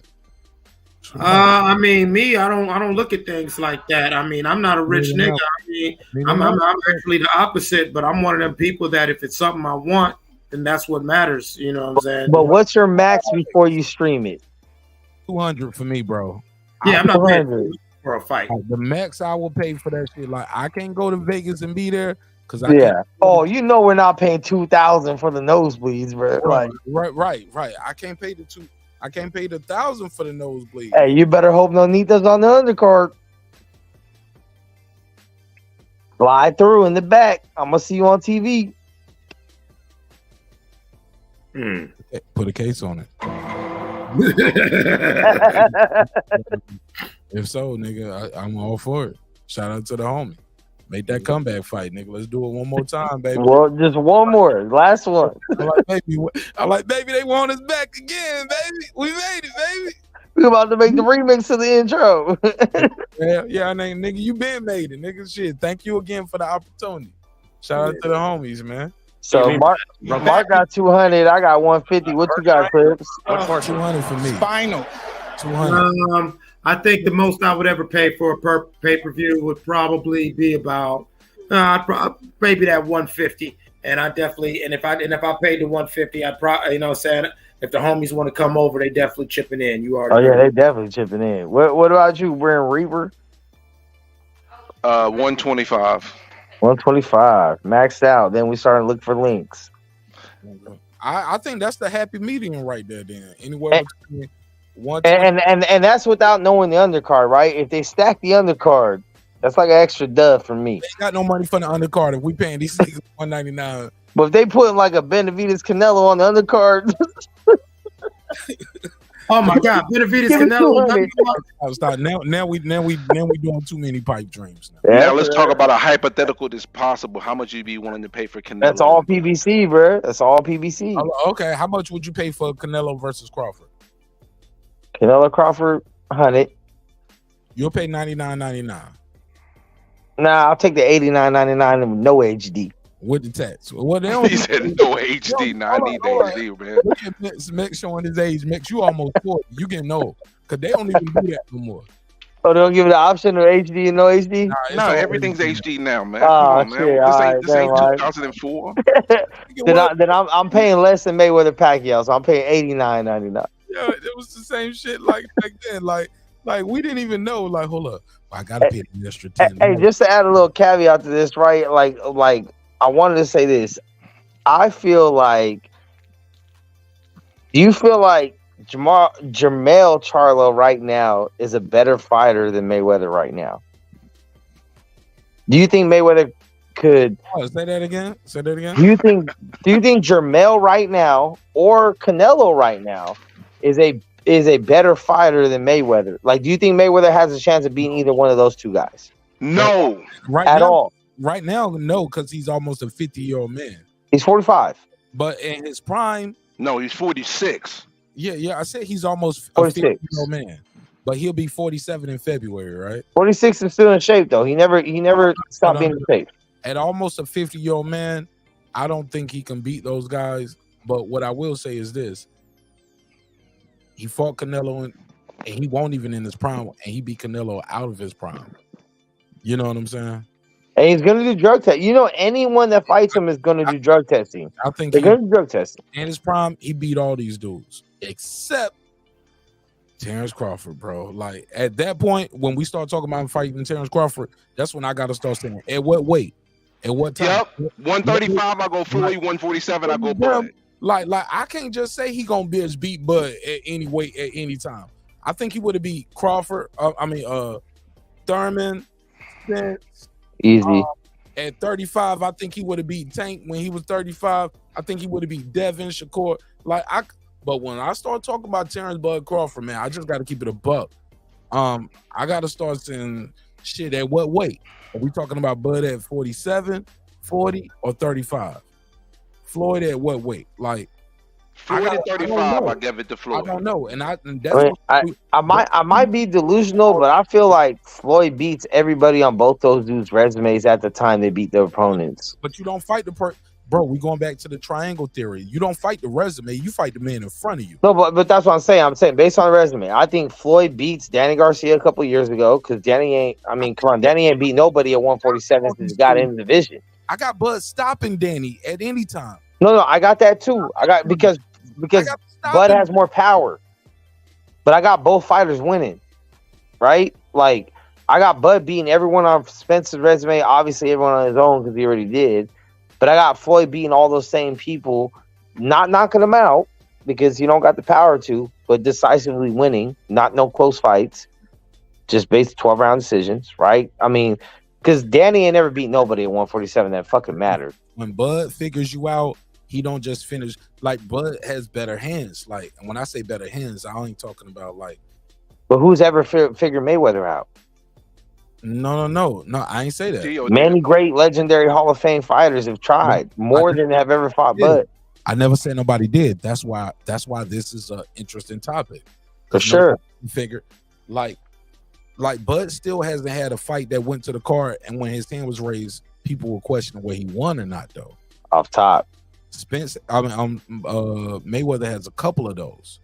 Floyd's never even been dropped unless you want to say Jab Judah or his broken hand when he took a knee. Those are only two times in his whole 20-year career, even at fighting at 36, and 37 years old.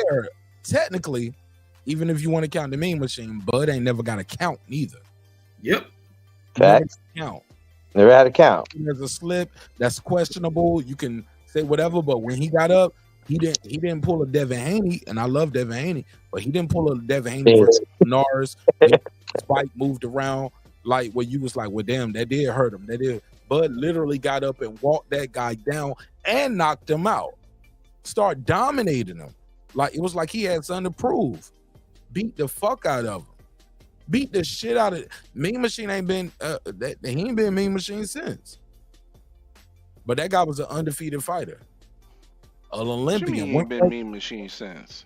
I mean, like at that point, bro, like right after Bud beat him, like he lost to Virgil Ortiz. Virgil Ortiz stopped him earlier than Bud. And yeah, but he hurt Virgil Ortiz in the fight. I give you that. But the argument was, got power. The argument was, I give him that. But the argument was, well, Virgil Ortiz stopped him earlier than Bud. And I was like, and nobody else fought him neither though. Oh, I didn't know he fought Mikhail Fox. Yeah, he beat him on Michael. Yeah, it's Michael. I'm sorry. He beat Michael unanimous decision on August the 10th. I didn't even know about that fight. Motherfucker can fight, man. But He knocked him down twice in round 3. The motherfucker can scrap, and he got power. People don't give him credit, but at the same time, the people that y'all lift up and praise, they won't fight him.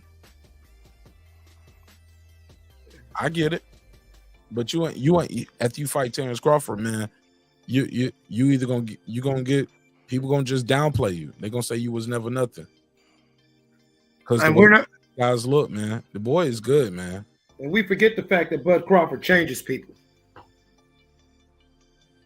Nah, I mean, it just comes from. I mean, once you really now, I never believed the argument of Spence competition versus Bud's, because I always said Bud fought more people that have never lost. You know, never had that in the back of their head, like, what if this happens again? Because they never lost. Where Spence got hella credit for beating Keith Thurman's leftovers. You know what I'm saying? So I always look at their resume as that. Leftovers, though. Yeah, but we're looking at Mayweather's record, though. Mayweather's competition. I just feel like he's always fought. Like he has one of the best resumes, bro. Like he's fought so many people that are Hall of Famers, first ballot. No question. Mayweather had a good era, man, and it's like sometimes you come up at the right time in the right. So when you talk about boxing IQ, I'm just like, who has the most data to pull from? I would still say Mayweather. Now, I think physically, Bud is absolutely head and shoulders above Mayweather, but I've seen Mayweather overcome people that have physical advantages. I've never seen Bud do that yet. Yeah, nah, he had, bro. He fought taller guys. Yeah, what you? I was gonna say, what you mean? Fought fast guys. He fought guys like who? Mayweather fought Canelo, bro. Canelo was 170 the night of the fight. I ain't seen that yet from Bud. I will when he fights Canelo this time, though. When Canelo will be 180. And I got him beating him then. I do too. I got him beating him, bro. I'm putting the money up, bro. I'm putting the money up. I might fuck around and have a stack on that bitch at the minimum, bro. And I ain't a getting ass dude, dog. But I know he gonna be the underdog, and I'm gonna finally win. Yeah, I'm gonna bet Vegas. I'm gonna bet Vegas on that, bro. I'm not betting homie straight up for even odds. Fuck that. Betting these YouTube niggas, bro. I need my money. So I need the mods, bro. I ain't betting these niggas who disappear off channels. You want to bet 100, even though Vegas has it underdogs? Bro, I'm gonna tell y'all a story, and we're gonna wrap this up because I can do a members only, and we can keep it going on members only because I told y'all I got a flight tomorrow. I'm going to New Orleans, baby. Traveling. What do you mean by that? Your back is broken. Yeah. So what you doing out there, Playboy? A little bit of business, a lot of pleasure. Okay. All right. Vacation style. Hey, make sure you get some videos and some content in. Yeah, I'm gonna try to do what I do. Last time I was in New Orleans, man, I shot a video, man. Shot a little travel vlog, man. I don't know if y'all seen that on the channel. It's old as fuck. It was like one of my first videos. Y'all want to see? Hey, Mark, this is gonna be hella random, but I need you to do it because I know 2 different people from out there, and they tell me this like gospel. They said the gas station crawfish empanadas are the truth, and I just don't believe it. Yuck. Right? 2 different people I don't know that don't know each other. They told me the same shit. Hold on, what I supposed to eat at the gas station again? Try what? The gas station crawfish empanadas. I'm gonna be honest. I never ate crawfish in my life, bro. Oh, that might not be the way you want to be introduced in. I don't know. Crawfish is overrated to me. And look, it is. I don't like it. Oh, hold on. And you said a piñata. I thought that was like a birthday party.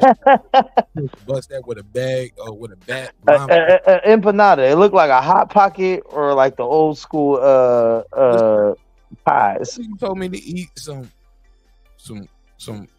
red roaches.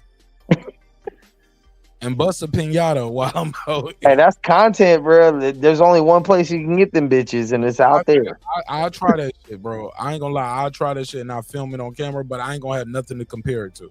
That's cool. Hey, film you throwing up on camera too. That's an extra behind the scenes. Bro, that'll be my first time eating crawfish in my life.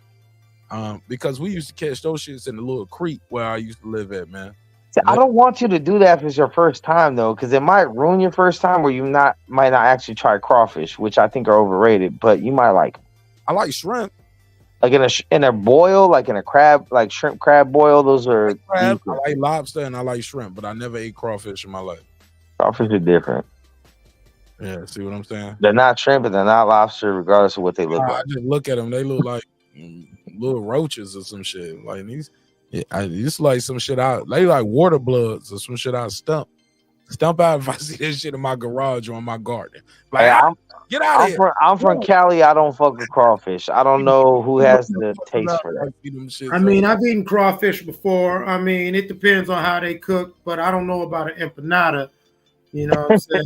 I don't know about where do you rate crawfish on the seafood scale, like of the shellfish, crab, Lower shrimp? tier. Low. Yeah, That's they're very low tier. at the bottom. I got them at the bottom, bro. Yeah, before I eat a crawfish, I definitely just get a jumbo shrimp or a prawn. Bro, hey, look, Clips, we'll get some catfish nuggets. I eat catfish before. I love catfish nuggets. Oh, bro. I would definitely eat catfish for a prawn. That's not even a question. I eat catfish before. Believe it or not, catfish was the like I used to always say seafood, but the only seafood I would eat up until I was about a freshman in high school would be my grandma's catfish. So yeah, that catfish, I fuck a goddamn catfish up. Them little dirty motherfuckers. Them dirty motherfuckers. You already know, bro. Them dirty motherfuckers. Hey, they are dirty as They fuck, some delicious, bro. dirty little motherfuckers, boy. Hey, look, But I would take red snapper all day over catfish. Hey, look, we got big ass catfish up here in our rivers and ponds. Like black folks don't really eat them because we know what we dump in the rivers and ponds up here. But like, yeah, you get the chicken liver, throw it up in there, man. You might get you a motherfucking catfish about as long as your goddamn man, from your fingertips to your damn elbow. This motherfucker old fat man. But yeah, you pull him out that water, that motherfucker slimy as shit. You could just tell he just been swimming in the mud, eating everything gross. Don't touch that mustache. Hey, two man. fishes that y'all, I don't know if y'all had before, but these are two of the top fishes. Mahi and grouper. No. Hey, Brim, you want to hear something crazy? When I lived in Hawaii, we used to get on the fresh mahi and grouper. Those yeah, two fishes are banging. mahi is the shit. Mahi is the bomb. Is it grouper or groper? Grouper. It's definitely not groper. Put a case on that. It's not a groper. It's not grouper. It's not He talking about Donald Trump. He talking about Donald Trump. Grab by the pussy. Mr. Squeeze. That fish likes to grab. It's a groper. Hold up, but y'all mad at me for saying groper instead of grouper. But this nigga said fishes, and y'all ain't say shit. Y'all gonna give me some fishes. Hey, have y'all ever had those what they call the lagostines or some shit? They're like shrimp, but they're not.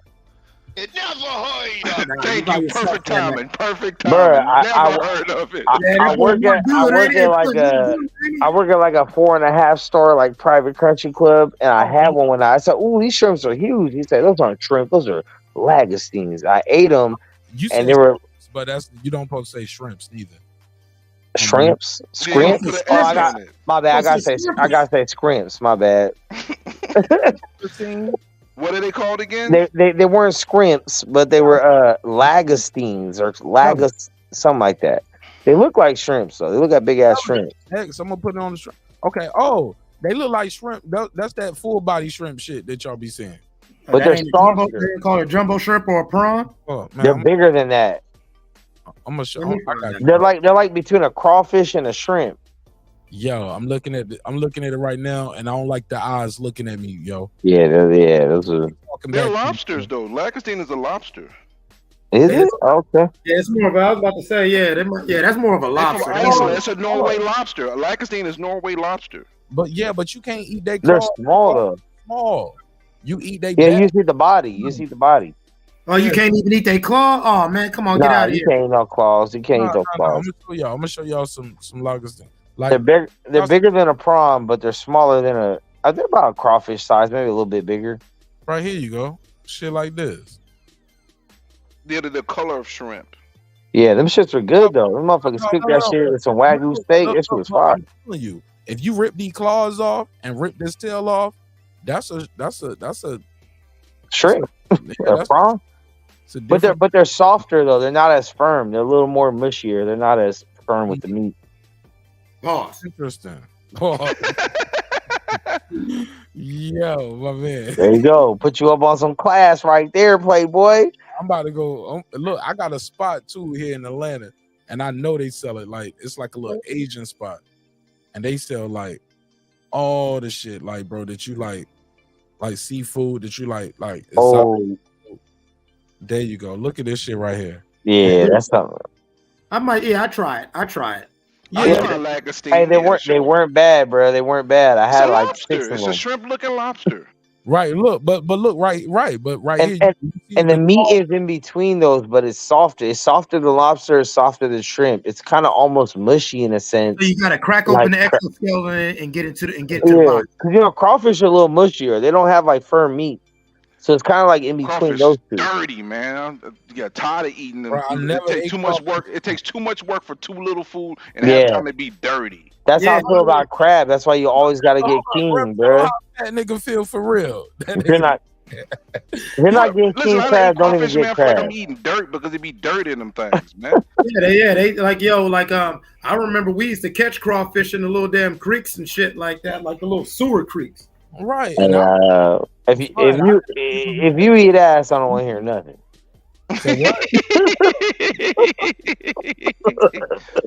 It's one of the same, right? It's one of the same. If you eat ass, you eat crawfish. Yeah, that deserved it. Y'all niggas are mess, man. In public. In public. Pretty nasty In public.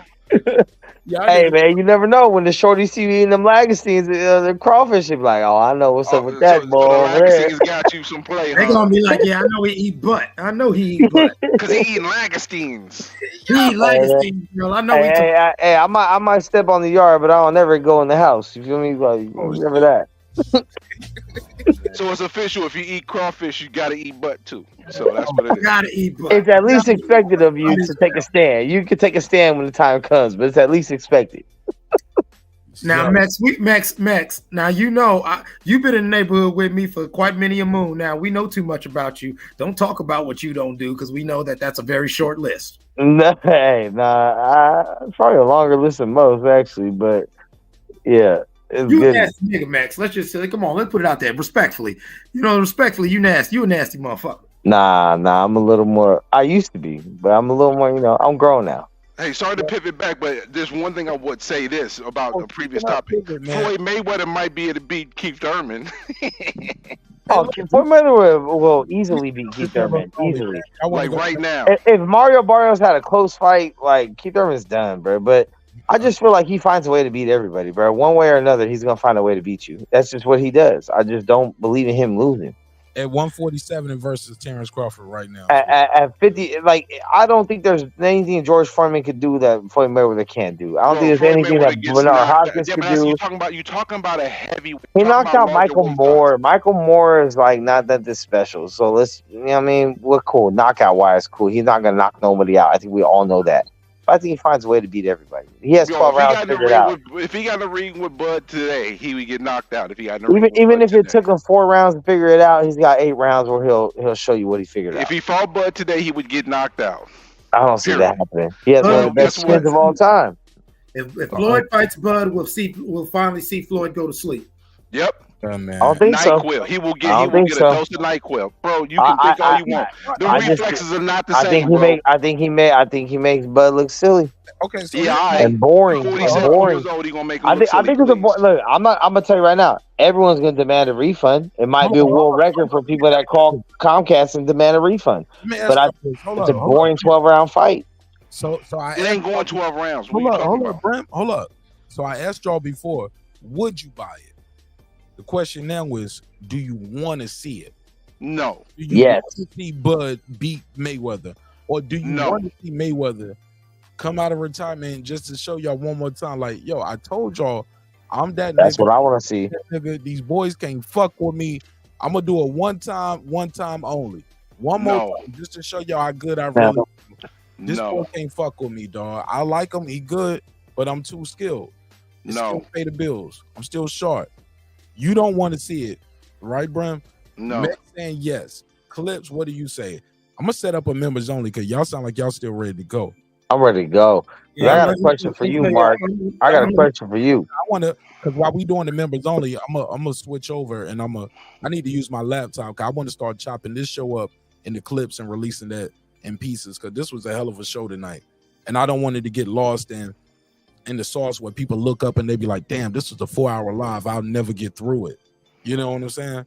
So I want to chop it up in pieces, and I challenge you guys as content creators to do the same, man. Put some extra work in repurposing your content. But go ahead, Max. Now my question for you was, because I don't know this at all, I've been out the loop for a little bit. Is there a rematch clause in the Charlo Canelo fight? It has not officially have been said or announced by either side, but Charlo has said several times about beating Canelo and fighting him again in May. It's like, yeah, okay. I beat him. And knowing Canelo, it probably is, right? At this point, 4 belts on the line. I would assume so, sir. Okay.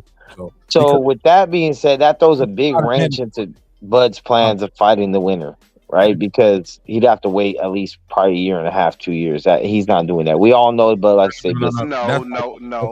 Because if Canelo wins, there's no rematch. Yeah.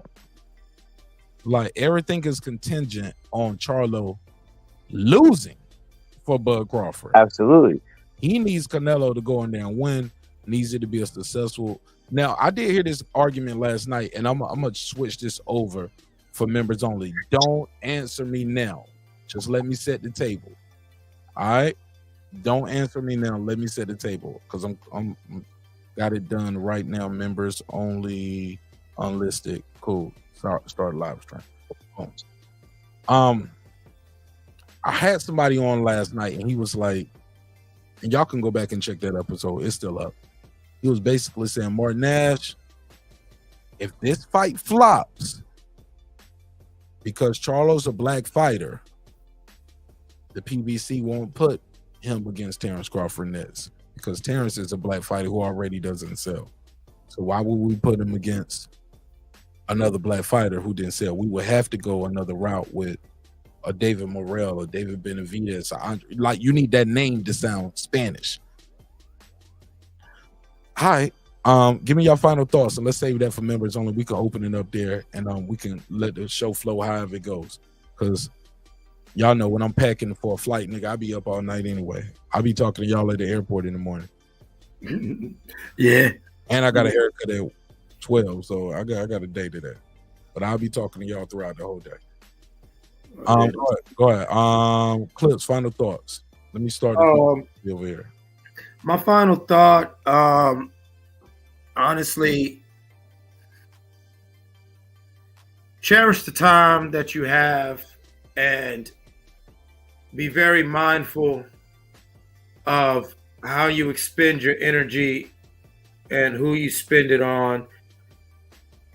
A man grows like a weed and is cut down like a flower, and no one knows what the future holds. I'm grateful to be here and share this time and space with you gentlemen. I don't know, what the future holds, but I know that I'm always grateful for the time that I do have. And so scoop it up with both hands, people, and move with a spirit of gratitude, because things change easily. Absolutely. Go ahead, Bram. And members only is already started. I'm gonna click that button right there. So if you are a member, you should be getting a notification now, but you won't hear anything. Go ahead. Be strong, hold on, and take your wins and losses like a man or a woman. That's it. All right, I'm gonna drop the link in the chat for y'all so y'all can pull straight up on the members only over here. It's already live. Go ahead, Mets. Final thought.